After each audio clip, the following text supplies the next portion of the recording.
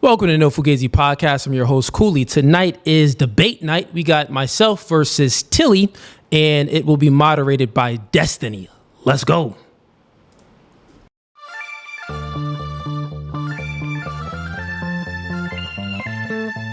And y'all see the suit too, man. Listen, new studio, new podcast by the spirit, not by the letter. Bro, we can go verse for verse all day long. Doing new things are okay with understanding the reality that we are in competition with one another. But you ladies think that you're special. You are in competition. Men are men of their word. So here's my word. I'll fly you out here and we can do it in person. And after that, we could box. I'm about my business. So remember I said, when I ask you these questions, I will dismantle your entire argument. That's the end of the debate, my dog. I'm 39, but I don't look your typical 39. Belly. Yeah. You look 39. It's okay though. That man isn't intimidated by a woman like you. He's annoyed by a woman like you. Because a man doesn't want to date another man. He wants to date a woman.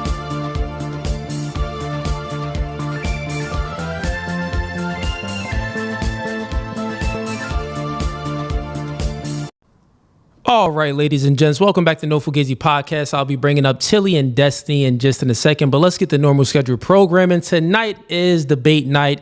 Me versus Tilly. You've seen her. She debated Charlie Kirk, and also she appeared on Pearl channel as well. And now she's making her rounds. We got a few links in the YouTube description. First link is going to be for the members. If you like the podcast, you want to support the show, become a member.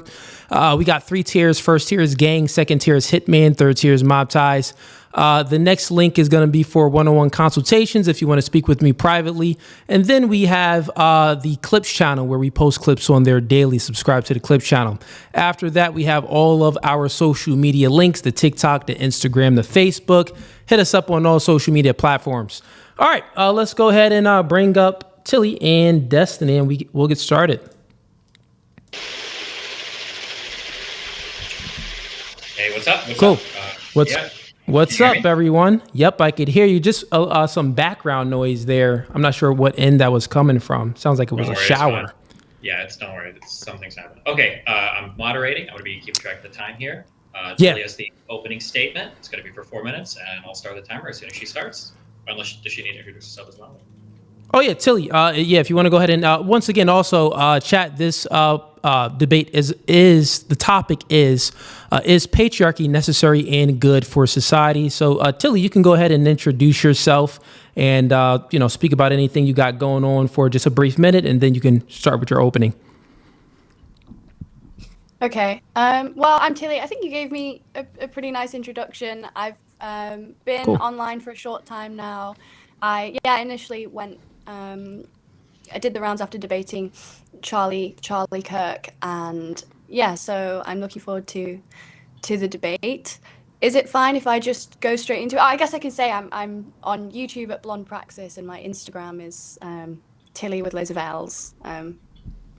If there's self-promo involved, but yeah, if I'm okay to start. Yeah, Destiny, whenever you're ready for the timer. Yep, I've got it running on my end. I'll tell you when there's 30 seconds left. I'll start as soon as you start talking, Tilly. Okay. I'll start in just a sec. 3, 2, 1. There are 3 reasons why Cooley's crude interpretation of pop philosophy that he calls force doctrine falls apart. Firstly, something to understand that Cooley doesn't understand is that he has to be good at arguing for socially constructed rights. But I will argue that rights exist as good features of social arrangements, and I'm going to ground this in contractarianism. I could grant Cooley the entire supposed internal critique of force doctrine, but if I can demonstrate why rights are not granted but simply there's no contradiction inherent to feminism at all, and patriarchy is therefore not necessary but limiting. Why is this? Because rights aren't physical things you can point to, sure, nor are they subjective opinions or socially constructed preferences, though. They are normative facts about the rules of mutual that any rational equal accepts. Rights are derived from the logic of cooperation, which means not from feelings or the state or whoever is the strongest. They come from what's rationally required for people who share a world to coexist without domination. That means they exist regardless of male enforcement classes or not. Male enforcement is one arm of realization of rights that exist regardless of whether or not men are quote unquote benevolent for not violating them some of the time. Secondly, feminism begins with the enforcement of the social contract by extending the right to be protected from arbitrary domination interpersonally to women as well as men. But it extends beyond this to erode negative cultural norms as well. Those norms are matters of social preference, not objective rights, and their transformation does not depend on male enforcement. Because actually, male enforcement is the weakest apparatus for enforcing feminist progress. Just like I can't put a gun to anyone's head to make them believe in God, nor can you throw a man in jail to make him view women as human people deserving of social protection from arbitrary force. Thirdly, even if I grant that male physical prowess matters here whatsoever to justify patriarchy, it just demonstrates that Cooley too is in danger from men stronger than him. Civilization requires that we collectively opt into a contract to choose to respect each other's property rights even when we could defile them, that we choose not to take another's life even if we could take it. Therefore, if Cooley tries to express that men kindly grant women rights by not interpersonally violating them, and that therefore patriarchy is a necessary good, then he also has to concede that Chris Bumstead and Mike Tyson kindly grant him his rights by not interpersonally violating him. This is why force doctrine is a rapist's mentality. It is why men feel emasculated when I put force doctrine to them in these terms, because suddenly they can start grounding rights somewhere. They can start producing inherent rights from thin air. So I can explain my position as to why patriarchy is a bad thing for women, but I think that first I can just define a couple of terms since I have about a minute left. So I can define feminism as the extension of the social contract to include women as full contracting agents, eliminating interpersonal arbitrary domination and ensuring like a cooperative equality. A state, therefore, is an institutional system with a monopoly on legitimate force. I think this is quite intuitive. And crucially, therefore, the state is not inherently male or patriarchal. It is a practical enforcement mechanism for rights-based cooperation, which includes lawyers, a police force, politicians, bureaucrats, and others. So all that force doctrine essentially proves is that society exists. Hence, I can show why patriarchy is bad principally once we grant all of this. Like, we can do practical arguments too, but I would really want to get this principle out of the way first, because I would say that patriarchy is bad, primarily because it blurs interpersonal private force with public force, because it rejects the core principles that create good civilization, i.e. the restraint of private force. I can end the opener here. Okay, 30 seconds left, but we can end it there. Fugazee, I got 4 minutes on the clock whenever you're ready to go. Okay, sounds good. I'll start now.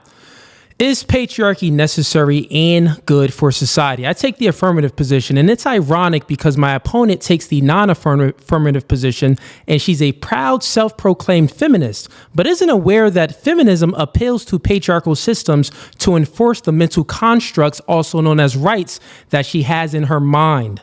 A patriarchy is necessary because it's inevitable if you want a society, and a society is an aggregate of people in an ordered community.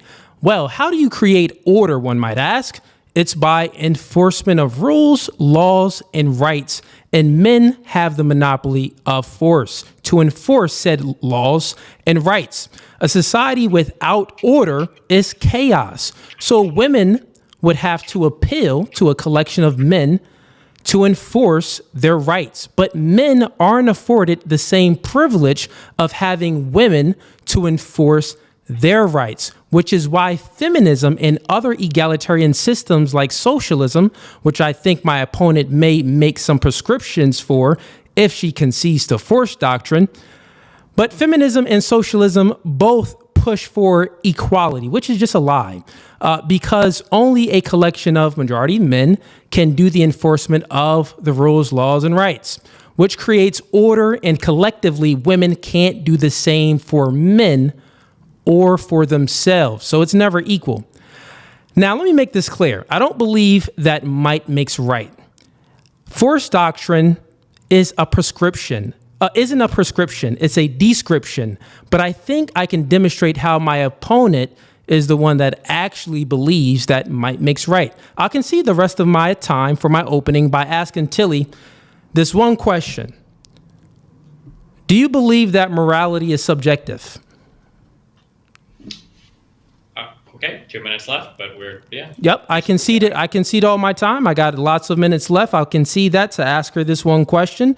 Do you believe that morality is subjective?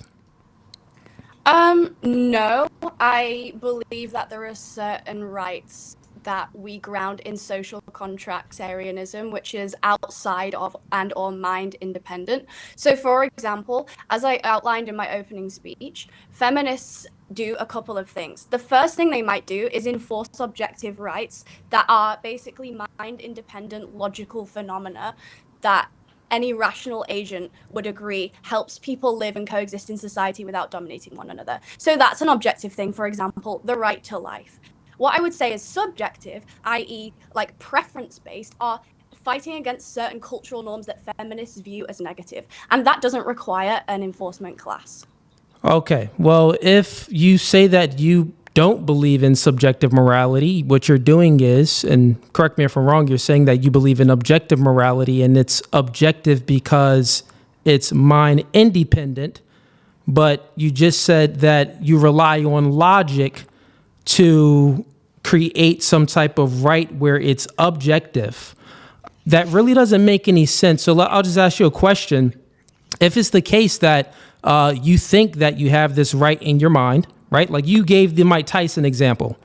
For example, right? If I'm around Mike Tyson, if I walk around Mike Tyson and in his prime, I think that I can defeat him now, but in his prime, just being honest here, in his prime, if I walked around Mike Tyson, and he was like, Cooley, I don't want you speaking, no more talking. Well, we would have to tussle, right? And it's a high probability that Mike Tyson is going to whoop me real bad. And basically, Mike Tyson would hold, I don't have any right to speak. I can speak, or I can suffer the consequences of being punched in the mouth by Mike Tyson. So I don't really have this right to speak without experiencing any consequences. And I think for myself as an individual, because I'm not a beta, I would continue to speak and just take the butt whooping. But most men would probably just concede and never speak. They'll give up all their rights, never speak, and just concede to Mike Tyson. So with that being said, how you're trying to like map morality and say that if you're not mapping morality can only be mind independent if it's mapping onto divine command like a god.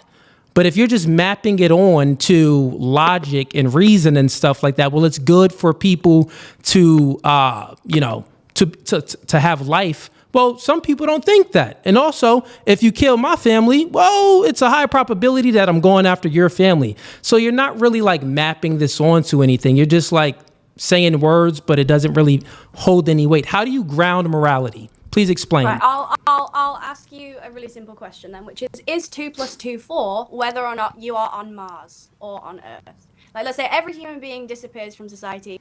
Is 2 + 2 still 4? That is true. Right. So that's where I ground rights.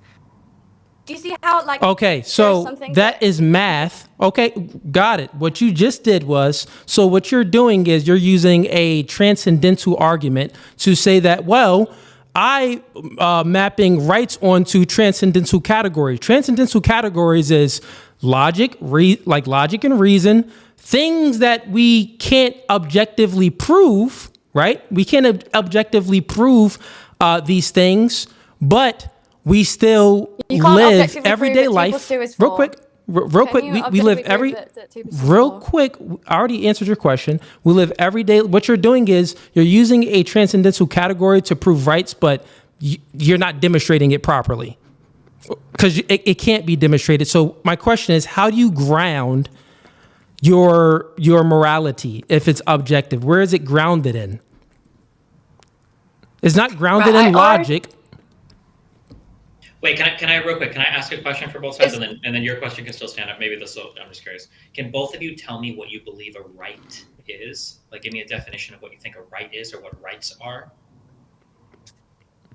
Yeah, I'll go first. So, a right is. Yeah, Cooley, I can go ahead first. You're cutting out. I'll go first, Tilly. You're having some issues. It's cutting out. But yeah, so a right is just a construction. Yeah, now it's a delay. A little bit. If you have like a Wi-Fi that you can connect to instead of like like instead of a cell phone connection or something? Yeah.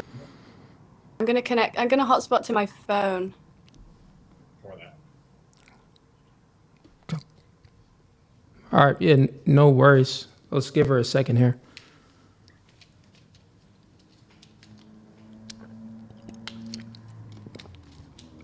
Everyone that's tuning in right now, too, get the likes up. Don't be a ninja watcher. Get the likes up. Subscribe to the YouTube channel if you already haven't.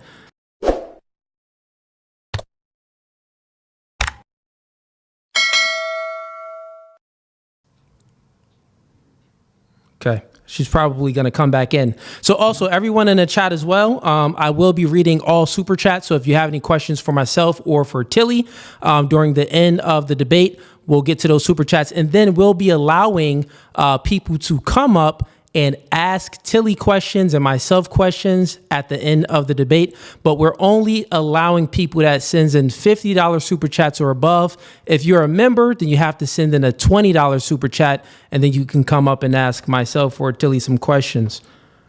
Let me see if she came back in.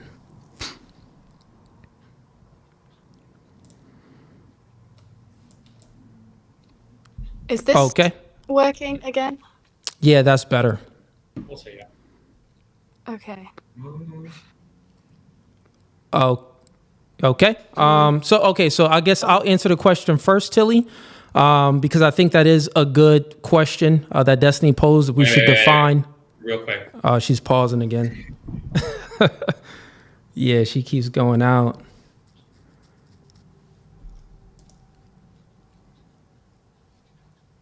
All right. Well, while we're waiting, chat, get the likes up. I see no super chats in here right now. Also, Destiny, are you streaming this live on your channel? Yeah. Yeah. For Destiny's audience, if anyone wants to, ask any questions and stuff, or come up and, at the end and ask questions, send in the super chat, and we'll get all of those questions answered. All right, let's try this again.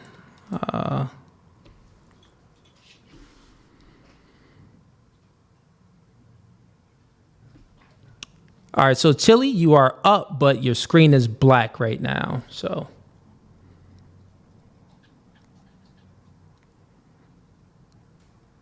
hey, Destiny, where is she located? She's in the UK. Maybe? Yeah. I guess so.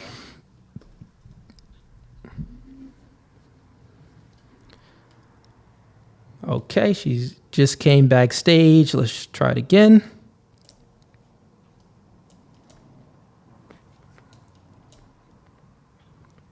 Hello? Hello. Sorry, I don't know what's going on. I'm trying my phone.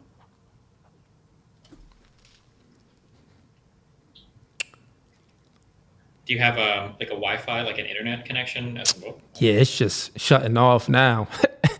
Hey, chat, this is what happens when you do it live, man. Things tend to happen.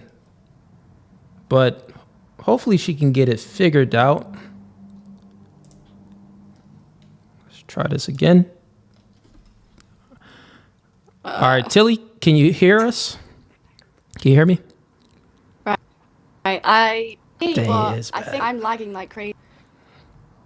Oh. Yeah. Wait. Do you have like a Wi-Fi connection, like an internet connection in the apartment? That's not a phone.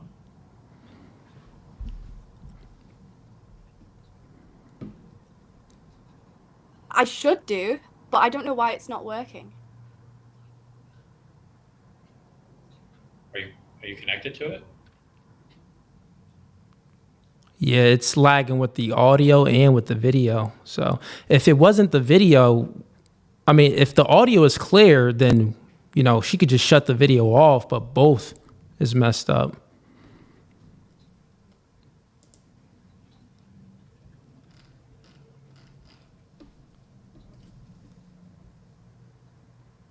Let me see. She just went.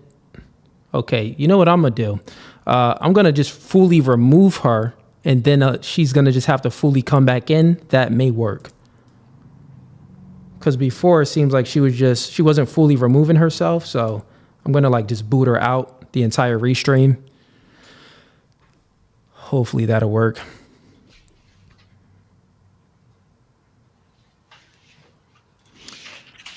Shouts out to Dominic Howard that joined the gang. Appreciate you for joining the membership.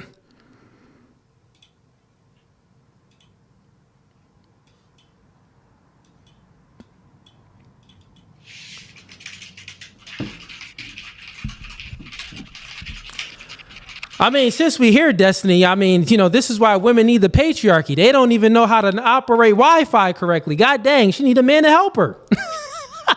I mean, I've done a lot of troubleshooting for Wi-Fi, mic, and everything else for guys too. So I feel like nobody. That is true. Men do be slacking too, but I would say women in general. Nah. Let me stop playing. All right. Let's see where we at.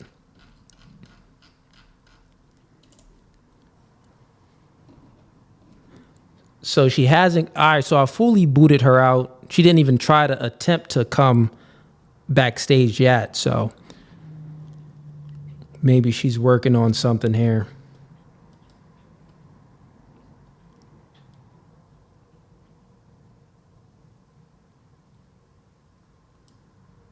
Oh, while we're waiting, let's just read some funny super chats. I think this is from your side, Destiny. Says Cooley wears a suit and thinks that puts him in a different category. Tilly is relaxing in her room, debating a clown on his podcast chair, and now he's referring. No, man. Listen, that's funny though. That is funny. That is funny. I don't always wear a suit, but I thought that, you know what, today I'm gonna wear a suit. Why not?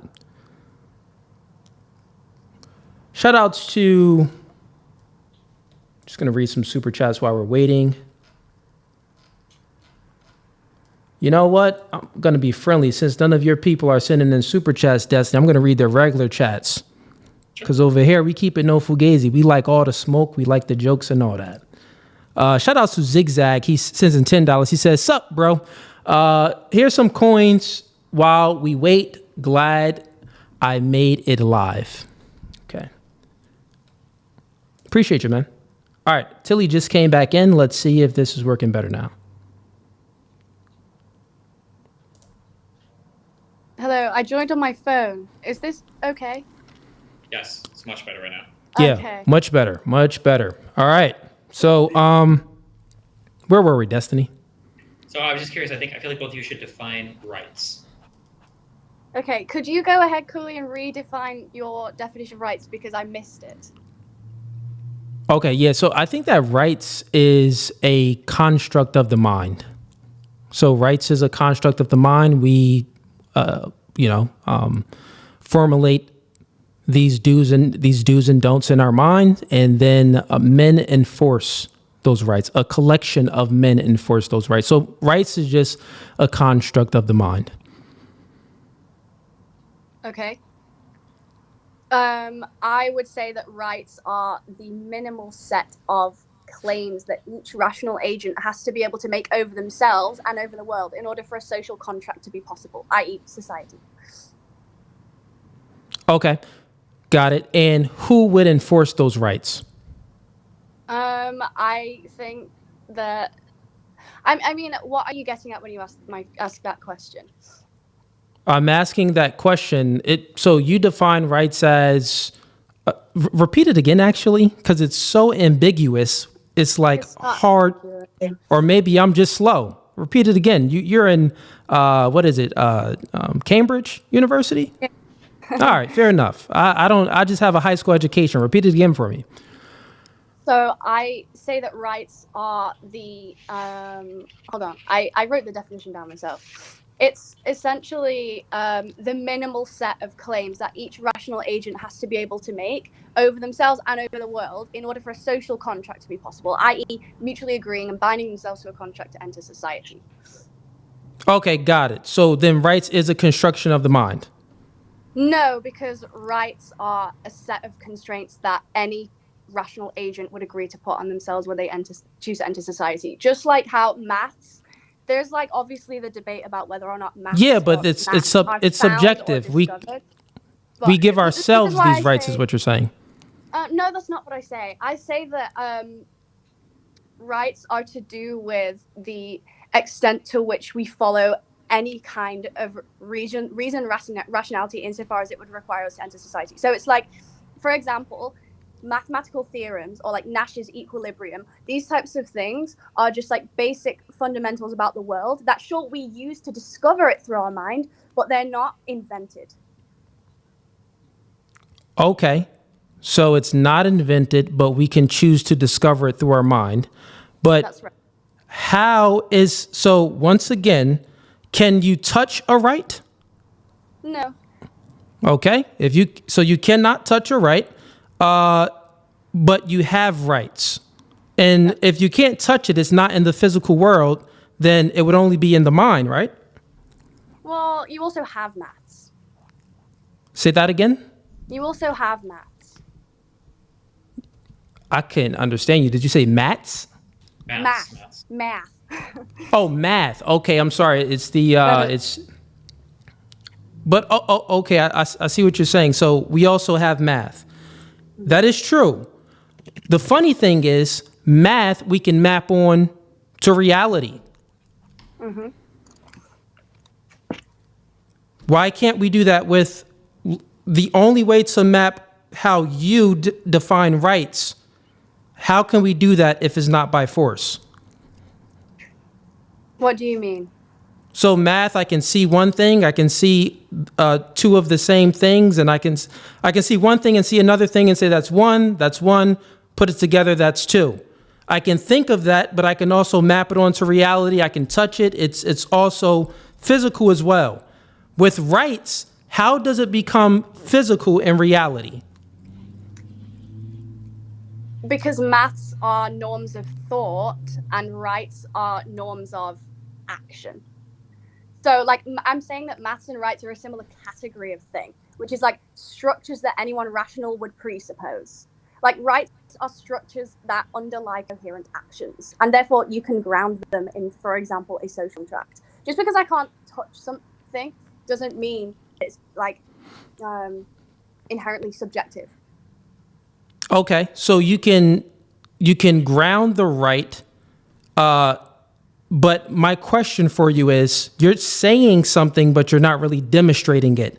How can you ground a right, something that you construct in your mind? So, for example, if I say that, me as an individual, well, I have, just like the Mike Tyson example, we can use many different examples, right? Me as an individual, I go to Afghanistan, right? And I say that, well, I have the right to do this. They're gonna be like, I can think and say it out loud, but if they take the right from me, I don't actually have the right. So what I'm saying is, all of these things, you don't have it. All of these things need to be You don't possess it because it's not being realized, but you still have the right. Okay, well, let me ask you a question. You can think that women have the right to vote, right? You can think that, but prior to the 19th Amendment, women did not have the right to vote. So it can be women prior to the 19th Amendment. They could actually think that they had the right to vote, but did they actually have the right to vote? They only had it after the 19th Amendment. Let me try to clear this up so we don't get stuck on this, okay? Okay, also, I don't do formal philosophy, so I'm going to say this, okay? So I think the argument is, her argument is that insofar as any social contract can possibly exist, any rational mind would conceive of or construct rights to make said social contract work. Much the same that for anybody to do math, every reasonable rational mind would agree that 1 + 1 = 2. So in a world where women can't vote, the statement that I eventually would say, it wouldn't be that like women didn't have the right. She would say that women didn't have a social contract. Yeah, I get how she's explaining it, but my question is, which she still didn't answer, how can it be enforced? Okay. How are you going to enforce the thing that you have in your mind? That's my question. Right. So here's what I'll do. I'll tackle the internal critique. So what I would say is that even if men historically hold certain positions, the internal critique doesn't hold, because saying like the weaker group appealing to the stronger group to enforce rights that exist absent them mind independently. That is how all rights movements work. So this would be like saying like Okay, workers appealing to their bosses for a weekend demonstrates that workers' rights movements fall in on themselves. Or like slaves appealing to enslavers for freedom proves something about the nature of the races themselves and why one should subordinate themselves to the other. Once again, how can can women collectively enforce their own rights? Yes or no? No one can collectively enforce their own rights. But that's not true. Because men can. Men Well, can collectively enforce rights. Well, I think that like men restrain themselves against weak men and a bunch of women. Like women restrain themselves against weaker women. Like in certain cases, there are physically weaker groups that have managed to enslave much stronger groups. For example, things like the feudal system. You have like the strength in numbers of the workers that have ultimately been overpowered by strategic and institutionalized norms that oppress those at the bottom. Like Elon Musk and billionaires can't collectively enforce their own rights against Jason Momoa, right? Like there are a bunch of people who can't necessarily collectively enforce their own rights, but that doesn't really uphold anything important about whether or not they should have them and how they should be realized. Okay, so the argument, I don't think, maybe let me repeat the argument of force doctrine, because I truly don't actually think that you understand. The argument of force doctrine is very, very simple. It's that men have the monopoly on enforcing the constructs that we have in our minds. Your definition of rights was basically a construct in the mind. That's all it was. That's all it is. That's all it is, Tilly. It's only in the mind. It's only in the mind, Tilly. It's only in the mind, right? You didn't demonstrate how it is not in the mind. You went to math. But math is much differently. But it was a poor analogy for rights. It was very, very poor because with math, we can actually observe these things. Yeah, right? You can observe the realization listen, of rights. Right? No, you can't. You can only observe rights if it is enforced. How can you observe a construct in the mind if it isn't enforced? We can observe math because we can say 1 + 1 = 2. We can have one of these and say you put them together, that's two things. We can fully demonstrate it in reality. You can't do this with rights without using enforcement. And guess what, Tilly? Men have the monopoly on enforcement. So here's the argument. It's very, very simple for force doctrine, right? So the argument is very simple. The patriarchy has the monopoly on enforcing rights. There's not a matriarchy that can enforce their rights without men coming over and taking their rights. You understand that? So since the patriarchy enforces rights, my question to you is basically, you're saying that, the patriarchy is bad. Well, it can't be bad because that's the only system that you can appeal to enforce the rights of feminism. Guess what? You're a feminist. You're only a feminist because men allowed you to be a feminist. Well, that's very kind of them. Because men enforce your rights. You ground a right by identifying a condition that is necessary for human agency. You show that denying it is self-contradictory, and then you go about universalizing it through a social contract. That produces an enforceable claim. So therefore, I'll concede to the fact that there is oftentimes a male enforcement class in society, okay? But that doesn't necessarily prove that men grant me my rights, because I say that I ground rights, not in the fact that it's constructed by my mind and it's all a bit made up and that men can rape me if they want to. I ground the right by identifying a condition that's necessary for agency. I ground the right in logic and reason. Okay, so can we real quick? Hold on, because it sounds like there might not be as much of a disagreement here. Maybe it sounds like there's two different conversations happening. One is the conversation over what a right is, and the other is a conversation about who enforces rights. So Tilly, I think, is having the conversation of like, how do we define a right insofar as, like for math, like how do we define sets of numbers that have some internally consistent rule scheme or whatever? And it sounds like what Fugazee is talking about is, well, okay, once you've defined set rights, how do you enforce those rights? And I think force doctrine sounds like an idea or a concept of where does the enforcement of rights come from rather than where do rights come from? And I think you're having two different conversations there. So I guess the question would be for both of you, if you can't enforce a right, do you have the right? So did women have, now it's weird because colloquially we use words that aren't like philosophically strict, but like, did women have the right to have a vote before they were granted the right to vote legally? Did slaves have a right to citizenship before they were granted a right to citizenship? Or do these rights only exist insofar as somebody else is able to enforce them? I think the question for both of you. Okay. So if So you can, Tilly, if it's possible, turn your mic up if you can at all, because it's pretty quiet. But okay, go ahead. yeah, so let me just demonstrate real fast how she's defining rights is actually the same way I'm defining rights. And the reason being is because it's mind dependent. It is not mind independent. So you're always appealing to the mind. Once again, my definition is rights is it's a construct of the mind, right? So individual people can believe that they have these rights. It's a construct in their mind. But it's very simple. How can you enforce it?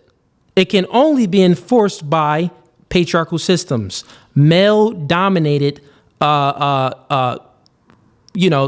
not societies, but male dominated as far as enforcement, like military, police force and stuff like that. You need someone to enforce these rights. So I'm sorry. Destiny, what exactly was your question then? Yeah, I think you guys aren't disagreeing too much on what a right is, but rather like, I guess just a question for both of us. Do rights exist if you don't have an enforcement mechanism for them? Or do rights literally just come from other people protecting them? Good. That's a good question. And that was actually goes to my first question. So when I conceded my opener and I asked Tilly, well, do you believe that morality is subjective or objective? So moral claims, Tilly, do you believe that morality is actually like subjective or it's actually objective? It's not mind dependent. It's rooted in God. Well, I think before we get to that, because I feel like it's a totally different thing. So I just reel on the question. I think it'll roll in though, but go ahead. We could do yours. You're moderating. We could do yours first, Destiny. Yeah. Sure. I'm just curious. Let's say that you are denied some right by some person or some group of people. Do you no longer have that right? Do your rights come from other people's enforcements, or do your rights come from God or some metaphysical or some rational, constructivist, whatever place? So, no, Fugazee and then Tilly answer. Okay. Yeah. So I think that rights come from it has to be enforced. Has to be enforced. So it has to be in the only people that can enforce the rights is going to be from men, right? It's going to be men, collectively men.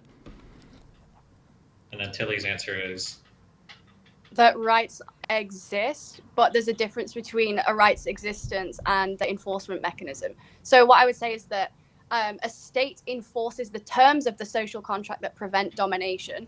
They protect rights. They settle disputes. A state maintains the condition for stable cooperation, which means that the state's not inherently male or patriarchal, right? It's a practical enforcement mechanism, sure, for rights-based cooperation, yes, but that includes loads and loads of other people, like lawyers or police force, politicians, bureaucrats. But also, I don't really care even if the entire enforcement the only definition you have of enforcement class is just a collection of men. I don't think that that's inherently patriarchal. Yeah, so what force doctrine simply proposes is that, rights are force. You can't have a right without force, right? So we keep going to, once again, you can have this idea in your mind and say that you have this right. But if you can't enforce it yourself or appealing to a system to enforce it for you, which always looking in all throughout history, most of the military, majority men, most of police force, majority men. So this would be men enforcing rights for men and men enforcing rights for women. So it will be force. So force doctrine is rights equals force. Yeah, but do you see how this is dumb? Because this is like me saying, okay, I'm going to do an internal critique of workers' rights movements. I'm going to say that workers appeal to their bosses for a weekend. Therefore, that demonstrates that workers' rights just fall in all over themselves. I can say slaves appeal to their enslavers for freedoms. Therefore, this proves all of this stuff about how slaves have to appeal to a certain system. They have to appeal to a strong group. I think this is dumb. There's no internal critique here. Sure, force doctrine, you're just saying this thing, but force doctrine is ultimately an internal critique of feminism. But Tilly, you're saying this thing, you're saying a thing, but you're not refuting it. Once again, I would say yes to all of those. All of these systems that we have, the reason why people were enslaved because they didn't have the monopoly on force. Yeah, so therefore, it was someone else. Listen. Therefore, there was another society that had greater force and took whatever rights, whatever ideas they had in their mind, they took it away. So this is not, negating my argument. This is what you're saying is actually proving the argument of force doctrine. What do you think of the civil rights movement in the United States, the advanced progress for Black African Americans? How does this have anything to do with rights? And what do I think about the civil rights movement? What I'm trying to say. Conceptually map it. Okay, got you. Do you think this is a thing? Civil rights that gave, certain people rights, Black people rights and things like that. Good thing. Right. I'm going to say to you, African Americans had to pull the stronger group. The race argument. Right, sure. You know what? I'm going to give you the argument that I would agree. You're proving force doctrine. Yeah, which means that you're subordinating yourself. What are you? African-Americans Listen, to the if you white don't, race. this is why I asked you. I'm giving you Okay, an internal got it. critique of the civil rights This is not an internal critique. Yes, it is. That's one internal critique. No, it's not. It's proving my point. You're actually helping out. not. You're helping me out with my internal critique. I'll tell you how you're helping me out with my internal critique. Because when I asked you, I don't believe that slaves appeal to enslavers for their freedom, and therefore that proves something about the nature of the races. I don't believe that.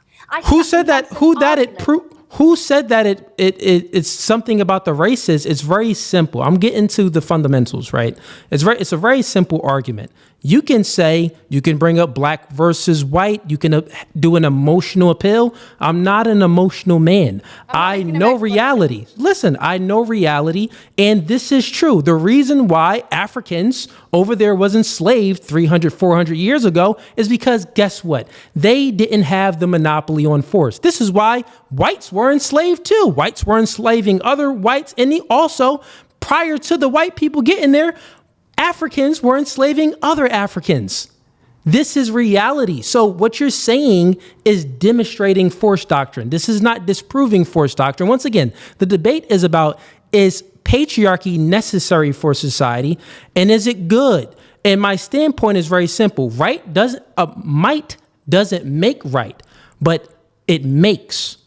So might makes, which basically it makes. It makes the page. It makes. That's what it is. So when we're speaking about my first question that I asked you, is morality subjective or objective? You kind of like ran away from it. You really didn't answer it. You went on to something else. Can you truly answer that and give me an honest answer? Do you truly believe that morality is objective? If so, please demonstrate it. What do you appeal to? How do you ground your morality?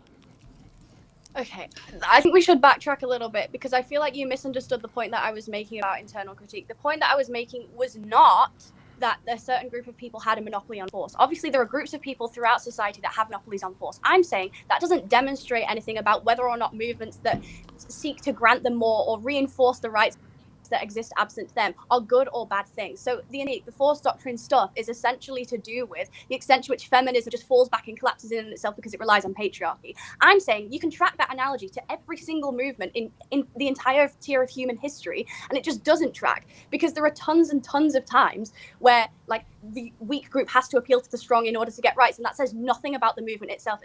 Says nothing about its legitimacy. And also there are certain cases where physically weaker groups have managed to enslave stronger groups, like under feudalism, etc. So like I've already grounded morality for you. I've already grounded rights. I've already defined rights for you. I've told you why the internal critique falls apart. I've told you that even if men have historically held certain positions and continue to hold certain positions within the enforcement class, that's irrelevant to feminism writ large.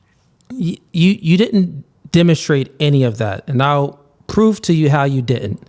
What you are demonstrating. I think I can do it. So I think the issue is, so Tilly, I think you're trying to say that he is contradicting himself because in this particular argument you guys are having, he's appealing to patriarchy to say that men are the ones that grant rights essentially in society. And you're saying, well, if that's the case, then couldn't you say that any majority group was granting rights to any minority group historically? But I think he'll bite the bullet on that and say yes.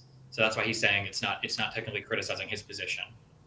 Yeah. So it's not a Tilly. It's not a contradiction. So once again, I don't think you fully understand. Force doctrine is a description. It's not a prescription. So anything that you want to prescribe, like you're asking, well, if whites enslaved blacks, and what do you think and feel about this? I'm like, well, just the simple fact that this happened proves force doctrine. Just the simple fact that it happened proves forced doctrine is not any prescription. It's only a Forced doctrine descriptor. is an That's internal all it truth is. about feminism falling in on itself because it has to appeal to the strong group, i.e. It's physically, not biologically just stronger a men. critique on feminism. It's not just just a critique on feminism. Forced doctrine is reality. Any rights telling you it's and not. laws that you haven't demonstrated it yet. You're only proving my arguments, Tilly. You haven't demonstrated. So please, let's do this because you haven't grounded your morality. I even wrote it down. You try to ground your morality and say that, well, morality comes from like logic. Like that's how it's basically objective. That doesn't make any sense. That's how it's objective. I'm asking you, give me a straight answer. Well, one, let's just ask this. Are you atheist or are you religious? Atheist. Okay, so you're an atheist and you're grounding morality in logic. So if I'm a logical rational being, you're a logical rational being, and there's people that kill people for a living and commit all of these mass murders. You're saying that they don't operate logically? Yep. Or at least like the logic that grounds like the correct way in which for agents to act rationally in society is like wrong. This is not to say that what about women? So what about women? So what about women that abort their children? And they do it for reasons where it's like, I slept with the wrong person. I'm going to go ahead and abort this baby. It's not for reasons like rape or like her life is in jeopardy. It's for a reason like, I slept with the wrong person. I don't think that he's the one and I don't want to have his kid. I'm aborting this child. Do you think that women should have that right to do that?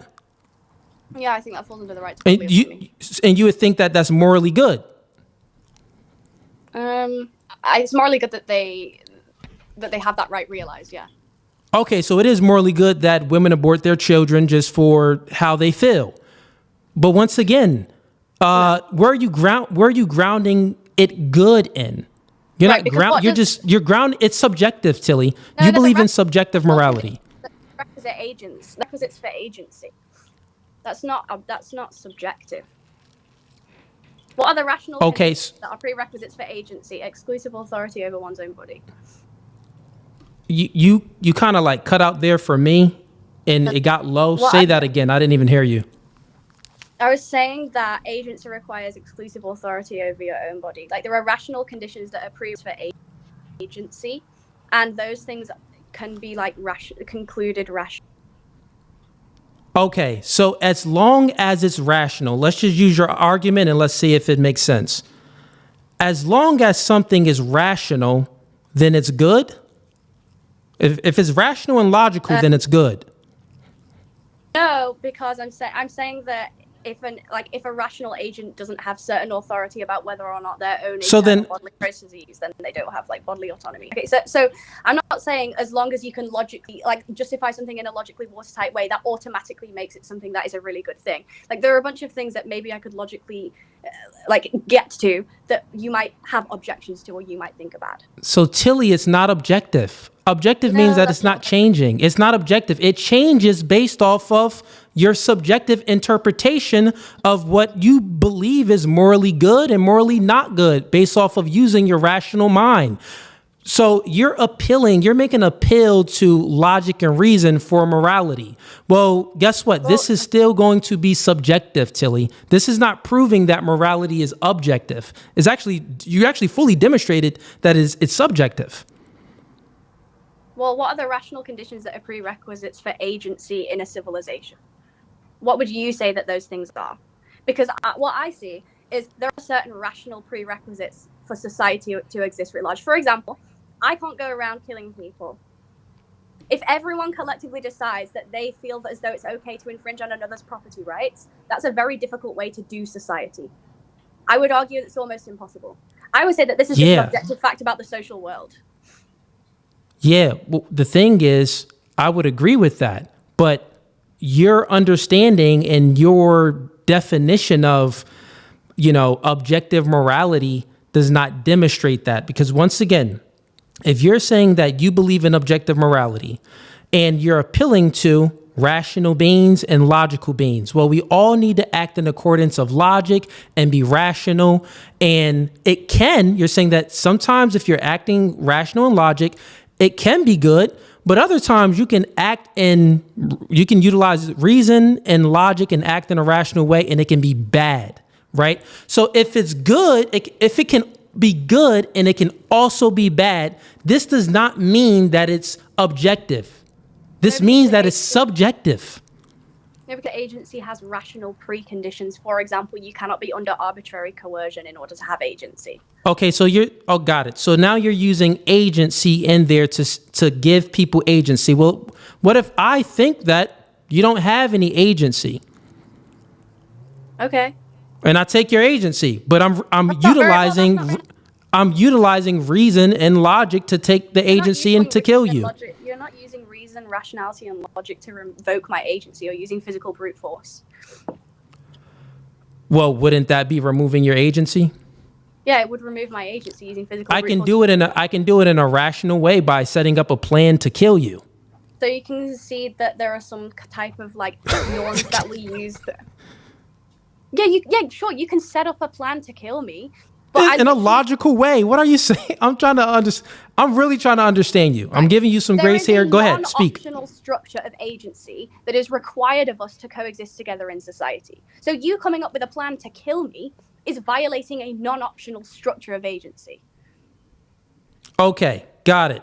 So explain what's your definition of agency? You said you put some words in there, but fully explain what you mean by agency. Because correct me if I'm wrong, you're trying to demonstrate that morality is objective, not by a God, but is objective because we utilize, logic and rationality, but also agency. What's that agency part? Explain that for me. Just to cut through this, maybe, and again, I don't do formal philosophy, but so I think we're having a disagreement on subjective and objective, where we're slicing in like material and immaterial or something as well.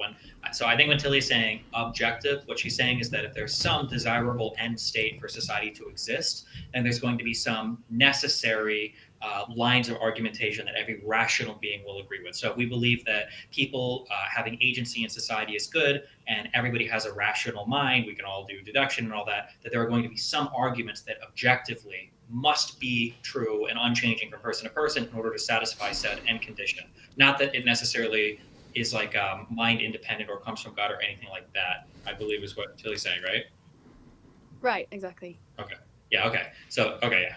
And okay, so then I'm not actually 100%. So no, Fugazee, when you're arguing against her saying, well, that's subjective because some people can take it, what the response here is not that like somebody else taking it doesn't prove that not the taking. I'm arguing that from using her definition of objective morality, since she's not appealing to God, she's appealing. So when I'm thinking of objective means that it's mind independent, not mind dependent. So if it's mind dependent and she's utilizing logic and reason, then so objective means mind independent, but she's depending on the mind because she's utilizing logic and reason. And therefore, when she's saying that, well, someone can utilize logic and reason, but they can do something that is bad and they can also do something that is good. So where is it objectively good? Where are you grounding your objectively good moral standard and your objectively bad moral standard?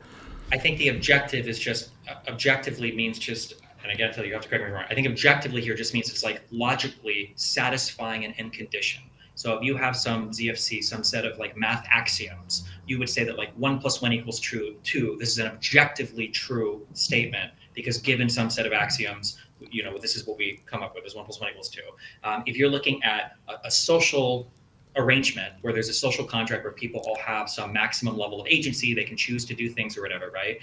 If this is the case, then that means that there's going to be some things that you have to agree on in terms of a lot, like not killing, not murder, like not murder. Yeah. Not so murder. here's my argument is very simple. Objective means mind independent. If we are appealing to a collection of people to agree on things, like if we're appealing to numbers, we say this is bad, right? Well, grape is bad. A collection of people can say, yes, grape is bad. Okay, but what if a collection of people say, well, grape is actually good? Then does that mean that it's right? Like, so if we're appealing to numbers to satisfy what's moral, or if we're appealing to logic and reason to satisfy what's moral, then it's all subjective, because who are you to determine what's satisfying something? That's all going to be a subjective measure.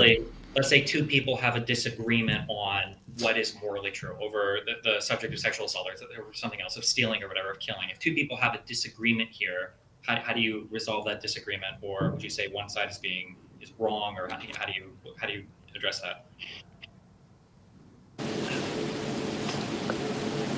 Wait, sorry, it cut out for a second. There were 10 seconds where I couldn't hear what you were saying. Could you go back? Could you just repeat the whole thing? Okay. Yeah. Which is, sorry, I can't hear you at all. Hold on, this is my fault.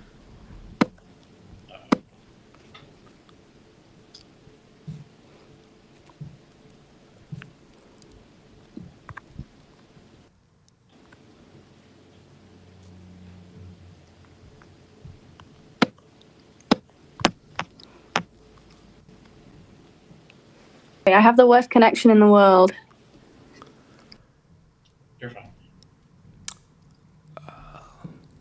You know what? I can boot her again, because when I did that last time, it worked.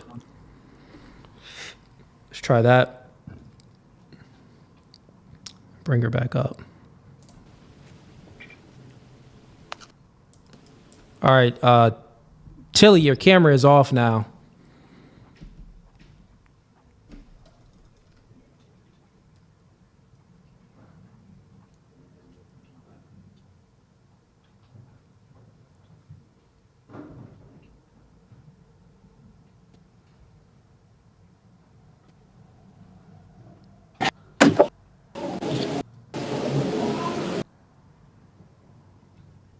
Maybe she's reconnecting, hopefully.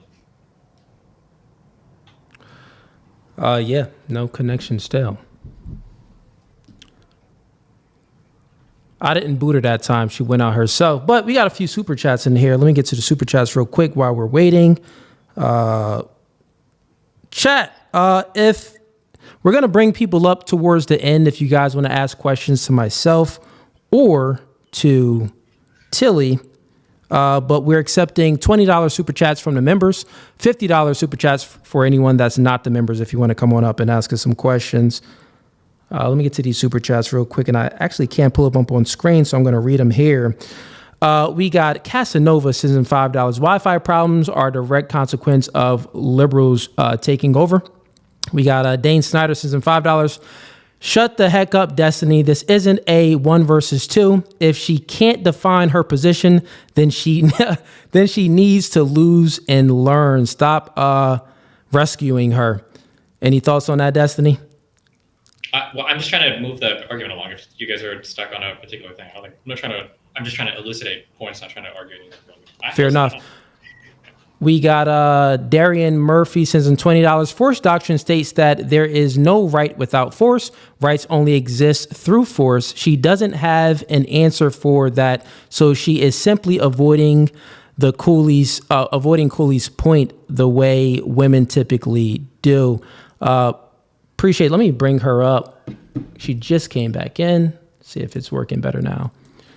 All right, Tilly, can you speak for us to see if it's good? Hello. I'm so sorry about my connection. Is it working again? Right now it seems okay. Yeah. Okay. Where were we? Destiny, could you? Okay, so real quick, so you guys are both getting hung up on this like objective versus subjective thing. So his question boils down to, let's say two people have a disagreement over what is moral. How do two different people resolve that disagreement? Yeah. So what I would say is that, like, hold on, I think I wrote something down about this disagreement situation. Yeah, so I think that like a domain, something is objective, right? Like if it doesn't depend on someone's individual preferences and stuff, and if you can't deny it without contradiction. So I feel like if there is some kind of inherent contradictory logic, like for example, if you say something like, I don't know, like if you say the agency, right? Because you wanted me to define agency, some kind of capacity to like form intentions, to act on intentions, to give reason for your actions, right? There are components to that. Like definitionally, ontologically speaking, there are components of agency. So like intentionality will probably be one of them. Like causality, like via the body. So like you can use your body to carry out your intentions. So I think and the also, basic like, on the basics here, I think there'd be agreement. But let's say somebody says, I don't think women should have agency. How do you resolve the disagreement between those two people? If we're saying that, if you're arguing that there's an objective foundation to rights, and two people have a disagreement like that, how do you resolve that disagreement? I think because the first thing is to say is that would objectively assert that women are rational moral agents, and therefore they have to be able to form reasons for an action and to treat other agents as bearers of reasons themselves. So there are multiple like syllogistic steps that you would take to make the argument and assert that there is an objective way in which people coexist in society. This is why like feminism is the extension of the social contract to include women within this. So like historically patriarchy has been a thing of personalized force, and then there is private interpersonalized force, and men have been the bearers or like the inflictors of interpersonal private force, right? And what I would say is extending the social contract to include women within a society that is absent of coercion and domination is like ontologically a thing that progresses society, right? Yeah. So one real quick, men always gave women rights in society. They always have certain rights. So your understanding of, like the patriarchy and the people that have the monopoly on enforcement that's enforcing these rights, they just leave women out. That's not the case. Women have always had certain rights in societies that was built. Once again, Tilly, you're still not demonstrating, right? You're not demonstrating at all how morality is objective. You're always still appealing to the mind, and it's all subjective. It is subjective. You can't get around it. Please give me a better demonstration how it is objective. Where do you ground morality? Where do you ground what you think is good and is bad if you do not appeal to anything outside of yourself? You're always appealing to self, what's in the mind, so it's subjective. For an example, dang, she's cutting up again. Can you hear me? Sorry. Oh, she's good. Okay. I can hear you now. Okay, I thought it was lagging. So for an example, if you believe, so here's what I'm saying, which was my first argument and my first question, because once again, I seen you post something and you said that, well, forced doctrine is might makes right. I said that forced doctrine isn't might makes right. You did say this. You said this. You posted this. I didn't say That's basically what you said. So I believe that's what you think. But you can correct me. A feminism that demonstrates why feminism falls in on itself due to the fact that women appeal to men for an enforcement class.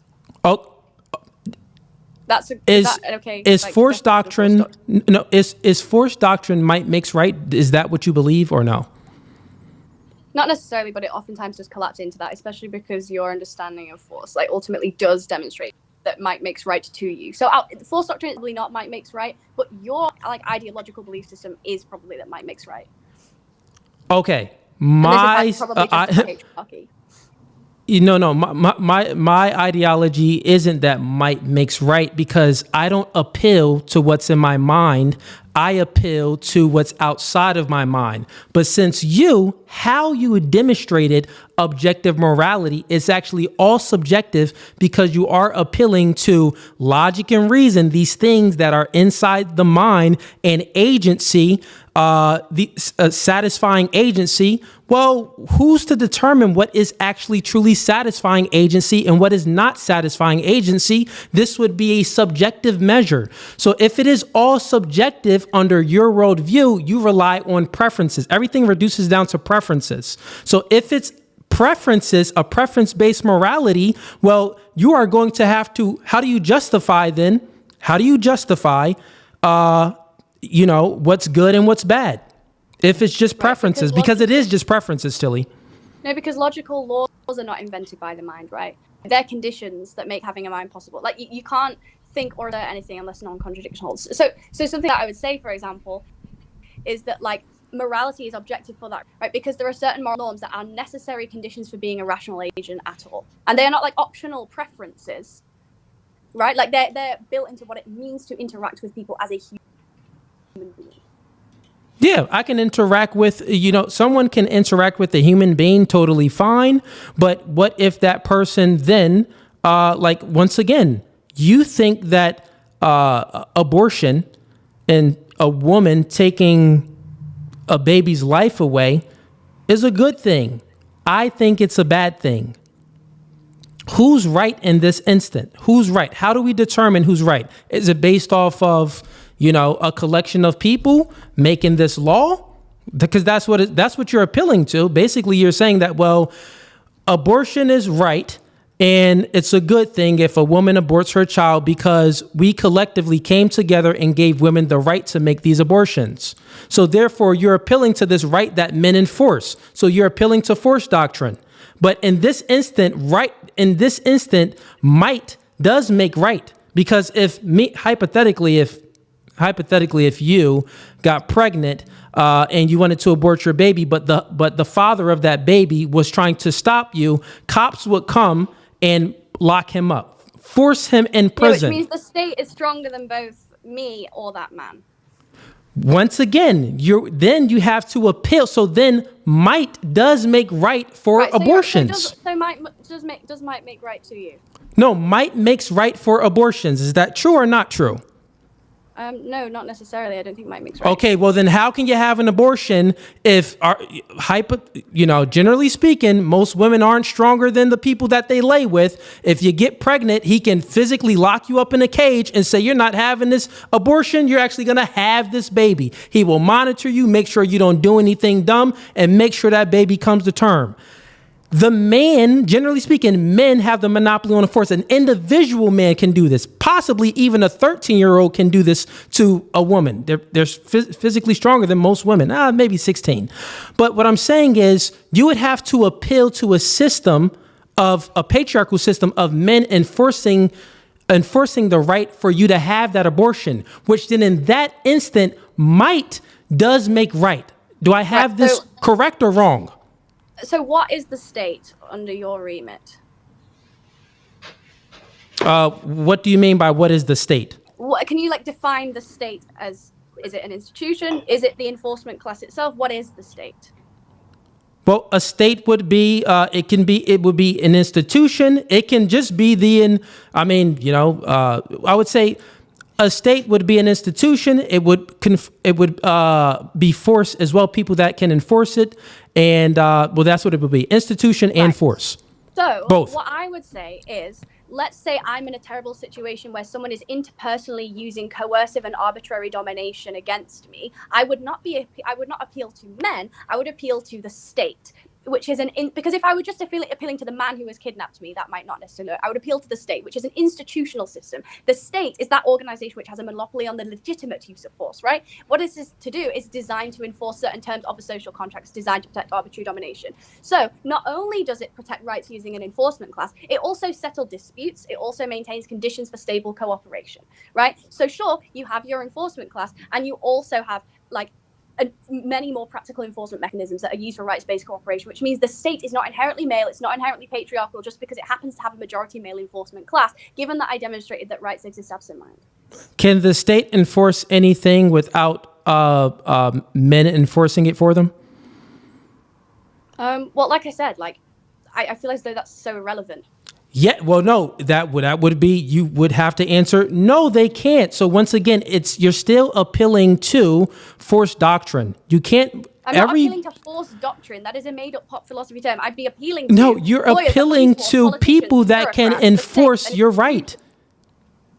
You are appealing to the right, but they can't. Yes. People can realize a right, but people can't invent a right. People can discover a right. Therefore, I'm not relying on men for my rights. I'm relying on an enforcement class of people, including female lawyers, female police officers, female politicians, female bureaucrats, and a shift in wider cultural norms that is caused by feminist progress, which are based on certain preferences, right? So once again, if I'll just ask the question again because you didn't answer it. You're avoiding it. No, I'm You not. answered it, but you weren't aware that you answered it. Actually, I'm not even going to ask the question. I'm going to demonstrate how you've answered it and prove my argument. Okay. If you believe that women can have abortions, you believe that it's right. You believe that it's right. It's a construct in your mind currently right now. In order for it to actually be enforced, you need to appeal to a system that can enforce it. You said the state. Well, what does the state appeal to? The state appeals to a collection of men that can enforce whatever rights, laws, and rules that they come up with. So therefore, under your worldview, since it's all subjective, in your worldview, since it's all subjective, whatever construct you come up with in your mind and the state enforces it, this means that might makes right under your worldview. No, Under my worldview, I believe that morality is objective. I don't appeal to our weird system that's referring to logic and reason, Right, so where do you which ground appeals rights? to the Then self. where do you ground rights? I This is ground super rights. Yeah, well, it's very simple. I ground please rights. ground it. Things that you can't ground it in at all. You haven't actually demonstrated Let's it. just keep But it- once again, Christian ethics is where I ground rights. But under your belief, But you I don't ground have to rights in demonstrate men. anything. You don't even ground rights in men yourself. You ground rights in Christian ethics. You ground rights enforcement on a class of individual men who enforce those rights, but you ground rights inherently in God yourself. So what are you doing during force doctrine? This is not for you. Morality, what I'm speaking about, where objective morality, I believe, I appeal to Christian ethics. When we're speaking about rights themselves, rights is just a construct of the mind. And that can only be put into reality by men enforcing it. So men enforcing certain rights, the things that I believe that is morally good that men enforce, I appeal to objective morality, a standard that is not dependent on the mind, is independent Right. of a mind. Therefore- So what I'm saying to you, since you believe in subjective morality, I don't any believe in idea that you come up with in your mind, if men gives you that right, if they enforce this right for you, it would be good. So meaning that might would make right in your worldview. Under my worldview, people can enforce certain rights, but I don't appeal to the force. I appeal to God. So in my worldview, I can say, no, you're doing crazy things in this world, like slavery and so forth. God is against that in Christian ethics. Under your worldview, since it's all subjective, you have to appeal This is the to thing. If whoever both can of us enforce the right. demonstrate- This is where the force doctrine just dies because it's done, right? If both of us can appeal to some kind of objective morality, then therefore we're appealing to something outside of an enforcement class of muscular men to grant us rights. Men can enforce rights that you believe are given by God. I would say are granted via a social contract. but You're a they woman. can't You don't generate even rights. understand. No, I It's don't understand. not Let's just take it out. muscular I men. think we're also okay. I think we're still on different things here. Okay, wait. Yeah, but what she's saying that is not that men are appealing to muscular men. It's that you do, you don't even every day. understand. A 5'4" male that's maybe not that strong can still beat up a 6'7" man. So what you're saying is just not true because men tend to have a capacity when it comes to like enforcing things. It's not just about brute strength. It's about having a capacity to techniques and many different other things to can apply win that to women to win a equally. battle. No, Okay, you wait, don't. wait, You can't wait, apply let's it do to this, women let's do this, equally let's do because this. they don't Wait, have let's do this, wait, real they don't quick, have the let's do same this, okay? capacity of strength technique as. technique Wait, is wait, a okay, intellectual wait. capacity. How do we define force doctrine? Let's start for either one of you, whoever wants to go first. What are we working for here on our definition? Yeah, very simple. It's very simple. Force doctrine, if we're going to that, is very simple. So it's a descriptor claim, not a prescriptor claim. And it states that rights and laws and any rights and laws that we have in society, men enforce those rights and laws. It's men that's going to do it. Women can't enforce their rights themselves. Also, rights equals force because rights themselves is only a construction of the mind. So since so there's two big different parts to this, and then you guys are going back and arguing. So the first part is that because I think Tilly agrees in the first part that the enforcement class can be male or whatever, but then the second part you're saying is that rights equal enforcement. Is that, and I think you guys have a substantive disagreement. Yeah, rights equal enforcement because, well, how do you have a right? And she keeps appealing to the mind. She's saying, well, I can think that I have this right in my mind, but and then she used the analogy like math. Yeah, so you guys are getting hung up on this might makes right thing. If you're saying that, so if your argument is that rights equal enforcement, and then her claim is you're saying that might equals right, or right equals might. I don't even know how to set these words so much. Is that incorrect then? Because it sounds like you're saying your capacity to enforce a right is what determines the existence of that right. Do you both agree that that's what Fugazee is saying, or is there a disagreement on that particular thing? That is what he is saying. Yes.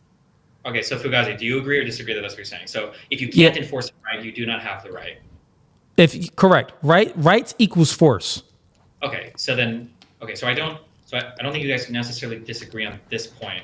I think that you're both arguing past this. So what we were actually arguing, right? What we were actually arguing because she posted something. She said that first doctrine is that might makes right, and then she went back and she said that I don't believe that might makes right. But then we went to the point. Well, you did say that you don't believe that might makes right. Doctrine is an internal critique of feminism that demonstrates ostensibly that women appeal to patriarchal systems to enforce their own rights. Therefore, feminism falls in on itself. I never said it's that too. Right. I said that it does collapse oftentimes into might makes right, as you've demonstrated yourself, but not that it's inherently. No. Right. That was an internal critique. You demonstrated that yourself. I don't know what you're talking about. Okay. So once again, I asked you a question. My first question, right, was is morality objective or subjective? You said that is objective. And your claim for saying that is objective, even though you're atheist, you utilized three things. I was listening. You said that, well, it's objective because as a rational human beings, we utilize rationality and logic, but also we all have agency. That's what you said. Then I asked you, well, this doesn't mean that it's objective because it's still dependent on the mind. This would mean that it's subjective. Objective, mind independent, subjective, mind dependent. So your argument falls flat when you try to say that you believe in objective morality. No, you truly believe in subjective morality. And if it's the case, and since that's the case that you believe that morality is subjective, then under your worldview, might always makes right. It always makes right. And I demonstrated perfectly because whoever can enforce something, like the only reason why you basically said that, well, women, that abortions are good is because you appeal to the right of a bodily autonomy. But what if you don't have that right? You appeal to the right of the abortion. But what if you don't have that? And also, who's enforcing the right to give you bodily autonomy, the right to have these abortions? It's men that's enforcing it. And this men is force doctrine. You get what I'm saying? So under your worldview, might always makes right because you have to appeal to force doctrine for all of your rights because it's subjective. It's all subjective. You have no grounding standard for your morality. It's all mind dependent. No, because there's a difference between rights and the ability to realize them. Mind dependent. What? Right, it's the difference between rights and the ability to realize them. Okay, how do you realize anything, Tilly? You realize it from your mind, right? No, you don't realize it. Realize as in enforce, right? Realize is synonymous with enforce. Okay, so for example, the existence of a right is the entitlement itself that someone has to something. The ability to enforce it or to exercise it is whether or not you can make others comply to it. And entitlements with no duties. So for you, rights is entitlements with no duties. No, I'm not using entitlement as in like I get to do whatever I want. I'm not saying that I'm an entitled person. I'm saying that an entitlement is like the existence of a right that you are granted by the laws of like reason. Okay, right? wait. Wait, real quick. So Tilly, can you talk about, so prior to women having the right to vote, can you talk about, using your vocabulary, your descriptions, what does it mean for a right to exist that can't currently be enforced? What does that mean? Okay. So basically, what I would say is that rights are as I said, like about the existence of right doesn't mean the ability to enforce it, right? So a right is a claim. A right is like a normative thing, whereas the practical realization of the right is contingent on power and social cooperation, etc. Basically, what I'm trying to say is that in order to like realize a right, you might have to appeal to the stronger group. That doesn't mean that the stronger group is giving you your right, because your right existed independent of the stronger group giving it to you. Just like a person who has been kidnapped has the right to not be kidnapped, to not be enslaved, but the person has taken away their right to be enslaved. Okay, so they have that. Okay, so they have that right. And where would this right lie in? Would it just lie in their mind? No. Where would it be grounded in? The social contract. Okay, if it's a social construct that people collectively agree that, okay, we agree that, grape is bad. We collectively agree to that. So then say if the collective of people agree that grape is good. Yeah, this is why I'm saying that my morality is not preference-based. Because let's say you have... This would mean that it is preference-based, Tilly. No, because it means that if you're appealing to people... I'll tell you why grape is wrong from an objective standpoint, following the logic of Hobbes and Locke and Rousseau and people from hundreds of years ago, where this argument has already been put to bed, okay? Okay, so you're going to utilize harm principle then? No. Absolute force leads to instability and constant threat, okay? No group benefits from living in perpetual conflict. Rational agents, rational people, prefer legitimate, predictable rules enforced by neutral institutions, okay? So because of the fact that, as Rousseau has put it, force doesn't create obligation, duty arises when individuals consent to a collective order that secures their freedom. That is called society. That is called civilization. And this is why grape is bad, because it flouts that contract of civilization. Okay, so no, but what if... it makes me feel bad.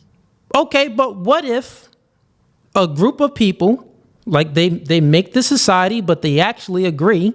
Like, for example, you ever heard of an island called Papua New Guinea? Mm-hmm. It's a tribe, this island, right?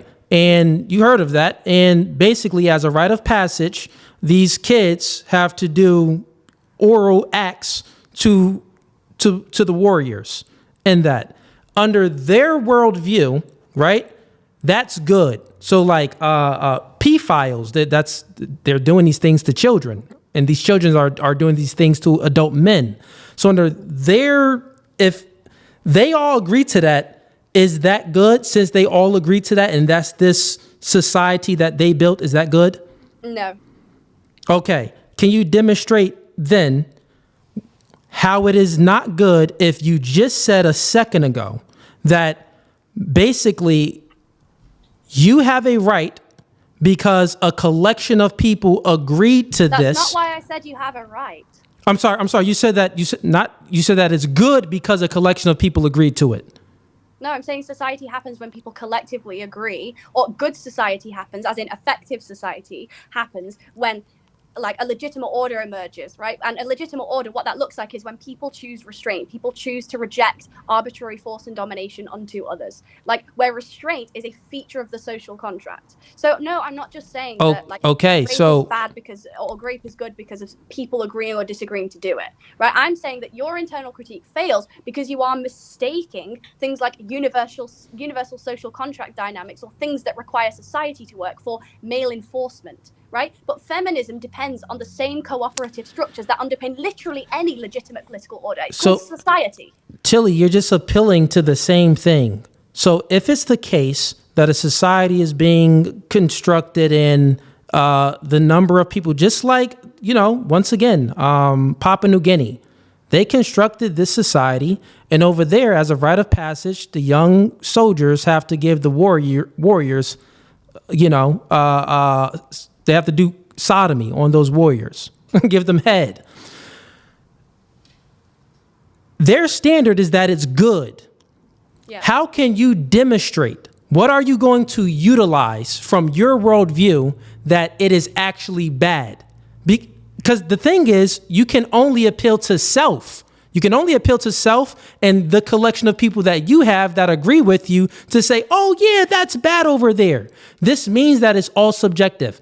Over there in Papua New Guinea, morality under your worldview is subjective, and there's nothing you can say about it because from what you appeal to, it's all based off your collective of people of what agree with whatever you want as well. You get what I'm saying? So No, it's I like, would argue that the how can you extension of the truly social demonstrate contract- it?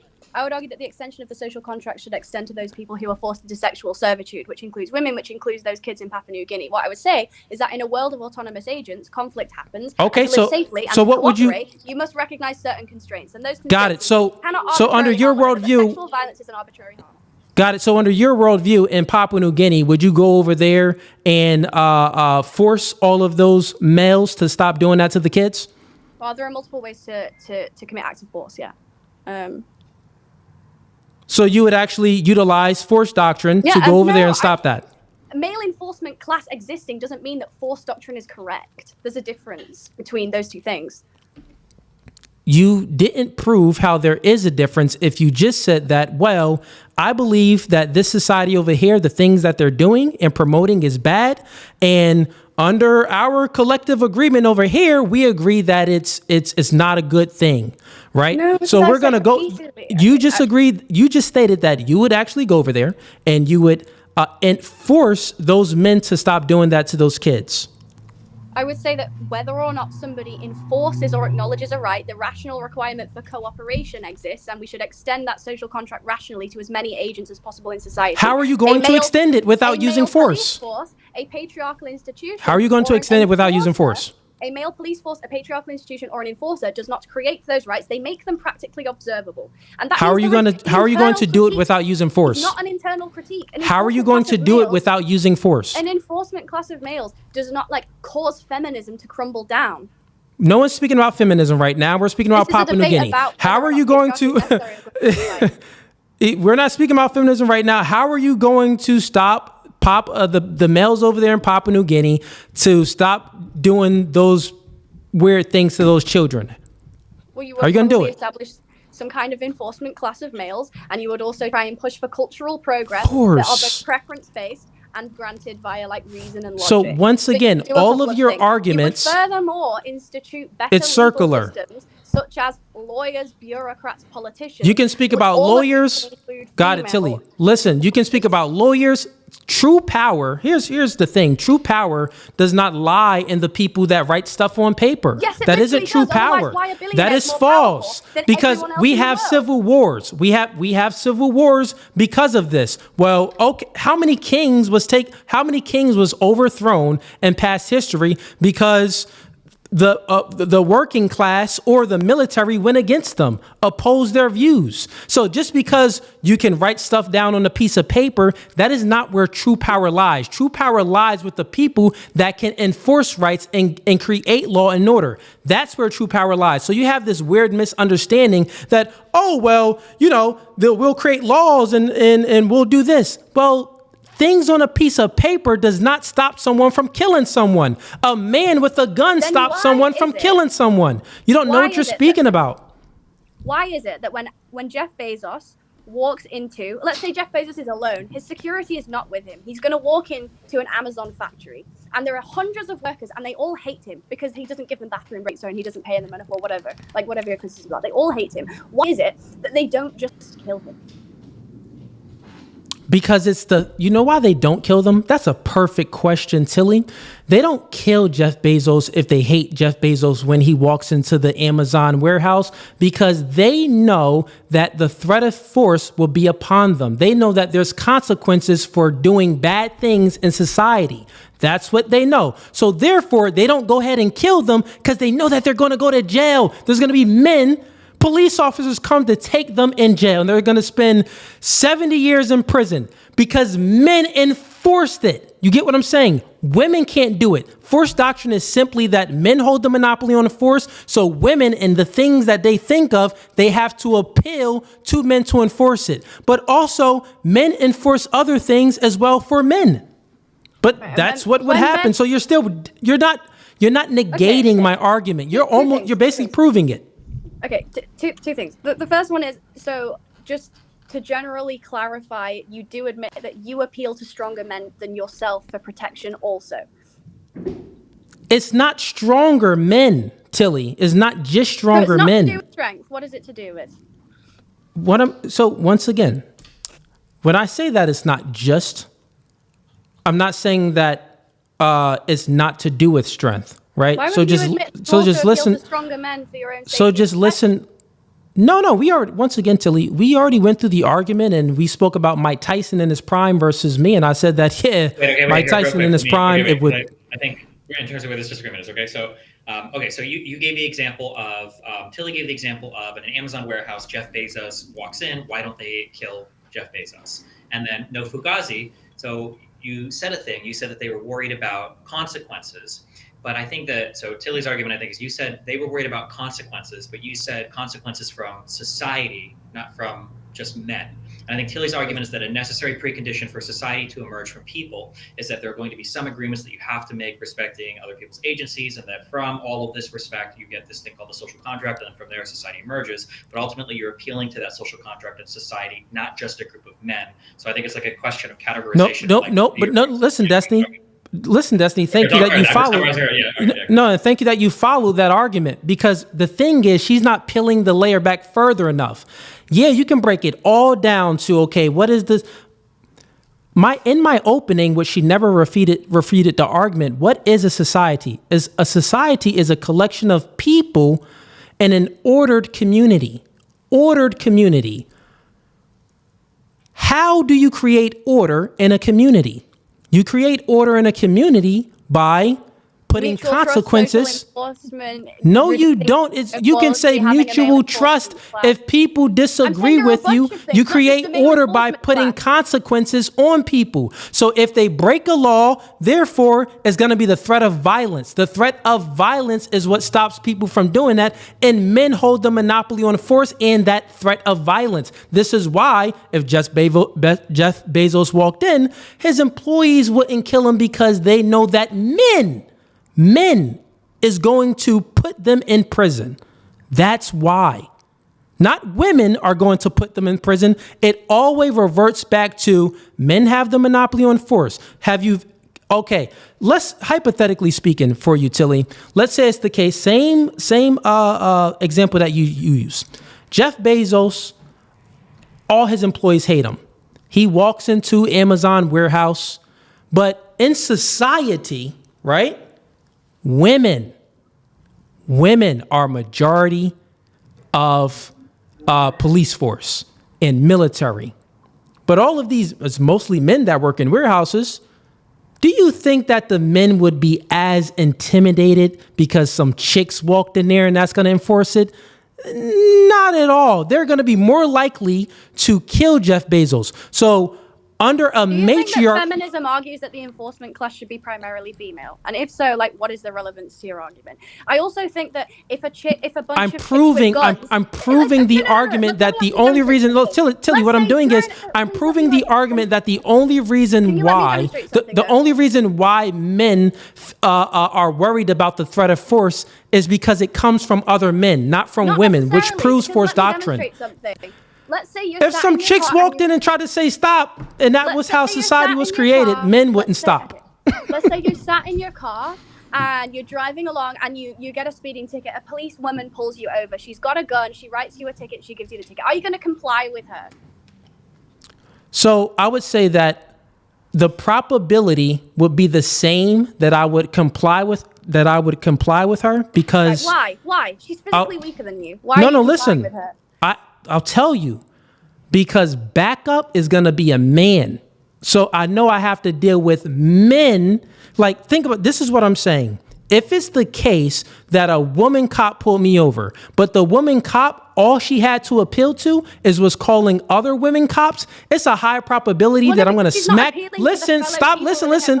It's a high probability that I'm going to smack that gun out her hand, because a lot of women cops, they get disarmed much easier than men cops. They're always getting disarmed by perpetrators. So yeah, I wouldn't really feel the threat of force like I would, like if it's a male police officer. So you're just wrong. But the reason why we have so many more female police officers now than we used to do is because of the fact that we appeal it's to not a lot. Institutions I'm not saying we have a lot, I'm saying we have more than we used to. And the reason for that is because of the fact that we're not appealing anymore to brute force and fellow police officers. We're appealing to institutions called the state that may be enforced by males, but don't necessarily have to up the entire chain of command. But even if, like, I grant you, no one's arguing that point. The argument that you make is very silly, because I feel as though this has nothing to do with patriarchy. It has nothing to do with patriarchy. If enforcing laws have nothing to do with patriarchy, can you please explain to me how you can enforce laws without having please explain to me how you can enforce laws without having a patriarchal system of men enforcing it for you? Right. Is the system still a patriarchy if women hold every single position of economic power? That's what you don't understand. Power? Listen, can you just let me finish? Yes. Let's say I know. I've had this debate yes. The answer is yes. So exactly, this is dumb. Like, if women hold every single position of power except from men in the police force, that's still a patriarchy. Like, that is nonsense. You do not have any idea of what patriarchy means. That's not what feminists even think. Like, if you want to defend patriarchy as being something necessary, you have to demonstrate that, like, men holding the predominance of power in society is a necessary good, right? But you can't do that, because what I'm hearing from you is that the only thing that defines a patriarchy is whether or not men are in the police. So even if there was a woman prime minister, a woman behind the button of a nuclear weapon, a woman who is enforcing, who is asking those men to go out and do the stuff, it's still a patriarchy because men are doing the physical labor. That's just nonsense. This is like saying if a CEO of the company is like telling all of these manual laborers to do things, the manual laborers actually have way more power than the CEO. It's nonsense. It is not what patriarchy means. Okay. So where do you think power really lies? Do you think power lies in the hands of the people that write things on paper, or do true power lies in the hands of the people that can enforce said things that's on the piece of paper? But both of those things. No. Oh, it can't be both, because the people that can enforce it, well, they don't have to enforce the things that's on the paper. They're choosing to enforce the things that's on the paper. But the people that write the things on the paper, they don't have a choice but to appeal to the people that can enforce the things that's on the paper. So where does true power lie? Does true power lie in the hands of the lawmakers, the legislators, or does true power lie within the military and the police force? Where does true power lie? Well, who's behind the chain of command when it comes to people like the military? Where does true power lie, Tilly? Don't move the goalposts. Where does true power lie?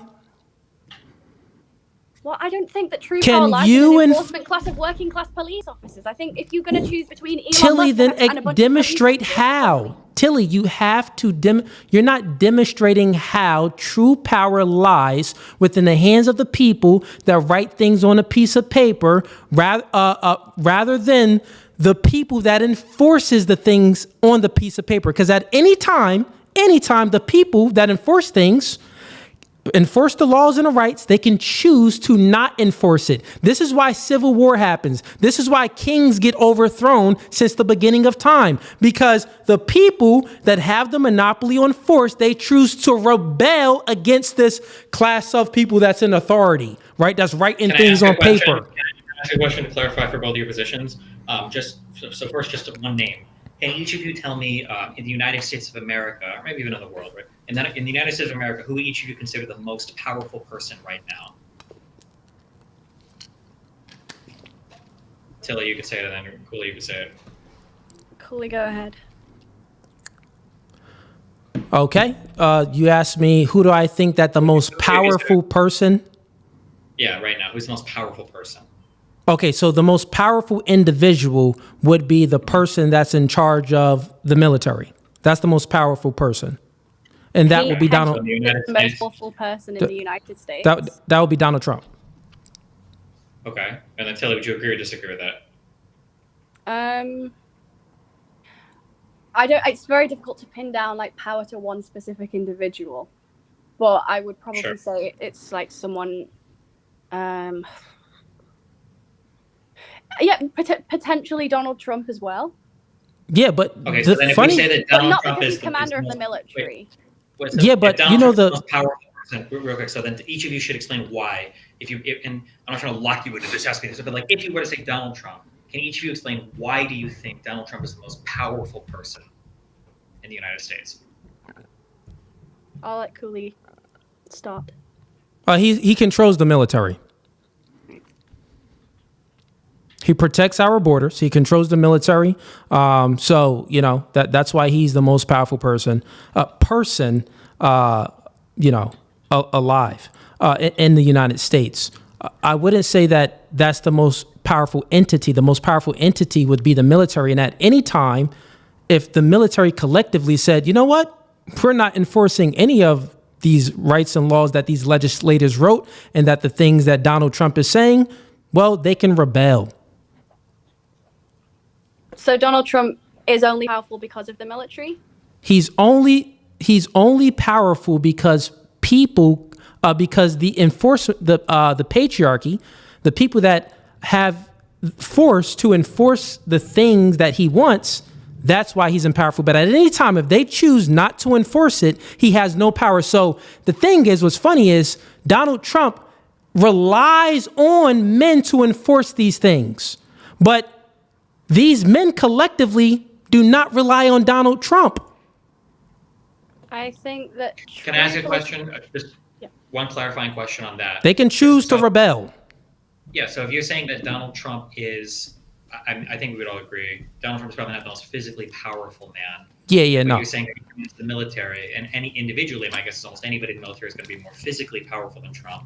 Why would you say that Donald Trump is more powerful than any of those other people, anybody in the military, if you can't beat them up? Yeah, so what you're doing right now, Destiny, is equivocating.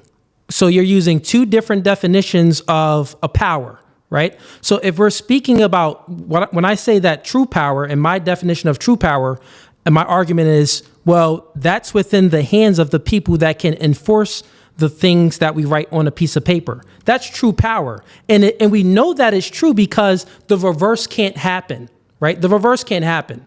They always have to appeal to people to enforce it, right? And get people to enforce it. But it's not the same. At any time, the people that's enforcing these rights and laws, they can choose not to, which is why civil war happens, which is why not even that, even the people that's enforcing this is why we have the Second Amendment here, because at any time our government is going off crazy, the people can stand up and go against the military, which would be men. It's going to be a majority of men that's going to be going against the military. And this is how kings got overthrown. This is how civil wars happened. This is how nations fell within. But it's always by men. So once again, all of these questions that you're asking, Destiny, and that Tilly is going through, it's all proving force doctrine. It's not negating the argument. It's actually fully demonstrating it. So I would say that power is to do with the ability to establish legitimate rules that other people recognize and follow. So whereas force is different. Darn. I didn't do that. She just went out. All right. Well, she'll come back in. All right. So, we've been going for an hour, 42 minutes. And, we could go for a little bit longer. I got time. This is pretty fun for me. You got time, Destiny? Because then we're going to spend 30 minutes allowing some people to call up. Yeah, I'm fine. Okay, cool. So once she comes back in, we'll go for 30 minutes longer. Then we'll shut this down, and then we'll go and start having some callers call in and ask myself questions and Tilly questions. And actually, let me put the link for people to join the stream at the end of the debate.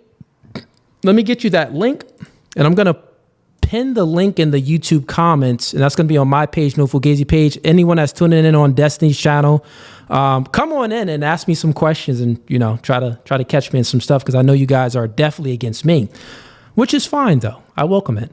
1 second.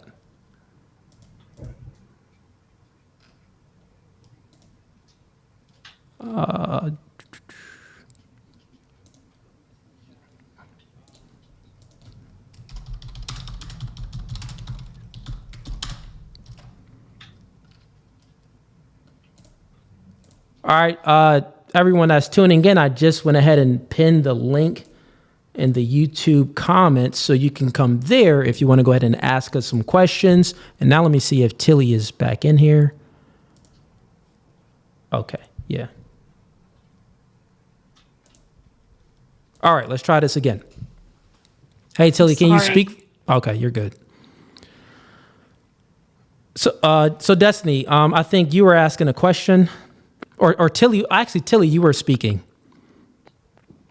Yeah, I was saying that we were talking about definitions of power. So I was saying that power is about the ability to, political power is usually about some kind of ability to establish like legitimate rules that other people are going to recognize and follow. And force is weak because it's derivative. Like, sure, it maintains compliance, but it doesn't create authority. Like, authority doesn't lie in force itself. Authority maintains compliance, it maintains authority. Therefore, like, true, like, power arises when people recognize something or accept something as binding.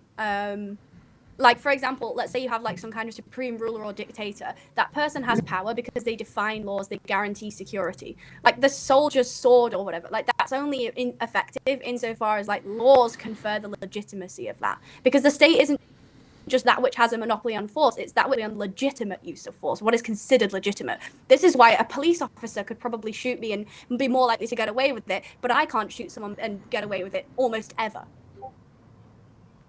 Yeah, so once again, everything that you said isn't disproving it, it's actually proving it, because it's all going to resort back down to the people that can enforce the constructs that you have in your mind. Because that's all the things that you said is just all laws.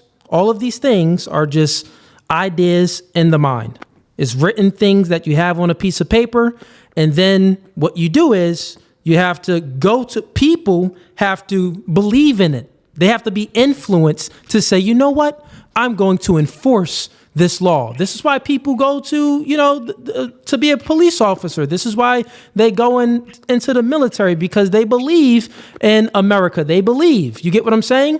But at any time, if they don't believe, this little piece of paper holds no weight.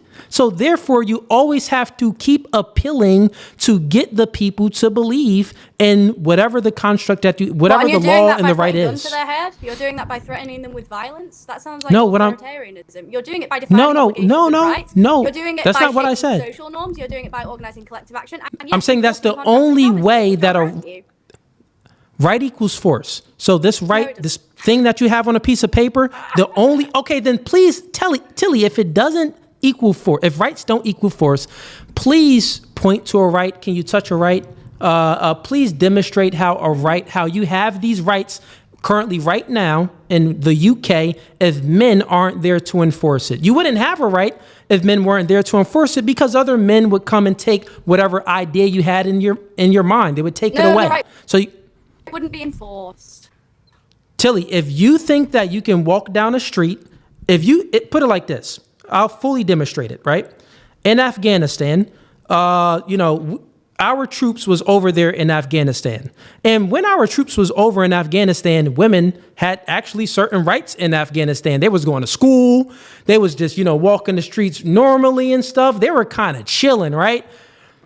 But then when American soldiers left Afghanistan, guess what happened? The Taliban took over and took away all women's rights. No, it didn't. The Taliban military, the United States, our military, when they left, the Taliban took over, and guess what? Women wasn't going to school no more when the Taliban took over. What are you speaking about? The right to go to school. Not if men don't allow them to go to school. Right. This is why I've repeatedly said that force doctrine, doesn't make sense. Right? No, Tilly, you don't make sense. Map it onto reality that rights, how do you have a right without it being enforced? Right. I feel like I've already done this sufficiently. You haven't done it at all, Tilly. You haven't done it. Even if I do grant you male physical prowess matters. Of course it matters. I don't think it matters to justify patriarchy, because what it demonstrates, all it demonstrates. Then how can you have a patriarchal society without men? Is it going to be women enforcing things? Well, what do you mean? How can you have societies as a collection of people in an ordered community? How do you create order if you don't have men enforcing order? Demonstrate it. How can I don't one need to demonstrate create that, because order? I'm not arguing that men shouldn't enforce order. You're speaking about societies. So here's what I'm saying. What the things that you presuppose, you're missing things. The debate is about is patriarchy necessary and good for societies? You won't have a society if the society doesn't have any order. That would be chaos. Look at what societies means. It's ordered communities. How do you have order if you don't have men to enforce the things that people have in their mind to create said order? This is why I differentiate from the force doctrine thing. The reason why I said that this force doctrine is a rapist mentality is because I said that men who ascribe to this idea believe that they are granting women some kind of benevolent freedom, that they are granting women something, rather than that rights. It's not just about women, it's men too. No, it's not just about women. Men who rape other men. I'm saying if I grant that physical male prowess matters, what that means is that you two are in danger from stronger men than you, that men grant you your rights. I'm saying this is not how rights work. I'm saying that civilization requires we collectively opt in to choose to respect each other's property rights. We choose to respect another's right to life. Therefore, if you try and express that men what if we don't choose women's rights by not interpersonally violating them, what if we don't choose, Tilly? You have a whole bunch of emasculating logics, or you have no. to recognize that rights what are you speaking about, Tilly? This does not. So, Tilly, real quick. Things because you appeal to God. Tilly, real quick. You keep saying that, well, you know, men have to appeal to other men for their rights. That's within force doctrine. Force doctrine is simply that it's men that's going to be the one. They have the monopoly on force. It's men that's going to be the ones that's enforcing these constructs that we have in our mind. It's never going to be women.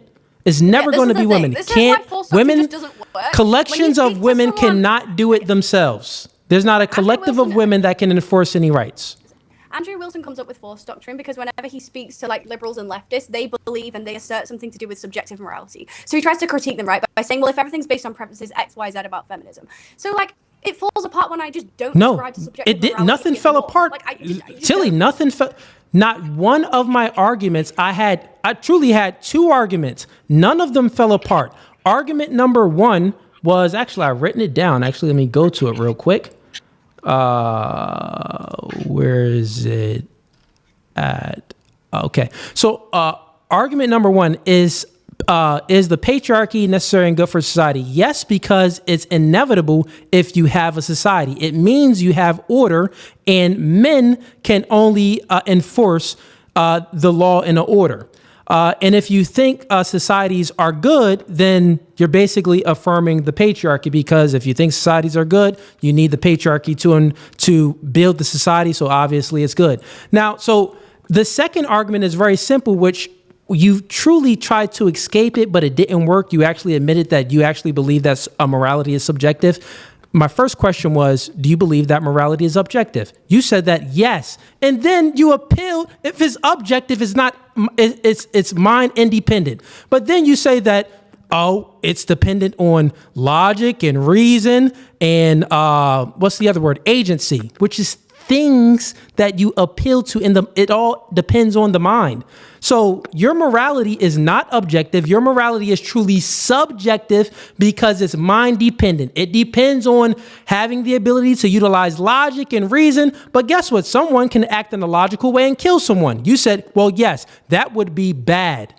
Oh, well, if it's objective, well, then how is it always changing within people utilizing their logic and reason? Then it's not objective, it's subjective. So therefore, you fall into the same trap of Andrew Wilson's famous argument. Everything for you reduces down to preferences. And if it reduces down to preferences, my question for you then how can you it does reduce. If you believe that, you do believe that morality is subjective, which then how are you justifying what's good and what's bad? You said that logic and reason. What? That didn't explain anything. It didn't demonstrate anything. It's going to reduce down to what person prefers something utilizing logic and reason. No, I do understand what you're saying. I'll say this. Let me ask you this question. If someone, we'll get into subjective morality again. If someone is acting in accordance with utilizing logic and reason, and they come up with, they think about it logically that it's good to kill someone, right?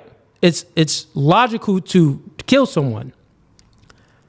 How can you justify that killing is bad? Because of the fact that ontologically agents cannot be coerced without collapsing the concept of agency. Agents cannot be killed without collapsing subjective. The concept of agency itself. It's like the ontological. That's subjective. God, except for the existence of rights. Okay, and now no, that's subjective, Tilly. Let's say two people. That's still, Tilly. That's still. You did not demonstrate it. That's still. Is it not? Okay, so demonstrate. Okay, so demonstrate. Okay, Tilly. Then you have to. Don't just run from it. Then please demonstrate. I'm going to ask you a question in return about. Okay, got it. Please demonstrate how it's not. Let her do an example. Okay, yeah, do an example. Please demonstrate how it's not subjective. You ground your own morality, okay? There's two people, and this is a really classic thing, you've probably been asked it before. Let's say there's one person who says that God told me to kill a guy, and you said that God told me to keep that person alive. How are you going to differentiate? Let's say both of these people genuinely believe they've experienced revelations from God. How are you going to differentiate those two prepositions? Like, how are you differentiating those? So once again, I appeal to Christian ethics. Christian ethics, we follow the 10 Commandments. So therefore, we have things that's grounded, right? Like thou shalt not kill, Tilly. Right, exactly. So therefore, the person that's doing this, Tilly, just stop. You asked me a question, let me answer it. Therefore, to justify it, it tells us the person, thou shalt not kill, the person that did the killing, well, this is bad. The person that didn't do the killing, this is good. You asked me the question, I answered it because my morality is grounded in things that I don't appeal to in my mind. I appeal to things outside of my mind. Your morality, you have to appeal to your mind. You are subordinate to logic and reason. Tilly, you're subordinate to logic and reason. I'm not subordinate to logic and reason. You have to appeal to logic and reason. I appeal to the entity that logic and reason is subordinate to, the entity that created logic and reason. You can only appeal to logic and reason. This is why when you're saying that, oh, well, morality is objective. How is it objective? Well, if we utilize logic and reason, and then we understand that people have agencies and people need to, respect other people's agencies. That's just stupid. What if I don't respect your agency? What if I choose not to abide by that? How can you determine, how can you justify what is good and what is bad? Without, it's all going to be in your mind. It's all going to be subjective is what I'm saying. I think there's a definitional thing that's happening here as well, where I think when Tilly is talking about like what makes for an optimal agency person, like who has the most agency, there are a certain set of preconditions that need to be met, right? You need to be able to not be murdered, to not have your stuff stolen, et cetera, et cetera. I think she's saying this is like, if I say like ontologically, this is like the category, like a person with agency would have all of these different traits. I think you're labeling those things as like subjective or preferences. And they like, in one sense, they're kind of preferences, but in another sense, they're like necessary preconditions to have agency. So I think you guys are like, you're using the word preferences when she's talking about things that can be preferences, but she's not talking about them in terms of preferences. I think you guys are having a disagreement there, if that makes sense. I think that unborn children have agency, but therefore you believe in abortion and you think that, well, it's a just killing by killing these babies because you don't believe that they have agency. This is why I'm saying that it's truly subjective, is not objective. Tilly, remember, you are grounding your morality in three things: logic, reason, and agency. Well, therefore, how do we truly determine what has agency, right? Okay. You can just say whatever you want. And you're grounding your morality that doesn't make in that it thing so. That everyone historically has agreed upon, which is God's will, right? Let's say morality depends on God's commands. Do you agree morality depends on God's commands?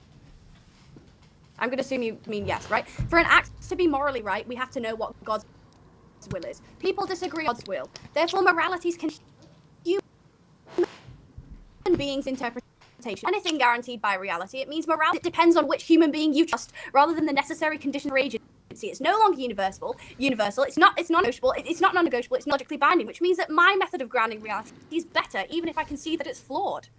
It's better than God, that thing that no one agrees on what God's will is. Yeah. So once again, all you said was morality is subjective. You're not. No, I'm saying. Real quick, everything that you just said, you was like throwing stuff on a wall, and none of it stuck.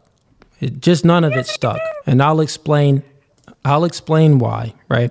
Well, real quick before, because you guys have lived in this. I get like a clarifying question would be: let's say you have two Christians who are different denominations. I imagine both of these people believe that just in some ways they're following the will of God, but they come across some moral disagreement, say related to premarital sex. If you're appealing to God's commands or God's actions or special revelation or whatever else, how do these two people? Yeah, Destiny, I was going to explain it.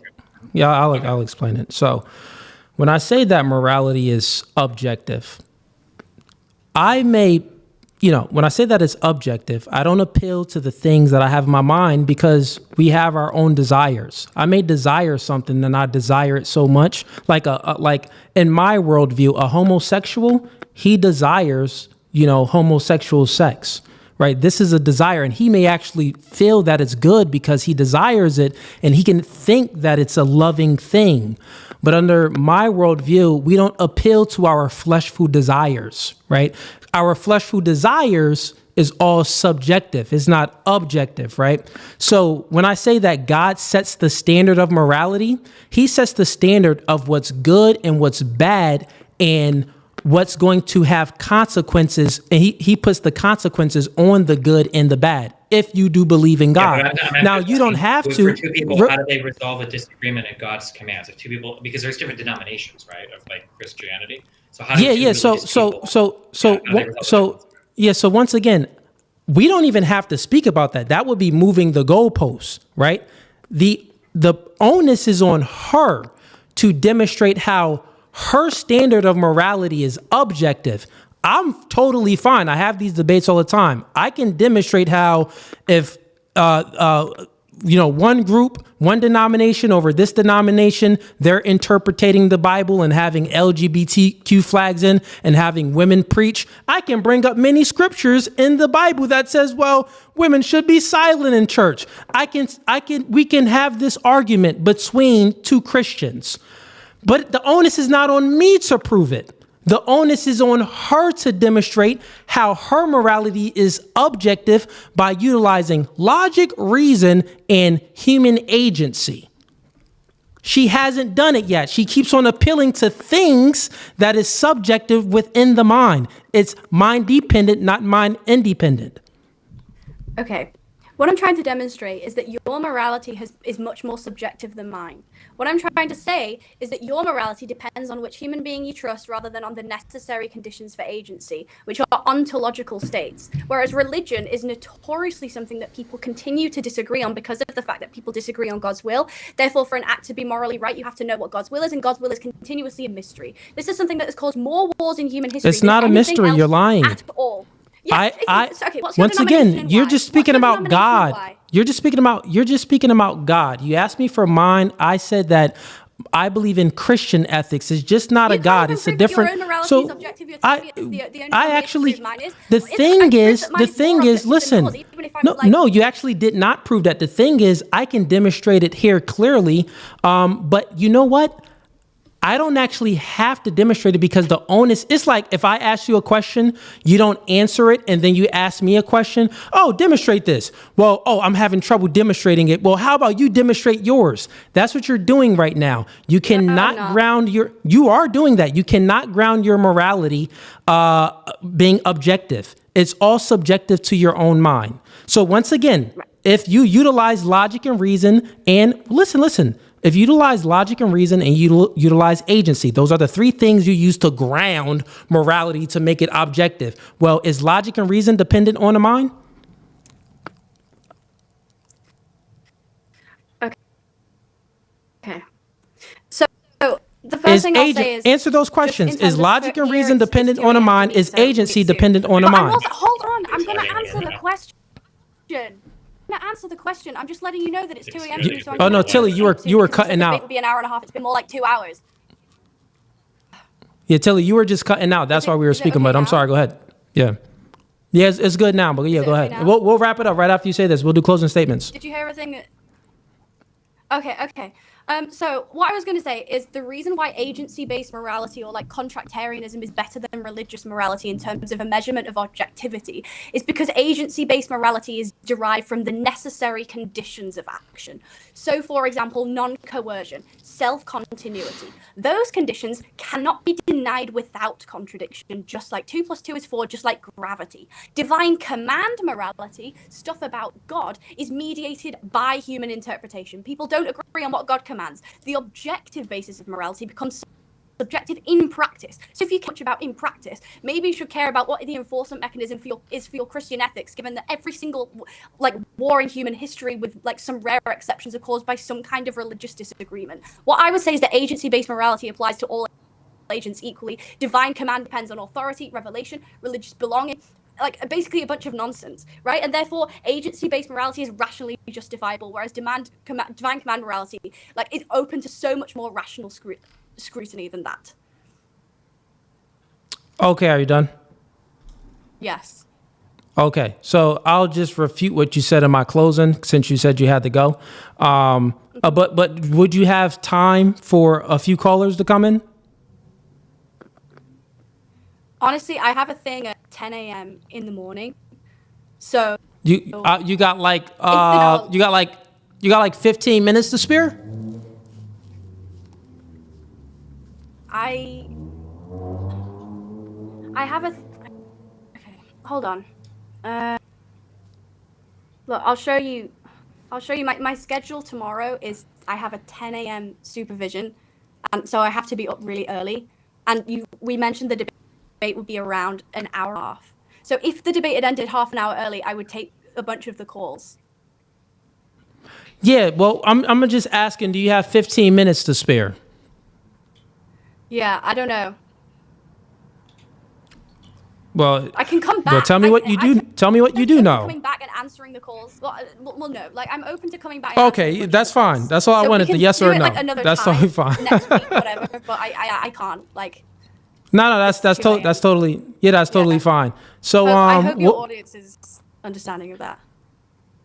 No, I mean totally fine. You did agree. I see that when my team reached out to you, you did agree to 2 hours, but then also 30 minutes of taking calls. That's what you did initially agree to. I think when you said the debate would be an hour and a half, just even on this stream, you said it would keep it to around an hour and a half then calls.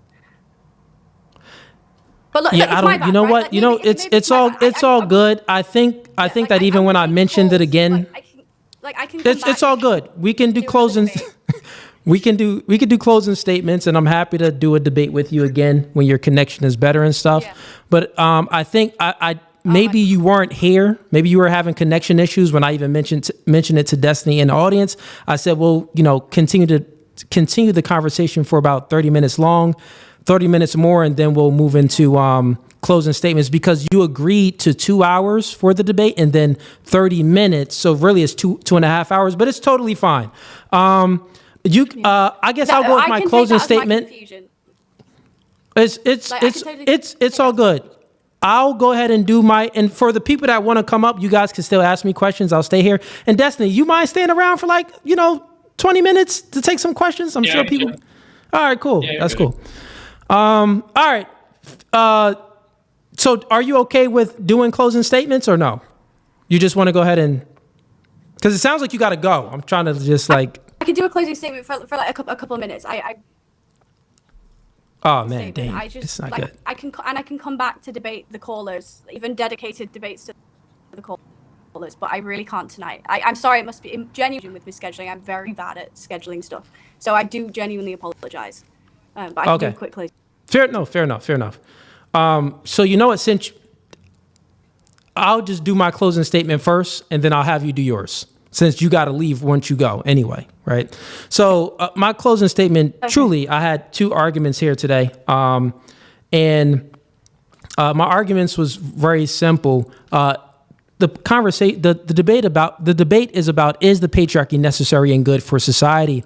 I totally proved that the patriarchy is necessary, that it's inevitable. In order to create a society, societies need to be in an ordered community. It's ordered communities. And in order to create that order, well, we only have males and females. Out of this group, who's going to create that order? It's going to be men to enforce the rights, the laws, and the rules for everyone. So a patriarchal system is inevitable. Now, when we're speaking about, where does true power lie? I also demonstrated that true power lies within the people that can enforce these constructs that we have in their mind. True power lies within the people that can enforce the things that we write down on a piece of paper. Because the people that can write things down on a piece of paper, if they can't enforce anything, they don't have any rights, right? So they're relying on the people that can enforce it for them. Now, whether these people are influenced, whether these people are coerced, whatever it may be, they are still relying on those people to enforce it. And also at any time, collectively, men can say, you know what? They can have a change of mind. I don't want to enforce this law anymore. I don't want to enforce this right. So therefore, this people that write things down on a piece of paper, they can't enforce the rights for them. So therefore, true power lies within force doctrine. Rights is a social construct. Rights equals force. You don't have a right unless you can enforce that right. She did not disprove any of that. She actually conceded to a lot of those points. My second argument was basically that she does believe in subjective morality. She does. She tried to ground her morality in things like logic and reason and things like human agency. She says that, well, human agency, we kind of just have this, feeling that we know that, we have agency of life and all of these things. And collectively, we agree on this. So therefore, it's collectively we agree on this agency, because if collectively we don't agree on this agency, then this agency that she thinks in her head can be taken away by force, can be taken away by people. So therefore, it is all subjective. It is not objective. It's mind dependent, not mind independent. I don't think that she truly understands the definition of objective, or maybe she was equivocating to use a different standard of a definition of objectivity. That's there. So if it's the case that this famous Andrew Wilson argument, if it's the case that morality, everything is subjective, well, what system does she appeal to justify the good and the bad? She really never even gave me a system. She just says that, well, people agreeing on things. We agree on things and we give people rights. So this is the system. Well, okay. Well, is it? I don't have a timer running for these closing statements, so I don't know if we're. I'll wrap up in 1 minute. Thank you, Destiny, for letting me know. Maybe it was going on a rant there. But once again, her belief, she states that morality is objective, but she's an atheist. Yeah, I don't know if I didn't know. I thought these were like very short. Sorry. Oh, okay. Yep. All good, man. It looks like it's 2 against 1, chat, but it's okay. So I lost my train of thought there, but basically, she believes that morality is actually subjective. She can say that it's objective, but she actually truly never demonstrated how it's objective. So therefore, everything would reduce down to preferences. I asked her, does she utilize harm principle or utilitarianism to justify things? And really, she didn't even appeal to those. She appealed to other things within her mind. So then that's all subjective. So therefore, if it's all subjective, you actually have to rely on the people that can enforce rights for you. So this is why she believes that abortion is bad. Abortion is good. I believe that it's good. But under my worldview, if people enforce my worldview, then for her worldview, it would have to be good, because everything is just subjective. There's no way to justify it other than force. I'll go ahead and land my plane there. But yeah, Tilly, I'll give you got the floor, and you can go as long as you want since you're about to leave anyway. Okay. Well, look, I'll make it short. Patriarchy is not a benign nor is it a necessary structure, because it privileges private and decentralized force over institutionalized and restrained power.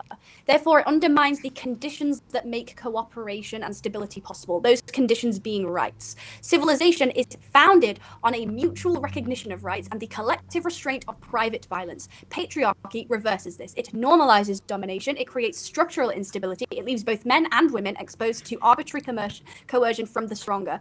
Feminism, by contrast, is a completion of the social contract because it extends rights, it extends protections to all agents, it enforces restraint through institutions, and it erodes cultural norms that perpetuate arbitrary coercion and domination.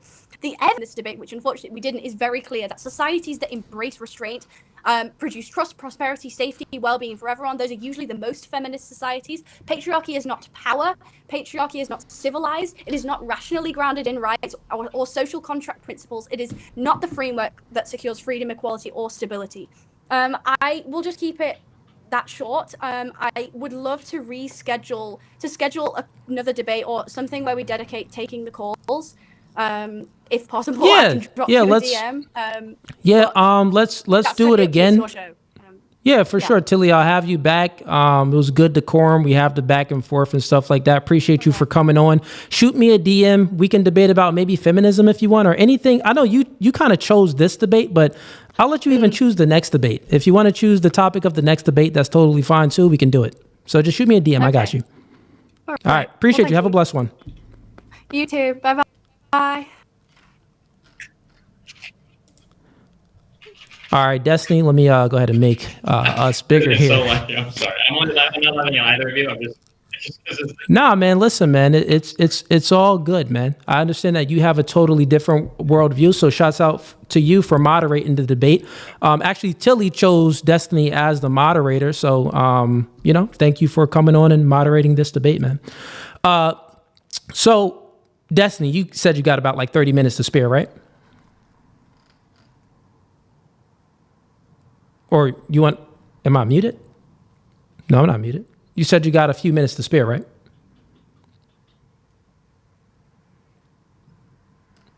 Yo, can you hear me? I don't think he can hear me now. This thing, whatever this restream thing is. Oh, wait.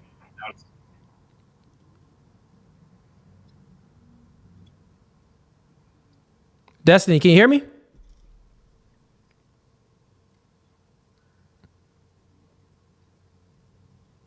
Yeah, you're live on my end, man. But we got some callers. Can you hear me right now, or? Yeah, I can hear you right now. You're good. I can hear you perfect now. Wait, I don't know how much is like. Can you hear me at all? Yeah. Yes. Okay, I'm gonna rejoin. That's a thumbs up. That's a thumbs up, man. If you look at the screen, that's a thumbs up. So anyways, we're going to bring some people on. Looks like Destiny I think he's faking like he's having some issues there. A lot of, people do that. I think he's faking that he's having some issues because under mine, he had no issues on stream. And it's good to be an honest man. If you say that you got some questions, you got some time to take some questions from the callers, you should stay on. 0 issues on my end. From Tilly issue under Restream, it actually shows me that she's having connection issues. When Destiny was just on, he had 0 connection issues at all. And it makes sense because the chat is probably going to ask Destiny a lot of philosophical questions, which I'm sure he's not that comfortable with, which is why he was taking Tilly's side. But Destiny, come in, man. Don't be scared. Take some questions from the callers. Once again, I'm going to rock out. I'm going to answer all questions from your chat. Going to bring these guys up now. But once again, $50, I'll be bringing you up. So that's where it's coming. But first, and also the people that's trying to join the stream, it could be fully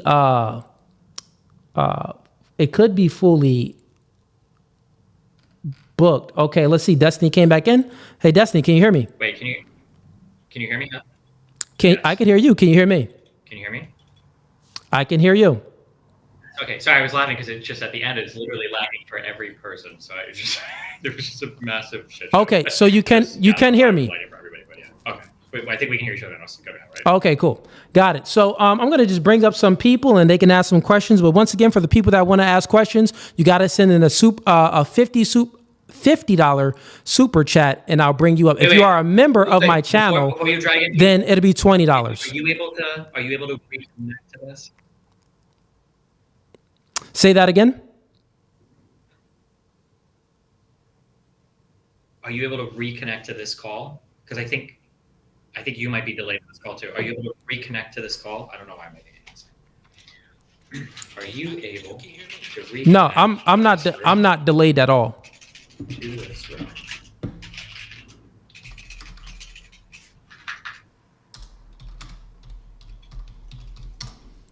Yeah, so I'm not delayed on my end. I also wrote you in a private chat. Because it's your reality. You're gonna be, but I think that you're. No, I'm watching it live. Yeah, so I'm watching it live. I'm not delayed, Destiny. So we can go with the proof that it's no delay on my end. But there is. I think we are and you're not even delayed either. I think that you're just not hearing me. On the Restream server, not on your YouTube. You're probably good. So YouTube. Okay, well, here's what we'll do. We'll bring up some people. Let's see here. He's a member. Kid Dreams, what's going on, man? Can you hear me? Yeah, I can hear you. You can hear me perfectly fine. And Destiny, Yep, no problem. can you hear Kid Dreams?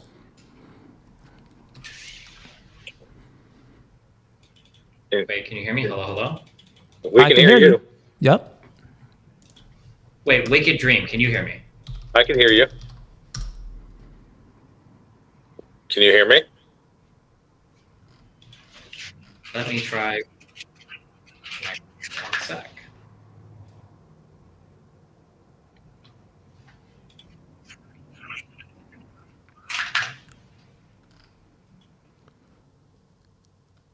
Okay. He said he's going to try reconnecting. You know what? Okay. I think that's all cap. I think that this is a strategy to just derail the debate, just like her leaving fast. It was a little weird there. I'm not sure what's going on. Okay, so let me get Destiny back up here because I was basically debating him too. All right, Okay, Destiny, wait. can you hear Kid Dreams? Can you hear me? I can hear Can you hear? Yeah. All right, All right. cool. No lag?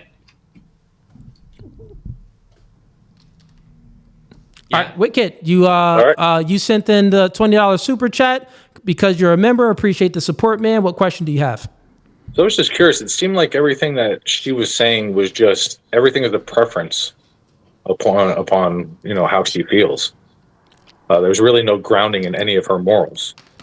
So how does she say that her preferences are better than somebody else's preference?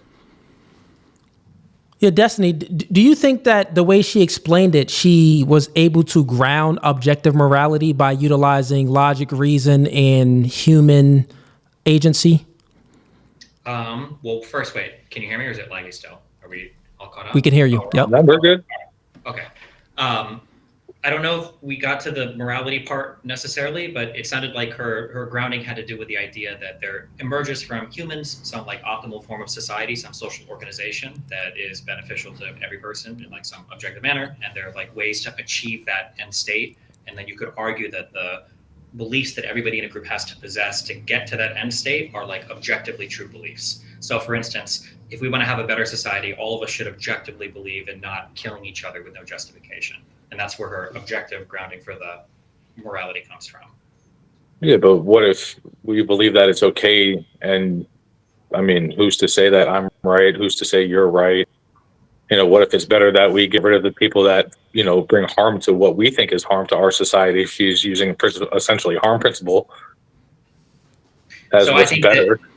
So she would argue that, when I talk about like, if I say like ontology, there's like a thing called a human being, and from the human being emerges some things that we can say are objectively true. So like on a really basic level, we would say that there's an ideal, or there's a more ideal weight for a person, or it's better to have like lower blood pressure than like hypertension or whatever, right? That there's a collection of things that are good about people that emerges from people. if you have two societies and one group of people believes that, oh, well, we should be able to kill people or subject certain people to reductions in agency, that latter society is always going to be worse than the former society. So then the argument would be that if a rational, objective human is trying to evaluate what a society or social contract would look like, they would gravitate towards the one that respects autonomy and rights for more people. This is, I think, the argument. Yeah, but it all comes down to force at the end of the day. Society is created of nothing but force. Well, no, society, there's a ton of things that we appeal to in society that doesn't come down to force. And even if it were to appeal to force, the class that we would appeal to at the end of the day wouldn't be men. It would be people with guns. It would be people with money. It would be people with titles. It would be people that own property. These would be the people we'd probably appeal to. Yeah, and who's that mostly comprised of? It's men, because we have a monopoly on force. Men don't have a monopoly on force. Absolutely not. Who has more autonomy? Who has more rights, an American woman or a Somalian male? Well, the male, because he can enforce it more than she can. Not from Somalia.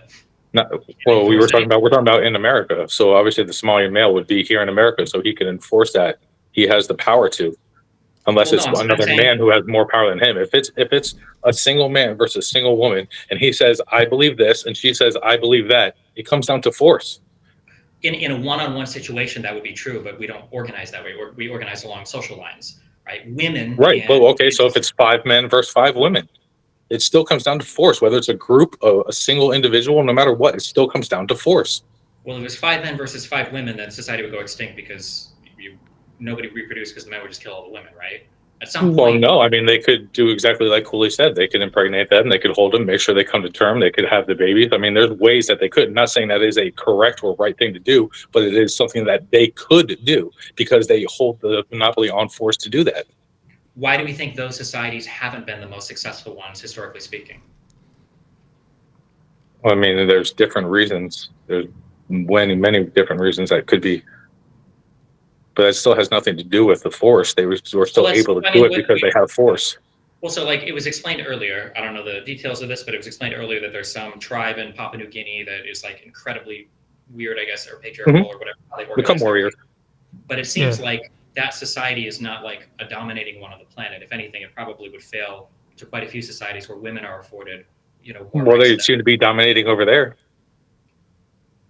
Would you say that, is there any measure by which you would say that those societies are better than the societies in the West? That's irrelevant. Why? How is it irrelevant? Because they're dominating over there. They're not over here. If they were over here, they would have been. But they're still. But it doesn't matter if they're not dominating here. They're still dominating over there. It's still happening. Yeah, but America dominates everywhere. The Western world dominates everywhere, right? Yeah, because we have the force. If we didn't have the force, somebody else would be dominating because if they have the force. So again, it comes down to force. But their society is a more patriarchal one, but they lack the force. So there's some other mechanism that force is being derived from. It's not just because we have more men, right? No, well, we have more men. We have more men that can apply force.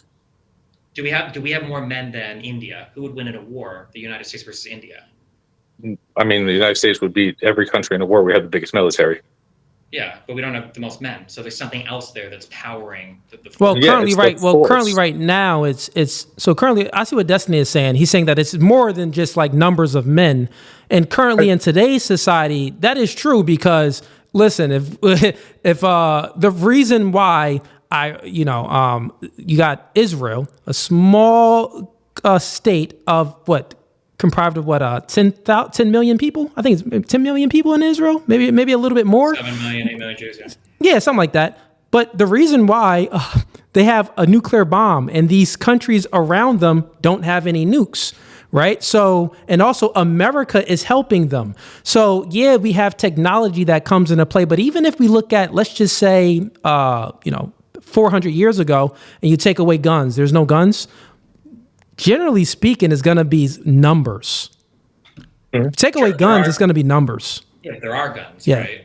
But since there are guns now, who's better at utilizing these guns and who's better at utilizing whatever this technology that they make? It's going to be men. We make that. We make like them. Men, we use men them. made We're the guns. Men did them. it all. Yeah, but can you think of a single man that can make a gun? Yeah, it's called a 3D printer. Yeah, so no, because no man makes a 3D printer, right? 3D printers and guns are produced by societies. No, you said a man that No, can make a I gun. actually- A man could make a gun by using a 3D printer. You didn't. A man can't even make a pencil on his own, right? You have to have collections of societies that all come together in order to gather the supplies, to ship them, to manufacture them. There's a whole supply chain. So then how was the first gun made? Was it not made by a man? It was probably made by a collection of people that do research, that come together. A few men. Like a collection of men? Let's say 5 men. Yeah, that's still appealing to a patriarchy. But it's not, though. It's appealing to like a society that's organized around principles that require some mutual agreement. So if that's the case, then why didn't women create these guns? Because men can enforce or have more power to head societies. There you go. That's the whole point. Yeah, that's the whole point. We have the power to enforce. But you say we. You're not in the team, though. The we is the. I mean, I'm a man. I do have more power to enforce my right over a woman at any point. But you don't, because there are a million women in this country. You could walk because of the threat of force. You would be killed immediately by security, by another man, by somebody of a higher class, by somebody with more weapons. There's a million other things in society that are more important than your sex or gender when it comes to enforcing your will. Yeah, because the threat of force is not because of the threat of other. It's the threat of other men. It's not because of the threat of other women. No, it's not the threat of there other aren't men. men. It's not just any men. There though, is. Right? There's the threat of other men. It's a particular type of man, right? What's the more important factor? It's going to be things like how much money you have, the access to military arms. It's going to be your organization. Like, these are the things that are going to matter way more than just being a man. Being a man might be a part of it, but if you have a society where there are 100,000 men and 100 men rule those 100,000 men, like feudal societies, things organized around monarchies and everything in the past, it's weird to say, well, the men are in control. Not really. There's a very small group of men that are in control of everybody. So can you tell me how do you have a society without force? Real quick, Wick K, because we got a lot of people in here. I want to get some other people up that send some donations. Let's spend just 2 minutes on this, and I'll let you just close it out. One last question is: how do you have a society without force? Force is probably a necessary part of a society for maintaining rule and order. Okay, but who is going to be the people who apply force? It's going to be the gender that is physically capable of doing it, and men have that monopoly because we are physically capable. It's not always going to be all men. It's not going to always be men. There might be some women in there, but a big majority is going to be men because we are physically capable of doing it. That's the difference. Are the majority of men cops? Yes, majority of men are cops. Majority of men are firefighters. Majority of men are in the Navy. The majority of cops are men, but the majority of men are not cops, right? Who we dole out power to is a decision made by a state apparatus, by a society. That's the thing. That's just because a majority of men don't want to be cops. Not everybody wants to be a cop, but the people who want to be cops are majority men. Sure, but the power that they're granted and the structure and the society that they exist in are all emergent things from said society. It's not just men. It's a group of men that have been granted power by society to enforce rules and laws. It's not just random. Right, but at the end of the day, it's still men creating the enforcement, doing the enforcement. Well, it's not just men creating the enforcement. We all vote on laws and everything, right? Yeah, but it's a majority of men. So if it has to rely to one sex to actually hold up the end of the bargain to make the society run, it's going to rely on men enforcing society it. Running is not just force, though. That might be a precondition, but it's not sufficient to power all of the society. There's plenty of societies with just force. They suck. The one that you described in Papua New Guinea sounds like a shitty society. There are lots of societies. To us it is, but to them it's not. You don't think there's any objective measure by which you can say whether some society might be better than another society, or some culture might be better than some other culture? Or again, but I just told you, to us it is, but to them it is not. Well, I mean, if you're going to ultimately argue that everything is subjective at the end of the day, I mean, I guess subjective and relative. I can agree, but then at that point, there's no. I don't know where we're. Yeah, but again, whether at the end of the day, it still comes down to force. What comes down to? Well, if it's all subjective and relative, then who cares? Wait, say that again. If it's all subjective and relative, I mean, who cares? I mean, I would care. I thought you just said that. So do you think the society you live in now is superior to the Papua New Guinea society, or do you think it's irrelevant at the end of the day? I mean, I think it's superior because, I'm not having to go suck some dude's dick, but that's just me. So some people might like that.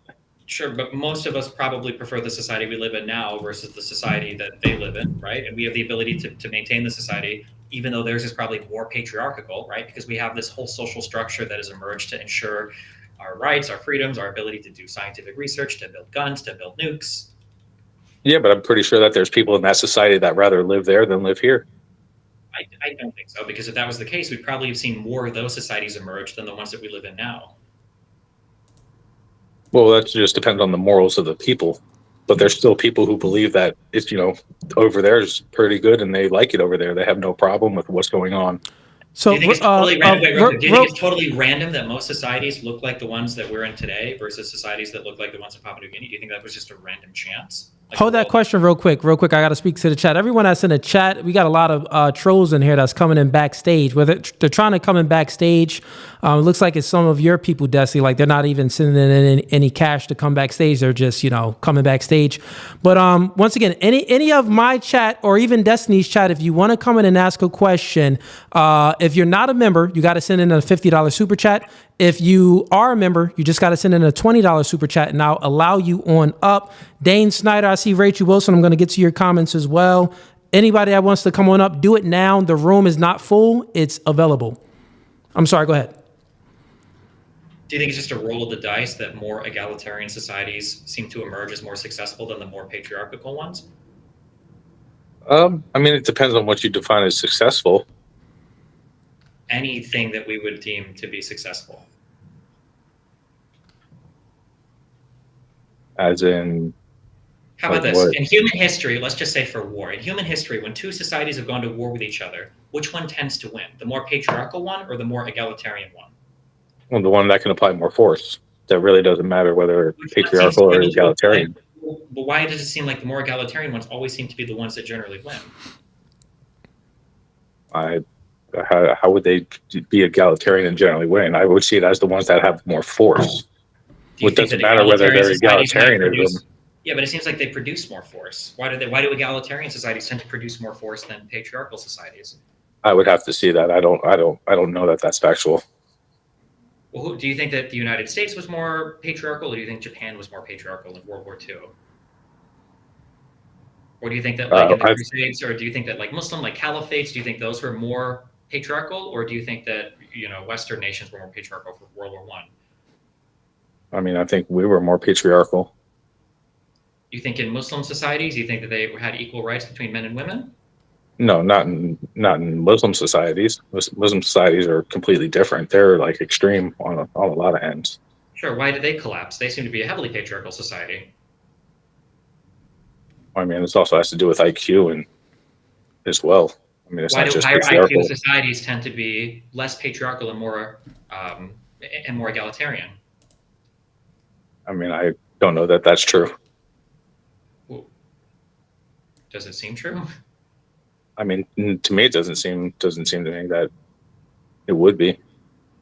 Do you think that higher IQ societies tend to be more patriarchal and lower IQ society? Can you think of does that just feel true? I guess on a universal level, does it seem like lower? I think if you're a patriarchal society, you have a little bit higher IQ in some areas. Okay, it just seems strange because I feel like all the patriarchal. I'm not understand where you're going with this, but. Well, I'm just saying that the force that you're talking about seems to emerge more efficiently. It's organized more efficiently in more egalitarian societies rather than heavily patriarchal ones. And it seems like one of the main arguments earlier was that patriarchy can undermine aspects of a society that might make it a more valid force projector. That having a patriarchy is undermining agency and rights in a society, and that these are the things that give rise to better societies, which could produce more force. So I think what Destiny, I think what you're saying here is basically you're alluding to that egalitarian societies where there's women in positions of power and women in the workforce. There's women that's helping out society.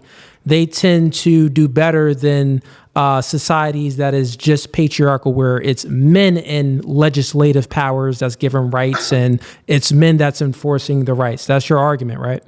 Generally speaking, yeah. Or the principles that would give rise to egalitarians would also probably produce societies that can arrange more force than the principles that would give rise to strictly patriarchal societies. Okay, got you. The principles, whether, and one of those principles you're saying is basically like feminism. Let women in the workforce, let them in the economy, let them thrive, things like that. Let them have, just as much choice in the economy, just as much opportunity in the economy that men have? It depends on how you define feminism, but if you're defining feminism that way as giving women more access to the same rights that men have, or men the same agency that men have, then yes, yeah.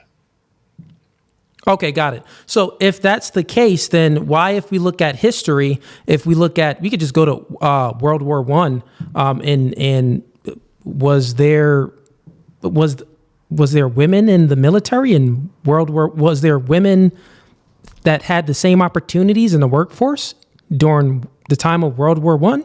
We would have to say no, they didn't at all. So if that's the case, that women didn't even have the right to vote, they didn't have the same opportunities as men in the workforce and to be in the economy like men are, but we still ended up winning World War One. How are we able to continue producing the weapons that men fought with? How are we able to keep our economy running when the men went overseas to fight? So so you can't point to a time in history when it was war where women didn't help. Women always helped when men went away to war. Women always helped. Women always Destiny. Women always helped with societal infrastructure and the things to uphold society when men go off to war. No, so you can't point to a society where that didn't happen. So when men are off to war, banned education would necessarily not have women that were capable of working in factories, because the only thing they could do is take care of children. You need a minimum level of education. It might have been high school or some middle school back then. Today it might be college. to work in fact. What time are you speaking about? Any time. What current time? For World War II, when all of our women went to the factories to start helping with the manufacturing, when the men went overseas, and a less egalitarian society might not have had women that were capable of doing that. And why were women able to work in these factories? They were able to work in these factories because the factories themselves was already built. You're looking at society, at patriarchal societies already being built, and then saying, well, since it's already built and we have this comfortability, then this is where women get to come in and help. Prior to, think about it, building a society with order, you're not really appealing to men. You're not appealing to women to help create this order. You're going to appeal to men to create this order and to establish a society from ground up. Like feminism and socialism and all of these other isms, they come about when a society has already been built by the patriarchy. This is the only way women start thinking, well, I think I deserve some more rights. Well, goddamn, chick. Even if I were to grant you all of that, you're just saying that patriarchy is a de-evolution of, or is an earlier stage of a successful society, that egalitarianism and feminism, the introduction of women into the workforce in a place that, even if I grant you has been secured by men, is a superior society, because in every part of the world where women have joined the workforce, where women have had the ability to get educated, those societies are superior, even in the masculine ways, in terms of being able to project force across the world, are superior to the societies that remain heavily patriarchal and revoke those rights from women. And we can see this in every military conflict in the world. You yourself said it earlier, that America could beat every country across the planet. We have way more rights for our women than tons of countries in the Middle East, tons of countries in Africa, probably in China and India. These are all more patriarchal societies than ours. But in World War I, women didn't have, there were many countries where women had the same amount of rights that other countries had, and we still beat those countries. Women had the same amount of rights in Germany at the time that they had in America. They had the same amount of rights. So, but we still beat Germany. I don't think women in the Ottoman Empire had the same amount of rights as those. So what I'm saying is the distinction between this is that, well, men enforce these rights. Men are the patriarchy. You can't have a I get what you're saying. You're saying well, these patriarchal societies, you're using patriarchy as the people in positions of power, but then you're saying, well, egalitarian societies tend to be a little bit better at enforcing these rights and upholding rights because they're allowing women in these certain positions, but they're not doing any enforcement, is what I'm saying. They're not enforcing anything. Men are still enforcing it. I understand what you're saying. You're taking anything in a vacuum. If I were to ask you what kills somebody, a gun or a bullet, there's no answer. Hey, Corey, I hear my son waking up. I got to go check on him. Okay. I think we got one of your people that came in. They sent in a $50 super chat. I'll go ahead and let you go. Hey, good to talk to you guys. Let me go check on him, man. All right. I'll be in chat.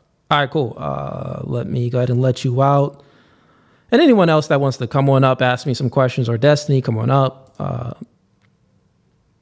So, Taylor, you sent in a $50 super chat. You said, backstage, blah, blah, rights equals force is the same thing as might makes right. Cooley argues like a confused chat GPT bot. All right, cool. I like that. So you're up. Hello. So 1 second. Is your camera on or no? My camera's off. Here, hang on 1 second. I was using OBS a second ago. Let me turn that off. Okay, all good. And let's see if it works. Nope. Hang on. Okay. Just to finish my analogy, like what I was saying is that, like, if you say, like, does a gun or a bullet kill somebody? Like, well, the answer is you need both, right? I'm saying that one is way better with the other, and then when these two things combine, you create something, like a thing emerges from the whole that's superior to any of the underlying parts. And you can say, well, a bullet doesn't do anything if you don't have a gun first, and you can beat somebody up with a gun. Like, even if you have no bullets, a gun is still better than nothing because you can smash them over the head with it. But a gun and a bullet Pistol whip together, somebody. right? Sure, yeah. But a gun and a bullet together produce something when you bring these two things together, which is, I would argue, is a more egalitarian society seems to produce something that is greater than just somebody that has more guns but no bullets. You know. Yeah, and the thing, when you were arguing that with Kid Dreams, I think what he was essentially saying, and he was basically saying, well, that doesn't negate the fact that men are going to be the majority in the military. What is true is that well, women in certain positions in helping out society, I don't think that that's a bad thing, and I don't think that anybody think that that's a bad thing. Yeah, I agree with you and I understand this, but what I'm saying is that, like, if I could tell you right now, I was to challenge you, I want you to be safe, or I'm sorry, you need to survive, and you can pick 100 people, but you can only choose one adjective to describe the type of people that you want to protect you. You're never saying men.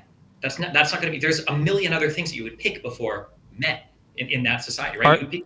You'd say, yeah. You said protect? Yeah, to protect you. You'd never say men, because that, who knows what you might draw there on a one. You might say young people would probably be better than men if you do a whole median. I don't know, would I rather have like a 65-year-old man or a I see what you're saying. Yeah. Sure. I'm so saying that, like, even though men might be like the enforcer class, it's a very, very, very selective group of men. correct. You know? And this is why we say a collection of men that are capable to enforce the rights. That's what Kid Dreams was saying. He says that men that are capable. So he's still speaking about specific men, not, men that aren't capable. They would still be better to enforce rights and to protect you than women that are capable. For example, I would say real quick. So Taylor, you're up here. Yeah, is there a way that I got no pull camera, up, like, a placeholder but instead of my camera? I don't think my camera's going to work. Is there you a way know, that you just, like, I mean, you can just let me go ahead and do this. Hold up. Let's try this. working fine in OBS, something about backstage. Source hidden to show change non-video setting. Okay, 1 second here. Show non-video participant. All right. All right. So now we got you up, and now you can turn on your camera if you want. Let's see if it works this time. I really don't think it's going to work. I have a dog shit webcam, and I'm pretty sure that it's not going to actually. All right, fair enough. You could just, that's fine, man. Yeah, You sent in the $50. I'll go ahead and honor you, and you could ask a question. I appreciate it. Also, hi, Destiny. Real quick, Cooley. You were just saying, correct me if I'm wrong, that a less capable man is ultimately more capable than a capable female for enforcing rights and blah, blah, blah. Yeah, so I'll give an example. I'm not saying all. Right. If you can go to the extreme and say, well, a man in a wheelchair that's on dialysis is probably not going to be good enforcing anything or protecting someone than a woman. Right. Let's say, okay. So I can get to the specific if you want me to. I was curious. Would you entertain a hypothetical if I asked you a hypothetical question situation? Yeah, man. You spent the money to come on up. Go ahead. So let's say that you are, let's say it's a home intrusion thing, right? You wake up. Yeah. There's a person in your house that has a gun. You let's just say, for the sake of the hypothetical, you don't own a gun. You call the cops. A cop shows up. It's a female cop. Your neighbor has also shown up. They're unarmed, but it's a man, and he works out. He can bench, but he doesn't have a gun. The intruder has a gun. The female cop has a gun. Your neighbor, who can bench, is a male. Doesn't have a gun. Who would you rather have protecting you? I would have the person with the gun. Okay. Yeah. But what does this prove? You want to elaborate on your argument? So a properly equipped and capable female is ultimately more capable in that situation of preserving your rights to property? Well, with the gun that a man created, yeah. With a gun that a society created. Holy shit. No, with a gun that men created, yeah. But a society, you can only have a society again within an ordered community. And who creates order? There's going to be men that create order, right? So therefore, I answered your question perfectly, but it doesn't map on to refute any of my claims. I said, yeah, I'll take the chick with the gun to protect the home invasion rather than the neighbor across the street without the gun. Yeah, if I had to choose, give me that chick with the gun and spray everybody. The only reason why the chick has the gun is because men created the gun. If we take men away Just to be clear, in their men inventions, didn't create the gun. Society created the gun. certain right? men. Oh, if society men, empowered okay, and created and allowed to do education and everything, right? It's society. let's do that argument. And who created a society? Men Women, and women because they working birth together, children. communicating. I mean, what do you mean? I mean, it depends on how reductive you want to be. No, you got to reduce it to the lowest denominator. Societies. Our current society, is our current society cool? Is The- our current society run by exclusively men? Do we only have male senators? Do we only have male congressmen? Do we only Well, let have me answer male one of mayors? let me answer Destiny's questions first, and I'll get to yours. So a society other guy, you can answer is an aggregate of people. A society is an aggregate of people in an ordered community. Ordered is the key word, right? So you can't have a society without order. You can have a community and it can be chaos. So my standpoint is, well, who creates the order? It's men that create order, because when things go wrong, listen, if you have this right or this law or you have a rule, if people don't follow the rules, well, there needs to be consequences if you don't follow the rules, and men are the only ones that can put consequences on people that don't follow the rules. Okay, and it's gonna be a collection of men to put those consequences. It's not gonna be a collection of women to put those consequences on other men. Now they can put those consequences on other women, right? A lot of chicks get together, yeah, they can put those consequences on other women, but they can't put those consequences on other men. The men would just destroy the woman. Right, destroy the women.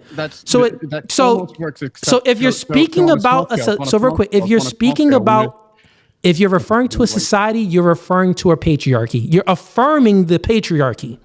Even a patriarchy isn't exclusively made up of male enforcers, though. Like even if we're No one said it. No one said exclusively. Even if we're looking at a traditional, like, conservative nuclear family, in that home, if that home is that society, this little micro society, a lot of the enforcement of rule and law is carried out by the mother. Like, it's not like the dad. It's under the male's authority. The mom is there's plenty of kids who had way more discipline given to them by their mother than their father, and there's a spectrum, and other kids will disagree and they'll say, oh no, so wait till dad gets home, wait till dad gets home. But a lot of kids, fuck that. Mom wasn't gonna wait until dad gets home. A lot of kids had the rules enforced by their mother directly. Like there's not in every society, whether it's patriarchal. And you know what? I'm glad that you. And matriarchies aren't exclusively enforced by women. No matter the society, it's always ultimately enforced by cooperation between both genders of our species. We don't. It's not like you don't find any pockets of only male societies. You don't find any pockets of only female societies. And I'm not saying that men and women working in tandem and communicating. I got it. I wanted you to land your plane. I think you're a straw man in my position. I'm not saying that it's only men. I'm saying that it's going to be the majority of men. You just screamed out when you accused someone else of straw manning. You did straw man, because once again, it's going to be the majority of men, a collection of men, to enforce laws and put consequences, to enforce rules and laws and put consequences on other people. Right, yeah, a majority is not going to be a majority of women and a small amount of men. That's just not going to happen. So also, let's just use your argument. You brung up, well, mothers. Are rules unable to be enforced in a single mother household? I'm going to answer that, but just allow me a moment, right? I'm not going to answer it. I'm going to answer it. You just said that can laws and rules be enforced under single mother households? Mm-hmm. My answer is yes, that is true. It's because it's children. Women are still generally speaking, they're going to be stronger than their children. Now, when the kids start getting a little older, he has the true strength to rebel. Now, kids can rebel as well, but if they rebel when they're 5 years old, 8 years old, mommy smack them, they can't really do anything. So, it's force. The mother, let me just finish. The mother is using force. Now, if we extrapolate your example out, we see the negative effects of single mother households. Single mother households leads to juvenile delinquents and a lot of degeneracy that we see on this planet. Most of the gang violence comes from homes that was deprived of male enforcement. It came from single mother homes, right? So what you're saying is, it does not negate my position. It does not negate the argument. You're straw manning it. It's very clear. I'll say it again real quick for you, Taylor. I'm not saying that it has to be majority of males.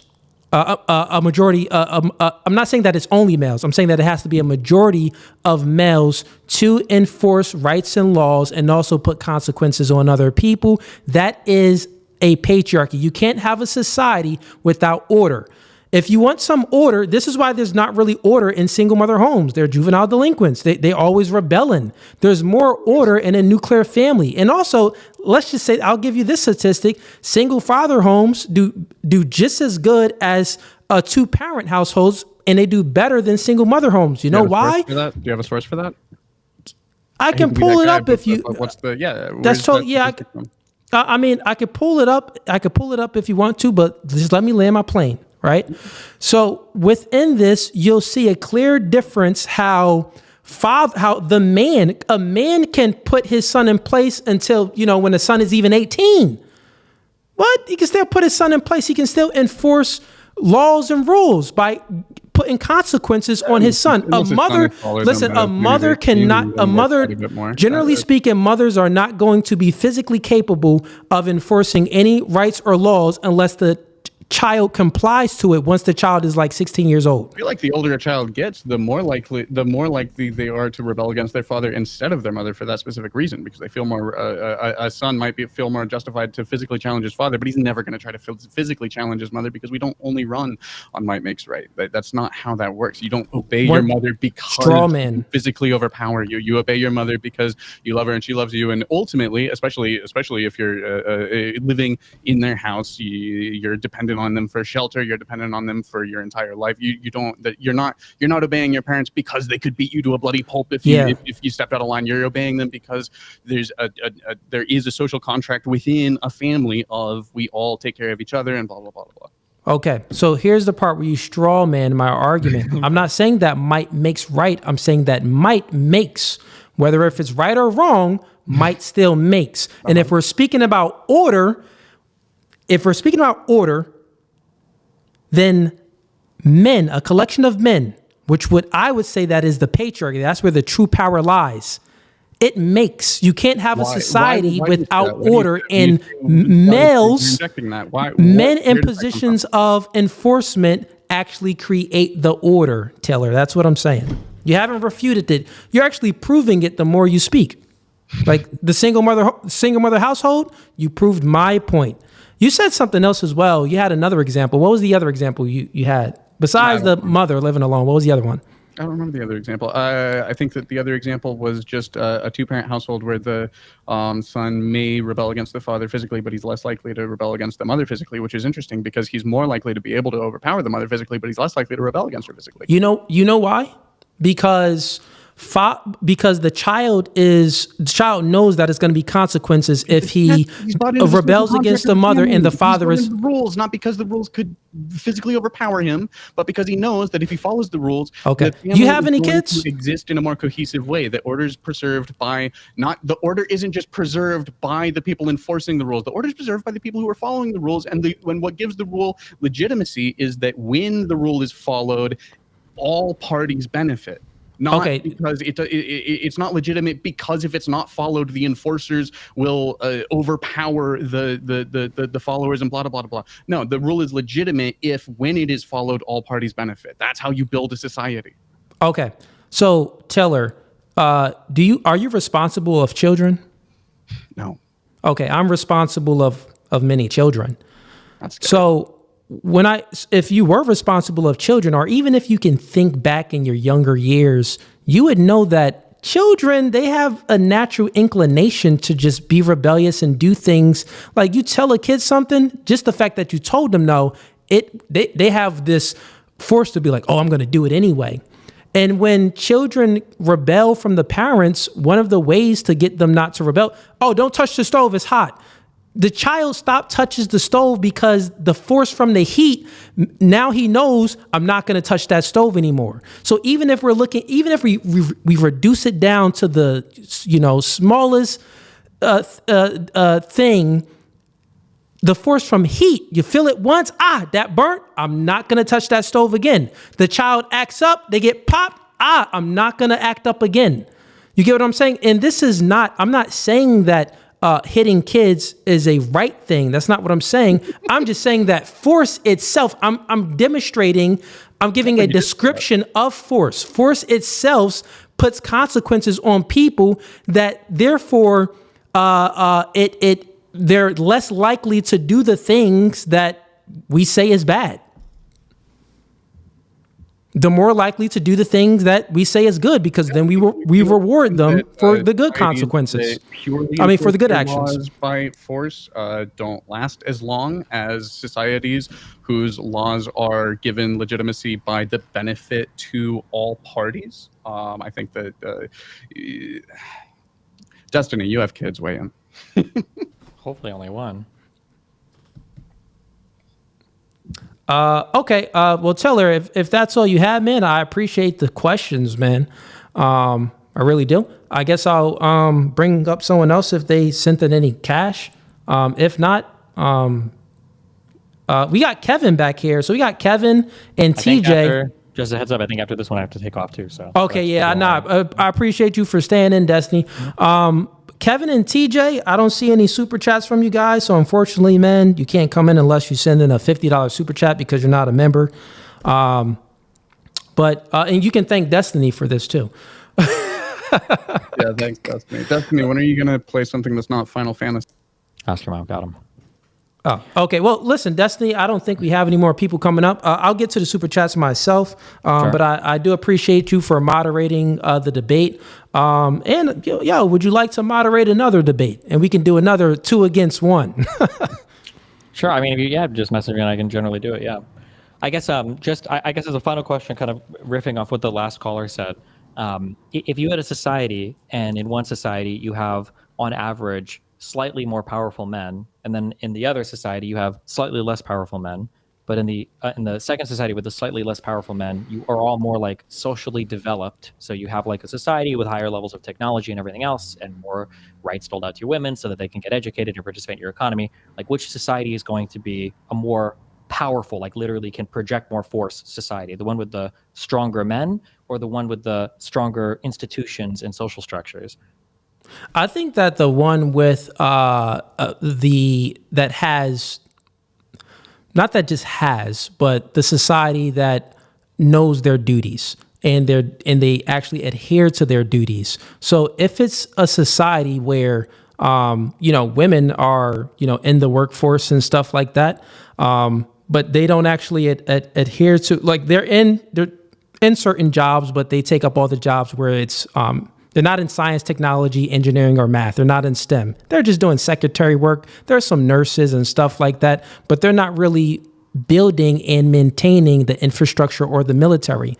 I think that society versus a society where there's women that know their role, like they're in certain roles as far as, one, they're not aborting their children, right? They know their role. They're going to have children. So therefore, they're having more children, where then it's a higher probability that there's going to be higher IQ people within the society to invent new things. If they're having more children, it's a higher probability that it would be more people in the military. So I would actually say that the society, I know I'm kind of switching it because you tried to put me in a hole there. I would say that the society that adheres to a patriarchy and a society that where women have obligations and duties for societies. And when I'm saying that, obligations and duties, particularly in areas where it's nurturing, giving birth, and also being a helpmate to the male. Nurses is fine. Secretary work is fine. And even in certain supportive roles in the military, like if you want to get some women to come around and be the cleanup crew, not in a war, but like if people are in training, they want to come around and be the cleanup crew for the men in military and training, totally fine. I think that'll help too. So I do think to truly, I'm sorry, 30 seconds, to truly answer your question, I am not one of those people that is like, women are useless. No, I think that men and women are better together. And I think that a society where men and women are working together, but it's gender role specific, and it's the roles that adheres to the biological propensities to give us advantages, I think that that's a good thing. Because if women are appealing to things that is not a biological propensity to give us advantages, where they really don't want to have any children and stuff like that, then we're not going to do better than the countries that are. Sure. So I guess I understand the theory of what you're saying, but then I guess my question is why does all of history and all the features of the world today disagree with you? The most successful societies are the ones where women are bearing the least amount of children. The most powerful societies are the ones where women are working in science, technology, engineering, mathematics. Like everything that you just said was an important virtue. These are all features of the lowest of societies, and it seems the ones that are working contrary to your idealized virtues are all outperforming the other ones. So how does that work? How do you factor that in? Yeah, you know why? Because what you're so basically certain societies like that. Put it like this. In the West right now, we're in a population crisis. And we actually have to allow immigrants in because women don't want to have children. They want to abort their children. So I see what you're saying, but it's putting it in a box basically, because if there's a nation and women are involved too, but they're adhering to their duties that Name one derives example from like this. What's one example country like this that you think is performing well, though? Because every successful country has trended more towards egalitarian rule. All of them. Got you. So I'll answer the question. The only reason why they're trending towards more of an egalitarian role is because the country has already been built, right? So these ideas of socialism and feminism and things like this, these isms that's rooted into egalitarianism, they only now came about within the last, few hundred years, is because these countries have already been built. Sure. Let's say that I grant every single thing you're saying. Who's stronger, a 10-year-old male or a 20-year-old male? A 20-year-old male. Okay, but the 20-year-old male was built theoretically by the 10-year-old, right? Why can't we just see egalitarian societies as the next stage of evolution of a evolving society? Yes. So what I'm saying is, when I answered how I answered your first question, it actually we would be agreeing to a degree, but not for feminism. So here's my standpoint. If there's a nation that women are involved and they have these roles and duties in society, and these roles and duties is appealing to their biological propensities that can give the society advantages, then that's a good thing and we would see good outcomes. Currently in the West, women aren't adhering to their biological propensities that can give the country an advantage because we are below replacement level for our population. We need to have more babies. It's supposed to be 2.7 babies per woman, but it's currently only at 1.6 babies per woman. So we need immigrants in here. Let's say organize all the countries on the planet by birth rate. Then are you saying that the countries with the highest birth rates are better than the countries with the lower? No, birth rate? you're just using one metric of birth rate. This society.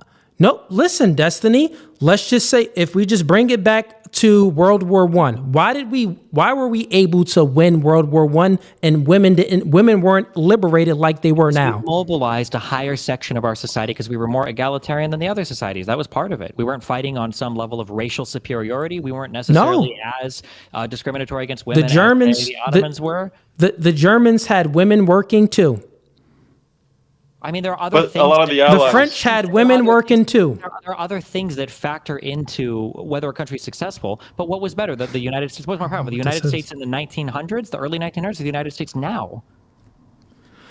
So once again, You're just moving the goalposts. Let's stick with exactly. You are. Let's stick with exactly what you said. In the 1920s compared to the rest of the world, or in the 2020s compared to the rest of the world. Okay, let's stick with just what you said, because now you're asking a question on top of that. So let's stick with what you said. Your argument, I'm just going to repeat it back so I'm not straw manning it, right? Correct me if I'm wrong. So your argument is very simple. Which societies would do better? A society where it's, just patriarchal, it's men in positions of power, it's men in the military, they're not really utilizing women, rarely at all. They're not really it's not egalitarian. Wait, there's more to society than just the military. Why do you keep saying just the military? There's more to society. I didn't say just the military. I said men in positions of power, like to legislate laws and stuff like that. And also, there's more to legislate in laws, but this doctors and lawyers and all of this come out from what laws is being legislated and the collection of men that's enforcing these laws. So I know it's more to it, but what I'm saying is, do I have your argument right though? So you're comparing one society where it's basically male dominated, it's really not egalitarian. Then another society, you're saying that it's egalitarian, and I'm saying that, well, it's not truly egalitarian because egalitarian means equal opportunity. So why is it the case that women before they had the right to be in the workforce, before they had the right to vote, they still was in nursing. They still was in secretary jobs. They still did daycares. But we really don't see a big difference right now. Women are still currently choosing to go into the same roles in society as they did in the 1920s. There are way more women that are lawyers today, that are doctors today. There's more, but the majority of women... But Destiny, it's true. The difference might be a 90-10 split versus a 40-60 split. A society that can utilize its resources better. If a woman is smart enough to be an engineer, let her be an engineer. If you want to arbitrarily lock or restrict some people based on their gender to certain types of jobs, the next question, obviously, is, well, maybe we should lock it to a certain type of race, or maybe we should lock it to a certain type of IQ. You can arbitrarily restrict societies all day long on that. That's not the logical entailment. I told you what. I'll tell you.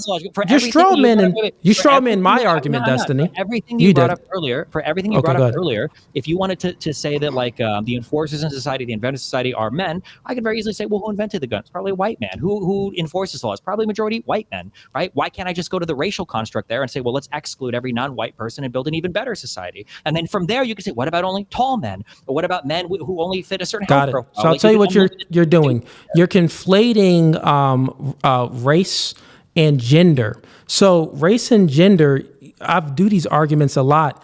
You can't conflate those two because there's a different capacity. So white males and black males or Asian males in general have the same capacity, right? It'll be the same capacity of force. When you're looking at race, when you're looking at gender, that's a male versus a female. It's not the same capacity of force. So my position is very, very, very simple, right? The argument that you're making is that, well, we need an egalitarian society, and the most egalitarian society, when things are equal opportunity for men and women, they produce the best results. Well, we don't even see that now. We don't see 50-50 women in the military, 50-50 women in legislators, 50-50 women doctors, 50-50 women. But yeah, I can still. So look, you're reducing it down to the extreme for where it's just men and then it's women and men. I've reduced it down to where even if it's extremely all equal, it wouldn't be better than the society where it's women in roles that appeal to their biological propensities that give the nation advantages. And what I said is roles like, one, having babies because we need to keep the population going. Roles like being nurses, being caregivers, things like that. If women are adhering to those type of roles, societies which would thrive better than the society where it's 50-50 equal split. I understand your point. I feel like so we both made the same argument then. I don't think so. But listen, you just made your argument quicker. I made my argument slower because you talk faster. But fair enough, Destiny. Yeah. Thanks for having me. Have a good one, brother. Destiny, I'm a huge fan. All right, everybody be careful. All right. So I would just like to say, you spent the $50 let me see. Which one are you? Oh, you Kevin. Yes. Oh, Kevin, no, you're a member, actually. Are you I am Kev? Yes. Oh, okay, sure. Go ahead and ask your question, man. And say anything you want to say, too. Okay, for sure. So I joined as a member because I think overall a lot of the things that you say have a lot of validity to them. Even watching the debate with Tilly's very well educated, but I don't think she understands the concepts down truly. I just think that there's a few of the things that you could say that would strengthen the argument a little bit. So like let's hear it. So like, for example, the thing about the patriarchy, the fact that it's not all, it doesn't mean that it's all men, majority men. How doesn't it mean that it's majority men for enforcement? So because as I'm pretty sure you're a Red Pill channel, correct? What's your definition of red pill? I guess it's changed a lot recently. I was more into some of the classical stuff, but I guess if it's like self-improvement, talking about the men and women kind of divide and how society should be, talking about the philosophy behind being a man and that kind of thing. Man, that was very ambiguous and didn't sound like anything of red pill. But okay, yes, because fair I mean enough. it's changed Make quite your a lot. argument. There's been a lot of It's different fine. ways. The point that I'm making is argument. that you're probably familiar with the fact that a lot of men, even today, probably don't fit the standards of what we're biologically propelled to do. Like some men are very soft and wouldn't be able to excel in the same positions as we used to back in the day. I'd make the same argument for women, and that I think generally you're correct in the sense that like women have a natural propensity towards taking care of people, whether that be as children or whether that be as adults, with like nursing and that kind of thing. But I think we limit ourselves if we don't also include the fact that like some women are probably stronger, some women are more capable than some of the lower end of males, right? Some men that are mentally more weak, have tons of mental health issues, that kind of thing, a strong-willed woman. And I think that lends to Destiny's point in the sense of are you comparing a able-bodied woman with a man that's disabled? Not physically. I mean, like. Oh, okay. So then, what are you? Get to the specifics of what you're comparing.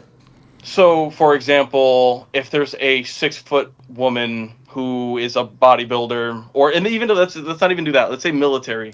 She's trained with weapons. Yeah. She works out pretty daily. There's like the average man nowadays.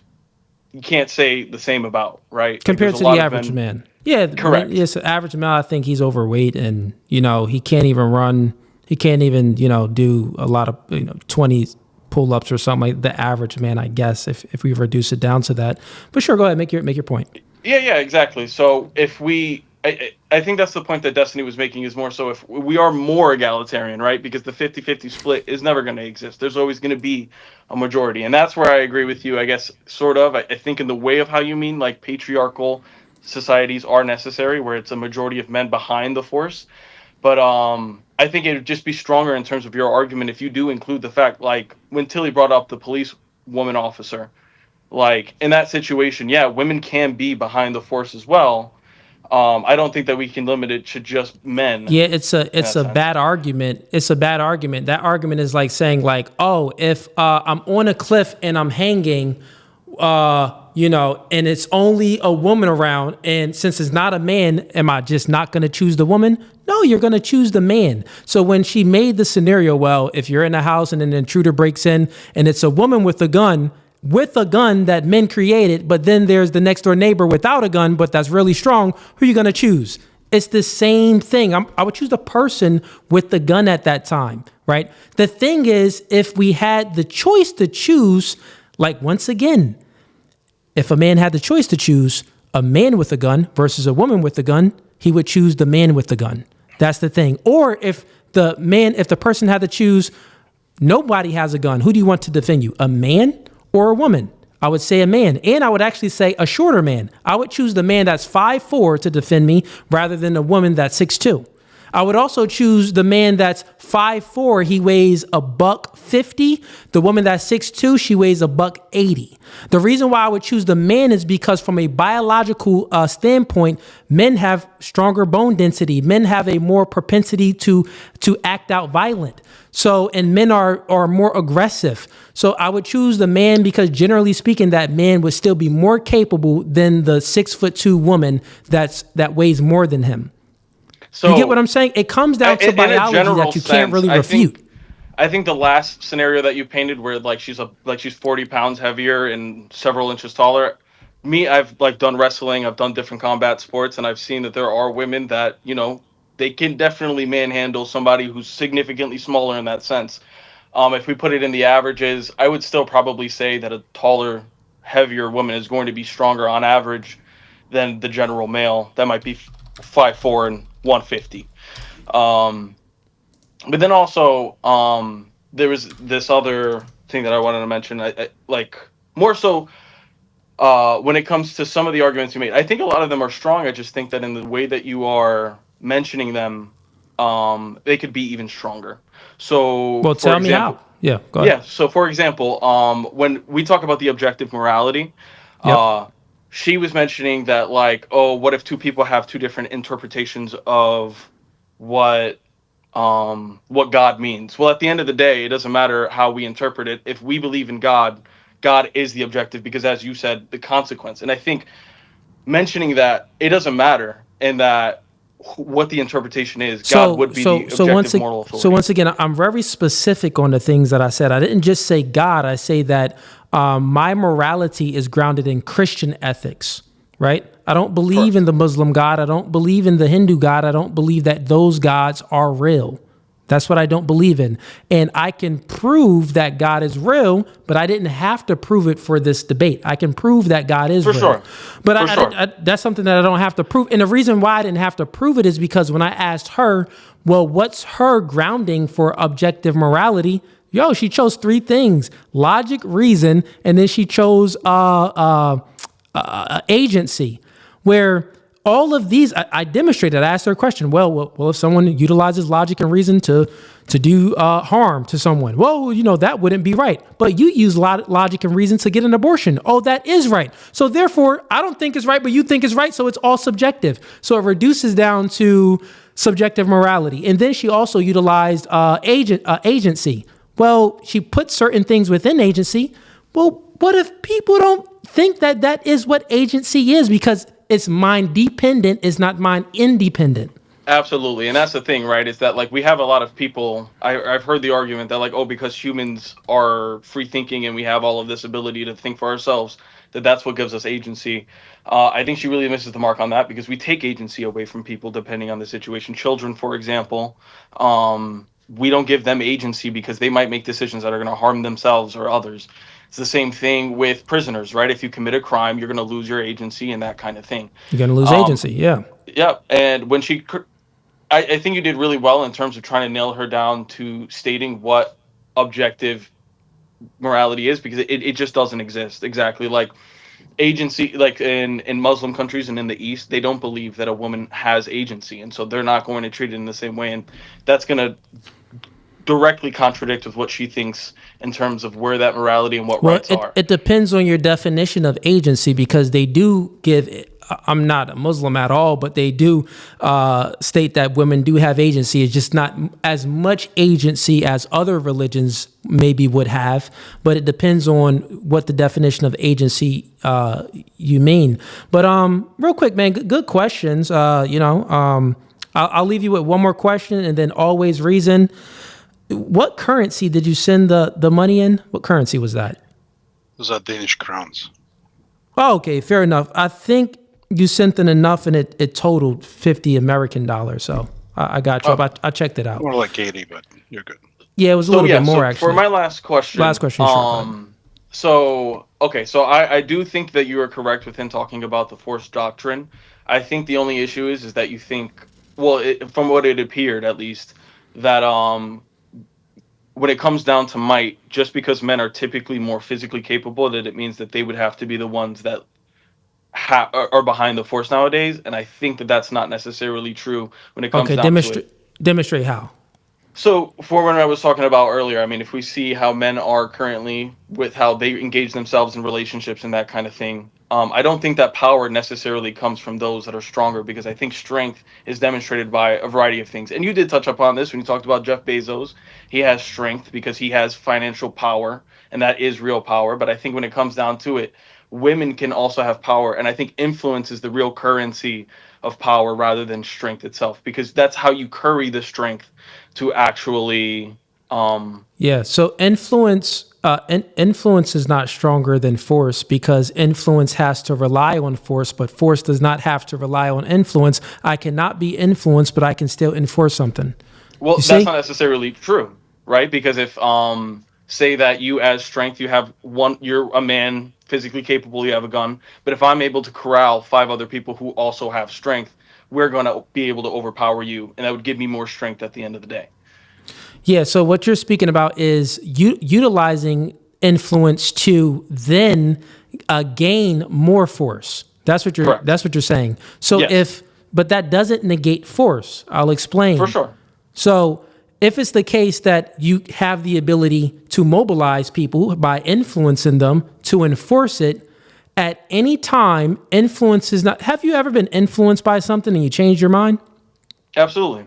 Okay. So therefore, influence, it can... and I even said this in my argument with Tilly. Influence can definitely... You can influence some people, but you're only influencing men. That's the distinction. So with force doctrine, the group that you're going to influence is going to be men to enforce the rights. You don't really care about influencing women to enforce the rights because they can't. You see the difference? So yes, it is the case that you can influence a group of people to enforce certain rights and to protect you, but those group of people won't be majority women. Okay. Well, okay. So I overall do agree with that. Yeah.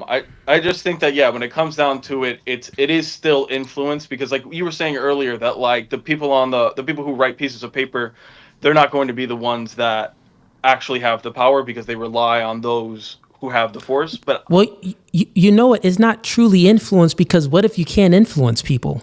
So influence. So like you can try to influence people, but what if someone's free will? Because I think that human beings are free agents, right?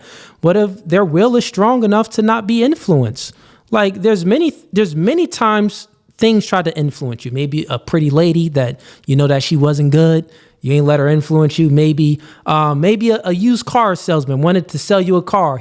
The influence was attempted, but it just didn't happen, right? So it's a comment upon if the person can be influenced, but even after they're influenced, well, you don't have any force to keep them influenced. Well, I think that force is a tool of influence itself, but you need more than just force in order to properly influence others. And I think that kind of just leads into the force doctrine. And that's where it comes down, right? Is that like, because if we can have a Mike Tyson, if we have a bunch of people who are strong but are unable to be influenced, we're still in chaos. Influence at the end of the day is at the top in terms of actually being able to hold society together. And I think that's where your your argument, you're moving the goalpost then, right? So is your argument then the true power is an influence? That's your argument. Correct. Right? If power is an influence, it doesn't negate my argument, because once again, my force doctrine is very simple. Force doctrine is not, it doesn't matter about the influence, because it's about the difference of men and women. Well, men have the monopoly on force. Men are the only ones that can enforce their own rights and enforce other people's rights. But women can't collectively enforce their rights, because men can come and take those rights, and they can't enforce men's rights. You get what I'm saying? It doesn't really matter who has the ability to influence. I do believe that influence is a powerful force, but I think that force itself, right, does not influence does not negate force, because you would have to still, it's incumbent upon the person being influenced. And then not only that, you would have to keep them influenced. But we know that there's many things that you were influenced by when you were young, but you rebelled against that. You took a different path. That influence didn't work. right? You see what I'm saying? For sure. So Yes, influence absolutely. can't force anything. Only force can do it. But can you still say that men have the monopoly on force when we have equalizers like weaponry that no longer mean that you have to be the Yeah, strongest man. person in the room? Yeah, women, generally speaking, women cannot operate a gun as good as a man can operate a gun. Now, I would say Generally, this. but if you train them, they have the same Even capacity if- to be as good. No, because there's certain guns. I don't know. I've shot many guns. There's certain guns that they're big, they're heavy. It's a lot of recoil when you shoot it. Like think about it if you're shooting a Desert Eagle. Think about it, if a woman is shooting a Desert Eagle, the recoil from that Desert Eagle, she's gonna take a lot of time to then gather herself to then shoot another shot. Right? But it doesn't have to be a Desert Eagle, right? But what I'm saying is there's many guns that require force, a good enough force to handle the recoil, to also not only that, if we're speaking about military, there's a lot of equipment that men have to hold, a lot of weapons and ammunition that men have to be strong enough to hold and carry for miles and hours and for days and weeks. And if we're looking at the men and women, if we're comparing the two, men are going to truly outcompete women when it comes. It's never going to be equal, bro. It's never going to be equal. They're going to fully outcompete it just them. does get a lot closer when it comes down to it. I mean, well, yeah, we can say that it gets. We can say, listen, man. I'll even say this: if we look at a country and there's let's just say there's 500 women with guns, 500 men with guns. Some of those women will kill some men. We can say that they're going to kill some men because shots are flying, right? Who's going to win the war? That again, it comes Once down. again, the men are going to win the war, bro. But it truly depends. Just because you if you killed have, off a few. If you have 500 poorly trained men versus 500 well-trained women, you know, like that's what it comes down to, and it really could go. Even if they're both well-trained, it can go either way because at the end of the day, when it comes to shooting guns and carrying them around, I mean, you don't need to have a Desert Eagle to do a substantial amount of damage. That was just an example. The Desert Eagle. For sure. Yeah, that was I'm an just example. saying, that's where it But equalizes. Kevin, I do want to give time to Always Reason because he sent in some cash too, and we've been having a back and forth, man. Absolutely. But listen, man, to you and anyone else that's watching from Destiny's channel and stuff like that, I do open panel debate nights. I do them about 2 to 3 times a week, and you don't have to pay to come on up. You could just pay. I did it for this one because it's a one-on-one debate. So feel free to come on up and join open panel debate. Now you can debate me or people that share my worldview or even different worldviews, man. It's pretty cool. So shout out to you, Kev. Look forward to it. Appreciate Have a you good having one, me man. on. Peace. Okay, cool. Always Reason. Go ahead, man. The floor is actually. I gotta take a quick bathroom break. Always Reason. Don't go anywhere. I'll be right back in a second.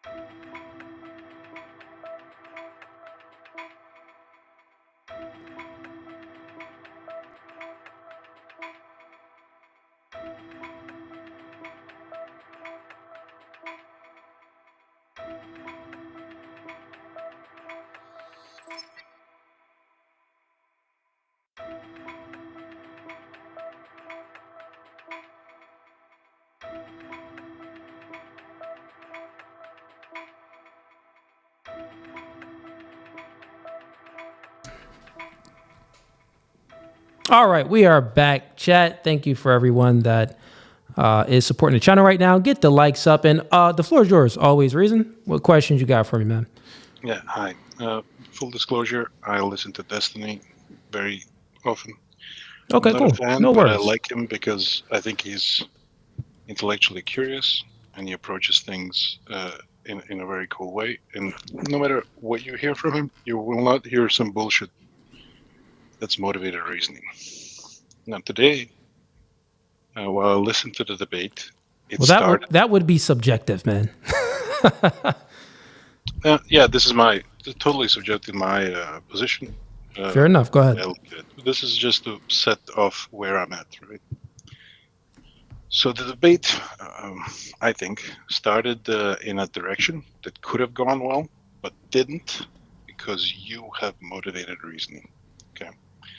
So the lady, I don't remember the name, she came in and said something. She gave a definition of why her thing is an objective definition of rights. And the definition was, in short, Well, minimal. it was morality that it was. She was saying that it's objective morality, not rights themselves. Sure, the rights are kind of morality is upstream from rights, which are defined as a societal thing that you have in order to have society to work. That's her point. Her whole point was you have some minimal set of stuff that you need in order for society to work. Now, this is a very simple step towards kind of deconstructing what she's saying. For instance, asking the question, okay, but why is it so that everybody has to have agency in this thing, right? She mentioned agency. The very logical question is to ask, okay, so why do you think that agency needs to happen? But you didn't.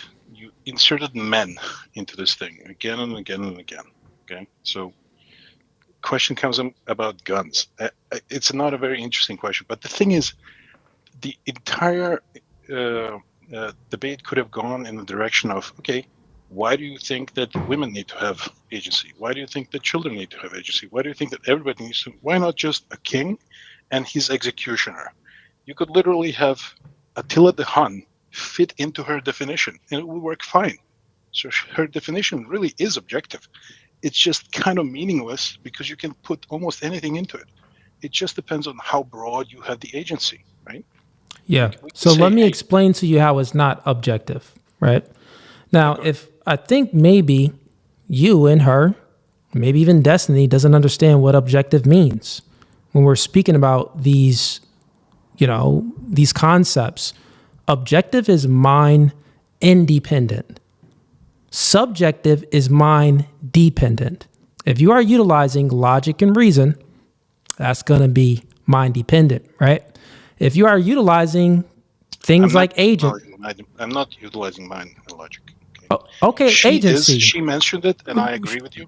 She mentioned it. But even agency, the agency actually worked worse for her than logic and reason, because even if she's speaking about agency, she's making these definitions of what she thinks give people agency. So it's subjective. When I asked her the question, well, is it good for you to abort a baby if you had a bad relationship with the guy and you just felt like you didn't want to have the kid? She said yes.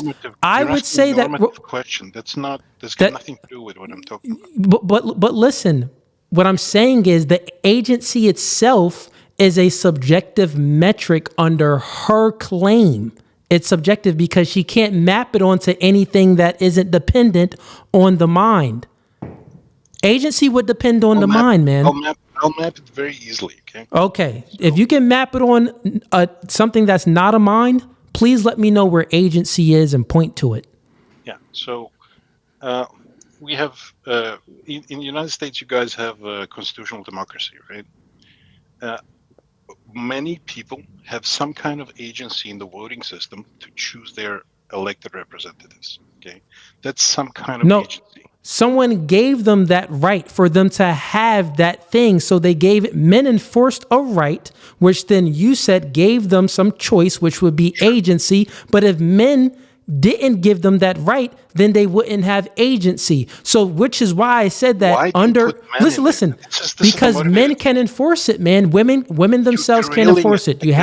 But it's not a derail. It's not a derail. It's getting specific. You said things like you need a minimum of stuff to make a society. That is untrue.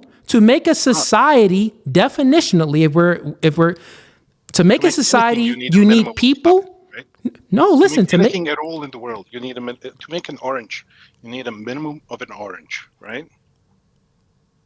To make a society, you need 2 people, at least, and some kind of an agreement between them. Like, I'll be your slave and you'll be my master. That's society, right? What you don't need a minimum of is what I'm saying is of the stuff in the society. We have a word called society. It means more than just one dude, right? Got it. But within this minimum, within the minimum that you say that you need,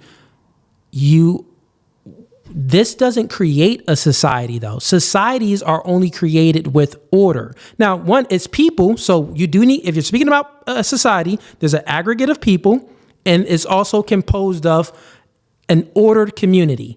That's what creates a society. So that would be the minimum. That is, if you look at it definitionally, that's what creates a society is a community of people that's ordered in an ordered way. What order means here, okay? It's just 10 guys in a room, okay? That's a sort of a community in itself, okay?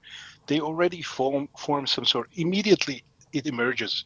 Some guys are going to be bullies. Other guys are going to be following. Because guys respect the hierarchy. Men actually respect order. Men actually respect order. We respect the hierarchy. Women will follow the popular guys. That's hierarchy as well. All these, some women will be a little bit crazy. Some won't be. Like women are the ones that's really pushing for feminism, man. Okay, but it's more women than men. I start telling you about stuff that's objective. You shift it to gender. Okay, this is the problem. She was talking some nonsense. Well, she was talking some stuff that is objective, but its base, it doesn't matter because. But what stuff was objective about morality? Well, she's saying. I'm still looking for it. Yeah, but she's saying that in order to have a society, you need to have some certain number of parameters met. Okay, and these parameters can be safety, production, food. Some agreements, we won't kill each other, this, that, okay? At which level, you could have asked that question, but you stopped her, okay? You just stop, and instead of asking, okay, tell me why, instead of asking you, tell me why why everybody needs to have agency. Why can it not be a king and his executioner, and we're done? We have a society. You can have that. We had those societies. They existed for hundreds of years. Some of them existed for more than that.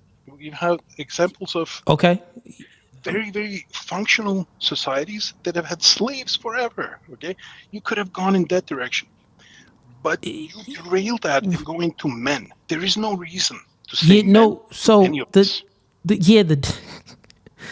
It is when you're speaking about the patriarchy, man. The debate is the patriarchy. Okay, so here's real quick. I'll let you speak. Listen to me, because your mind is tangential. The reason, the thing is, I want you and the audience to hear this too. It's tangential. The arguments go here, it goes there, it goes all over the place. Mine is very linear. So the reason why I was able to stay on point and refute all of her arguments, I chose as a tactic not to go down certain rabbit holes. I know I could have said certain things, but it didn't need to be said, because if we're speaking about is the patriarchy necessary and good for society, the patriarchy is not composed of women. It is composed of men. And what is a society? A society is composed as an aggregate of men and women with order. Who can bring out that order? It would be majority of males. So it still goes, point anywhere, Google it if you may. Has there ever been a society composed of majority women that enforce rights? So majority of women in the military? The answer is no. In China, you have societies where you have matriarchy, where the woman houses and stuff. That's different. So listen. No, once again, you're going to patriarchy. Let me answer the question. You can continue right away. Okay, go ahead. Okay. Second, like this thing about men being the guys who are enforcing the stuff, the ones who are able to use the guns and all this stuff. All the people who are using the guns are usually on the lowest ranks of the society, right? The guys who are the best at fighting, we listen to them the least. So, and also there's a robot in Ukraine that has held a piece of real estate for 45 days, like just recently. Google it. Just a robot. And those robots are mostly made by women because that's not who's fighting, right? The guys are being sent into the trenches to fight, and the women are creating the drones and the robots. So putting men into this is making your argument. Women aren't creating the robots over there. They're on an assembly line, participating and helping out with what men already created, man. Also, when you're speaking about a society, man, it's just very, very simple to understand. The reason why I keep pointing out the distinction of men and women, because that's what we're speaking about. A patriarchy isn't composed of majority of women. It's composed of majority of men, but not even in leadership positions. Because remember, she asked the question. She said, well, what if there's a woman president, there's women in all of these powerful positions? These women still have to appeal to these men to enforce their rights. They're not appealing to women. So these things that we write on a piece of paper, these laws, they're not appealing to women to enforce it. They're appealing to men. Everything else, if I don't keep bringing it back to it, it's moving the goalposts away from the conversation. It was a tactic and a strategy that I came up with, and I could have did like other debaters do, where they argue the outcomes of all of these things. I could have did that, and that, cool. And I was actually going to go there, but she kept having so many issues with the stuff. We kind of just stuck on, is the patriarchy bad or good, right? We didn't even get to the outcomes, but I was prepared to argue it all anyway. But listen, man, is there any I see here you're coming in, you're giving me a critique like, man, you could have did it better. And once again, it's no Fugazee here. I don't care if you're a follower of Destiny or a follower of anyone. I do like critiques, so I'm all for it. But do you have any questions before I let you go? Yeah. Sure, go ahead. So the question would be, why does it have to be okay? So why do you think that a society where women right now are out learning us in universities, they're just better at learning stuff because they're better at sitting in schools. They're becoming better engineers. Schools was kind of made for women. Yeah. And all this stuff is happening right now. I have kids. You were talking about kids. If I try to discipline my son by force instead of by respect and by example, he would just stop listening to me, because the society as it is around me it's just moved away from this physical thing into a bigger understanding of things. Why do we have to pull it down to men and women and patriarchy? Why are we doing this? Good question. Investigating. We have robotocracy soon, right? Yeah. And there's like 500 men are going to be nothing compared to one robot soon. So this isn't like these. Why of what value is this patriarchy thing? I'll answer it. I'll answer the last part you said first. There's robots being created. Who's creating those robots? Men. Are there some women that's doing it? There are some women that's doing it. So if the men are creating the robots, the men also have the capacity and the ability to disarm the robots, deprogram them, reprogram them. So the robots have no, real quick, so the robots, because we allow them to, is because we allow them to. If we don't allow them to, they can't do it. So once again, women, you say, yes, so do women. Yeah, they do, because men allow them to work in these robot companies that's creating robots. It's very simple to your first question, though, right? You say, well, why do you always go back? Actually, repeat it a little bit, because I want to make sure I have it right. Basically, essentially, you said, why do I appeal to the patriarchy? Repeat that part for me. I would. I've been debating for 4 hours. Go ahead. I would repeat it, but it's difficult for me to repeat it because my question really relates to, I have a female boss. Okay, I did not give her permission to do anything. No man gave her permission to anything. She's just really good. Okay, she's fucking good. That's why she's where she's at. Okay, she's good at processes. She's good at people. She's good at putting me a little bit down when I start yelling at people. Yeah, I know. Women are good at certain things. I know that. Okay. Well, what's your point? If I ask you a structural question with some curiosity, you're gonna tell me that we let him, but we didn't let them. We fucking need them at these places, dude. Like I would have. So, yeah. Okay, so let and need. These are two different words, two different meanings. Okay, these are two different words, two different meanings. We don't actually need women in certain positions. We let them in certain positions. A need is like, life or death. A need would come through where it's like, well, like, all right, so do you need to live? Yeah, you need to live. Do you need to drink water? You need to drink water. Do you need to eat? Yeah, those are needs, right? But do you need the right to vote? Not necessarily. Do you need the right to go to all of these other countries? You don't need to do that. You want to do that. So therefore, women wanted to do things, so we allowed them to do certain things. But if we said, without us allowing it, real quick, without us allowing them in these certain positions, it wouldn't get done. I'm not one of these guys that's like, women are stupid. They serve no purpose in society. That's not my stance at all. I believe that women do serve a great purpose in society, a great purpose, and men serve their purpose too. The men's purpose, once again, put it like this. To answer the first question, because I do remember it, because I don't want to get off topic, right? What's the purpose? Basically, you're asking me for all of this. What's the purpose of you talking about forced doctrine and appealing to the patriarchy and things like that?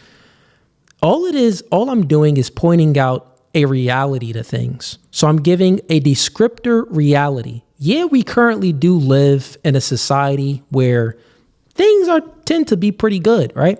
We're safe. Like, if you think about it, this time right now, we're the safest and comfortablest and healthiest we've ever been in probably all of human history. In all of human history, currently right now, right? And we can say that, women have certain rights and stuff like that. Okay, that is fine. But I'm pointing, how did we get here? We don't want to destroy the systems that got us here. This is why I point out patriarchal systems, right? Because we don't want to destroy it. We don't want to dismantle that. If we don't want to do that, man. This is how we got here. You can't have a society without order. Men are the ones. There's no evolving from it. I'll tell you how, right? So if you look up all the things that men created, right? Solar flares happened. There's been 2 solar flares. Actually, there's been like 3 solar flares this year. And solar flares basically act as an EMP. They shut down all electrical grids and things like that, right? So say if we... Happening? No, that actually happened many times. And the biggest one, I'll tell you, it happened in 1989 in Quebec, in Canada. It shut down all of the electrical grids for 9 hours, all the way from Quebec, Canada to New Jersey. And I mean things like even the gas station pumps didn't work. Generators didn't work. Electrical grids didn't work. So people didn't have any power and things like that. If you had a battery, you'll be fine. The electrical cars themselves, if you had an electrical car with a big enough solar flare, it would shut that down. So natural events, these are things that happen, but what I'm saying is natural events can take us back to a stone age. Take us back to a stone age to shut down all these modern day conveniences that we have. And then how we're going to build it back up if without a patriarchy? We would actually know that, well, we need a patriarchy. We need men to go head out. Think about this. Quebec, real quick.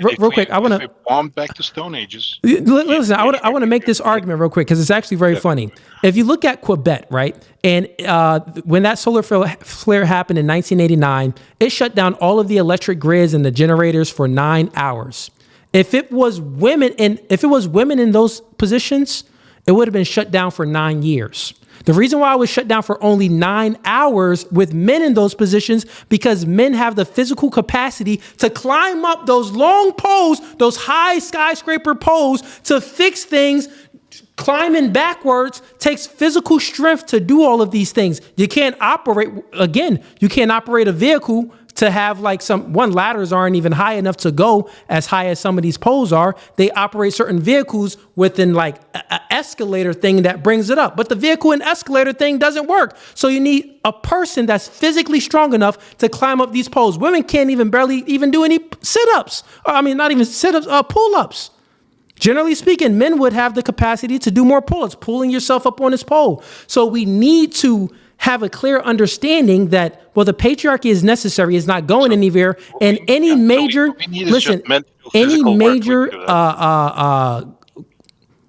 patriarchy. We don't need patriarchy for men to climb poles. We can have total matriarchy. So women gonna climb the poles? Slaves. So but it would take. The example doesn't work. No. My argument was this. This is my argument. It would take women 9 years to get the generators and fix the electrical grids, where it only took men 9 hours. So they can do it. Sure. They can't do it as good as men. Sure. Women can shoot a gun, women can run, women can fight. They can't do it as good as men. But that's not an argument for patriarchy. No, that is. Right? It's just men are better at physical stuff. So menial labor, like the blue collar stuff, they're better at that. That's just how it is. You don't need a patriarchy for that. You can't have a society without order. And since you can't have a society without order, you need to appeal to men to create order, because women themselves can't create order because men aren't going to listen. They'll rebel.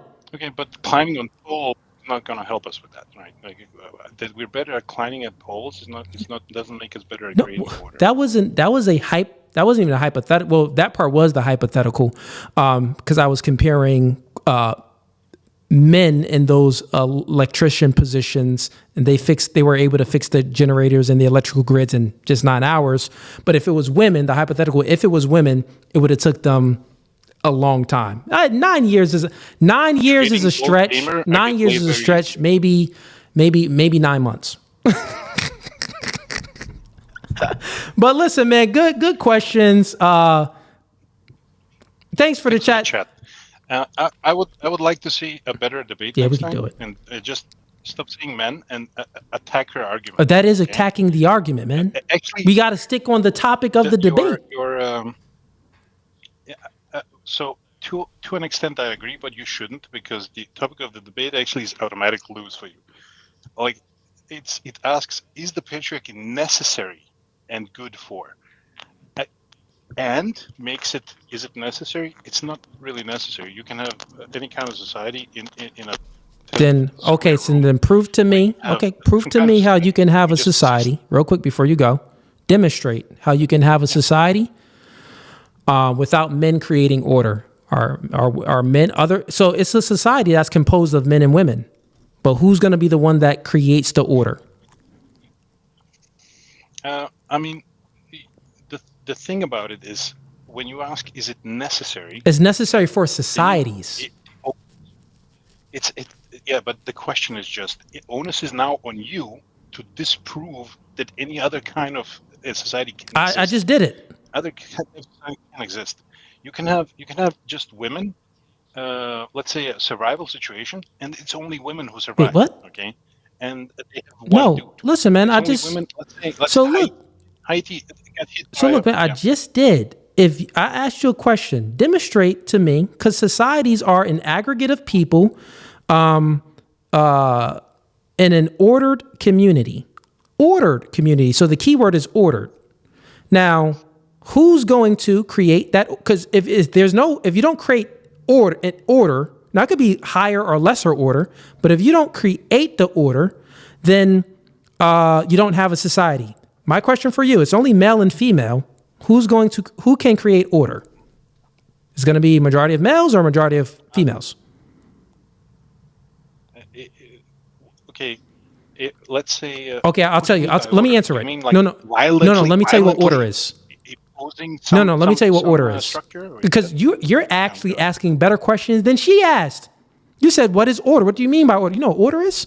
Order is so good.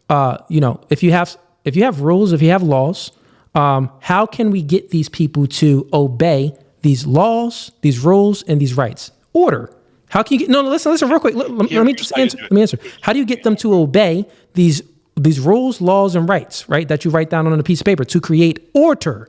We have to get people to obey to create order. If they don't obey, you have no order. You have chaos. How do you get them to obey? Well, you need to enforce the law, the rules, and the rights. Well, how do you enforce it? Women wouldn't be the majority the ones of enforcing that. It's gonna be men. It's gonna be men. Doing menial labor.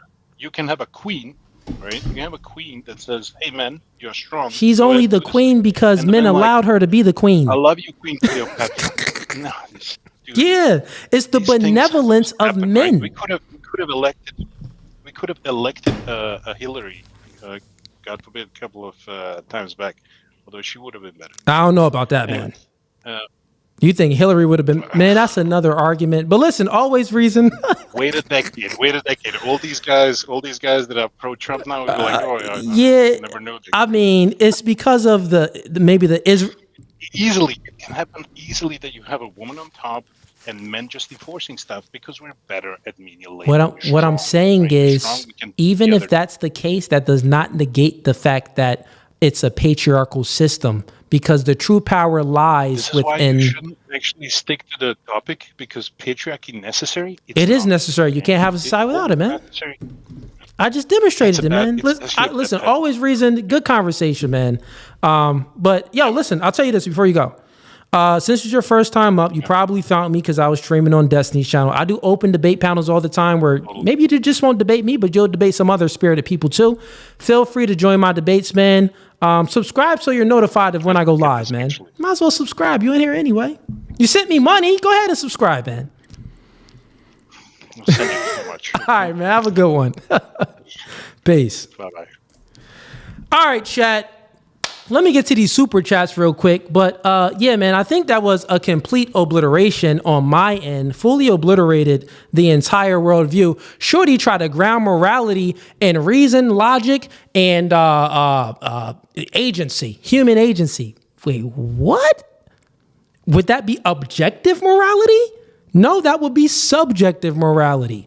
But anyways, man, this was easy work. Truly, truly easy work. I thought Destiny would have some better arguments, but I know he's not really a philosophical debater. And I'm not either, man. I've only been doing this for a year and a half, right? But I'm still kicking tail out here. Shorty got a Harvard degree, Cambridge University. I'm like, come up with some better arguments. It really has nothing to do with the education. Well, actually, it probably has a lot to do with the education, because then you're indoctrinated to believe that morality is objective by appealing to things that is subjective. It must be indoctrination, because it's actually, you're not using any logic. She didn't even utilize logic to make her claim that morality is objective by using logic. She didn't even use logic. Logic would actually refute her argument because it's a contradiction. But anyways, man, this debate was good. We got still some people in here, so click the like button. I'm going to go ahead and get to these super chats real quick because we had a lot of people in here, so I want to go ahead and honor those. And sorry, man, it's not going to come up on the stream because I was debating and the system that I use, they disappear. So I'm going to read everything from my phone. All right, so we got Jesse sends in $10. Ignoring a right grounded in reason is choosing irrationality. Not very alpha. It follows from reason's own structure, not the mind. And your force thing is defeated by the Lord bondsman dialectic. So, one, Jesse, you're truly wrong. So if you say that, the thing is, we wasn't really arguing my worldview. She had to demonstrate how morality was objective, right? But under my worldview, I appeal to Christian ethics. And I don't believe that reason and logic is the highest good.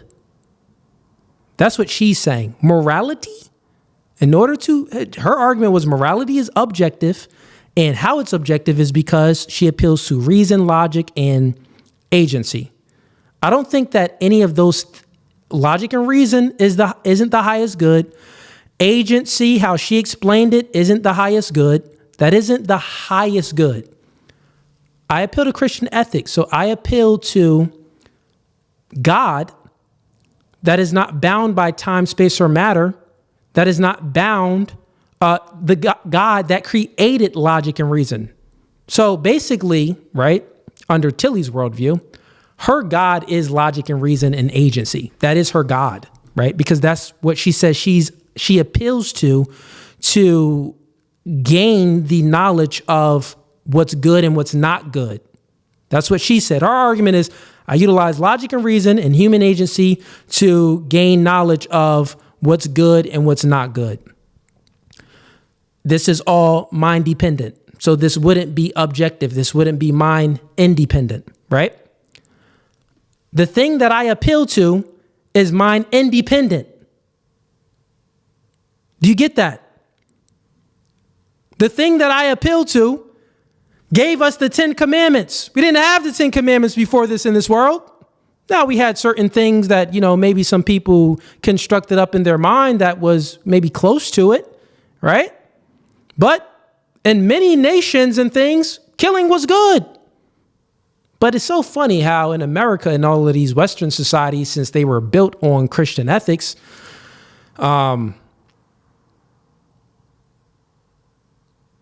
they all have the same concepts in their morality. Like atheists just kind of steal from the religious folks. They kind of steal, like, oh yeah, let me steal, right? And it really just didn't work out in her favor on that one. But anyways, yeah, so you can't ground morality as objective and logic and reason. That's nonsensical. It doesn't mean that as human beings, I don't utilize logic and reason. No, you need to utilize logic and reason to make sentences. You need to use logic to make sentences. If I wasn't using logic, I can't even make coherent sentences properly. I can't make any sentences. Can't even walk in a straight line if I'm not utilizing logic. This doesn't mean that logic is God. What? It's just a stupid argument, man, and it had no grounding. We got a trade, brass, and some $5. It isn't matter of subjective versus objective. Things like rights are intersubjective. That is so dumb. We got Darian. Well, actually, no, that wasn't actually that dumb. Yeah, that's what Tilly and Destiny would agree with as well. We got Darian Murphy sends in $10. In Afghanistan, when American soldiers were there, we insisted that women go to school. When we left, 1.2 million women were forbidden from going to school. Without force, there is no rights. No Fugazee. I used the Afghanistan example. Bro, they were like, what? It like went in one ear and out the other. It's funny how their arguments go in one ear and out the other, where it's logical and it's sound and it's based. But my arguments is like, I mean, their arguments, I understand it perfectly fine, but my arguments, it goes in their ear and it goes out the other. It's like, they don't understand it. It's like, well, it has to be bad. It has to be bad in some way. Well, no, I'm not saying that anything currently right now is good or bad. I'm giving a descriptor claim about certain things, but then other things I said that were good. And I gave prescription claims as well. We got Sammy Shred says in $5. You shall seek to control the man, but he shall rule over you. Yeah, that's a Bible verse. We got Brian Ross says in $5. This mod is terrible. Oh, that was Destiny. I mean, it was 2 versus 1, man. He was helping her out with her arguments because she couldn't make it properly. But you know, I've seen Destiny content. He believes in the same things that she believes in too. So of course he's gonna agree with it, and people that watch him, they're gonna agree with it too. But chat, you gotta understand that that's what happens when you do debates and you have other streamers, collabing and stuff like that. That's totally fine. I don't give a freak if people don't fully agree with me. We got Xandal sends $2. Sorry, Tilly, but that contour and blush is hilarious. Yo, Xandal, you funny. We got Gaz sends $2. I appreciate that. We got Wicked Dreams. No matter what, at the end of the day, society comes down to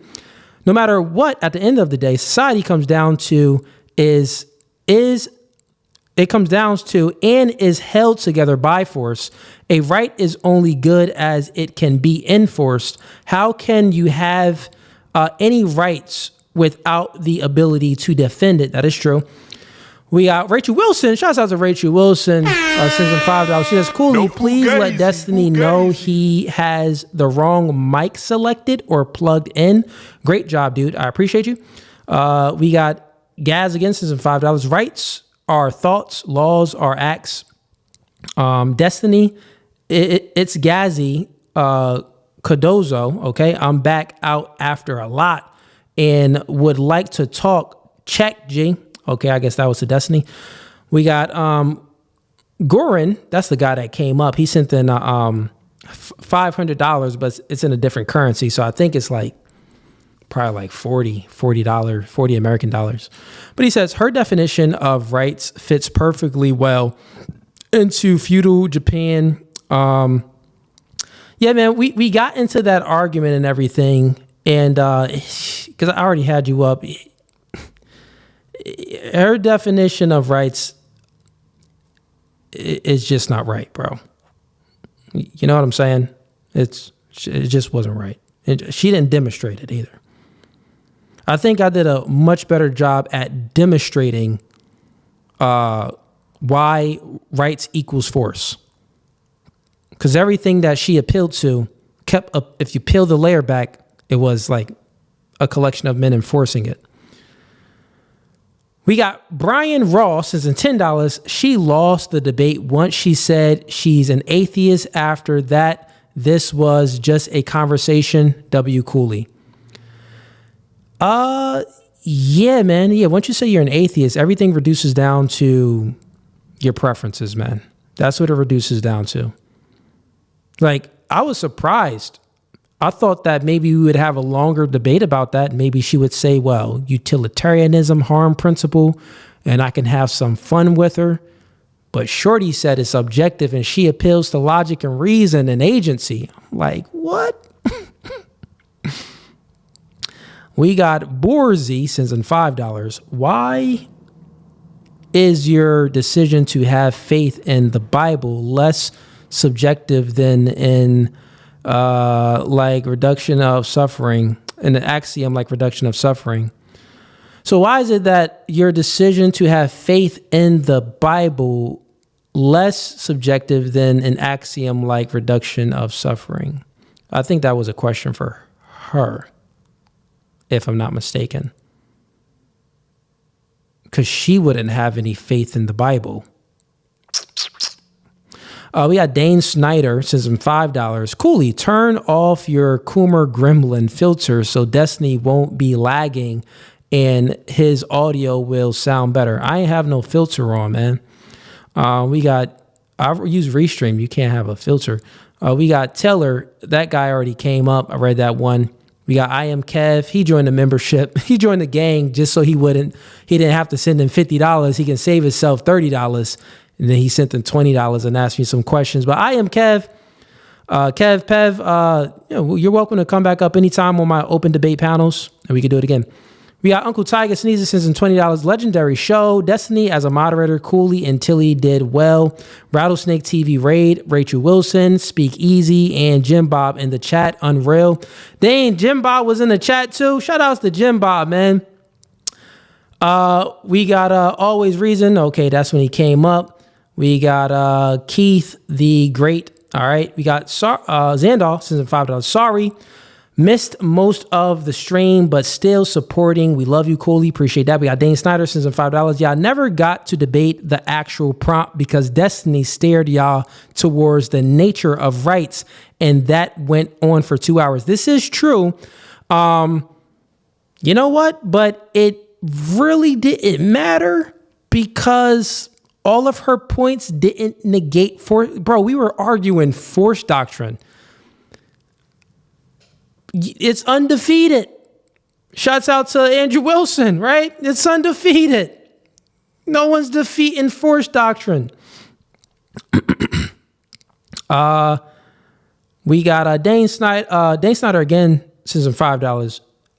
They deny divine authority and cling to pure reason. Their version of it, yeah, that is true. They divine authority and they cling on to pure reason, but their version of pure reason. But according to logic, we should let the hungry starve more for us. Yeah, it's just dumb.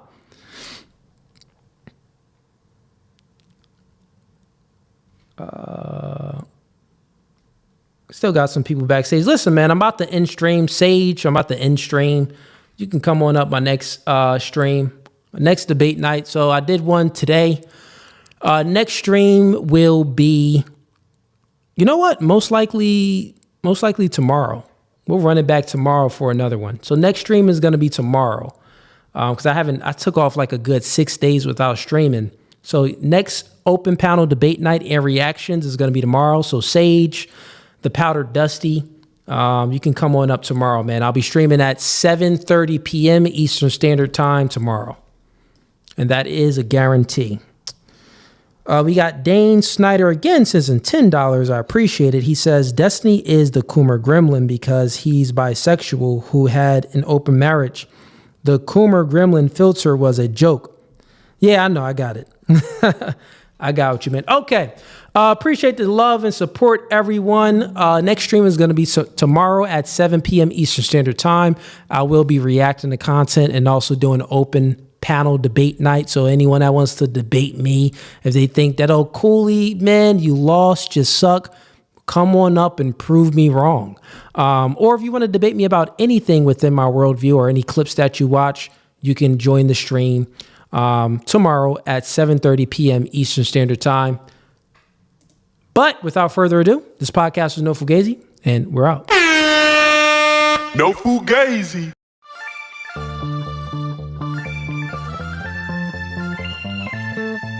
And y'all see the suit too, man. Listen, new studio, new podcast by the spirit, not by the letter. Bro, we can go verse for verse all day long. Doing new things are okay with understanding the reality that we are in competition with one another.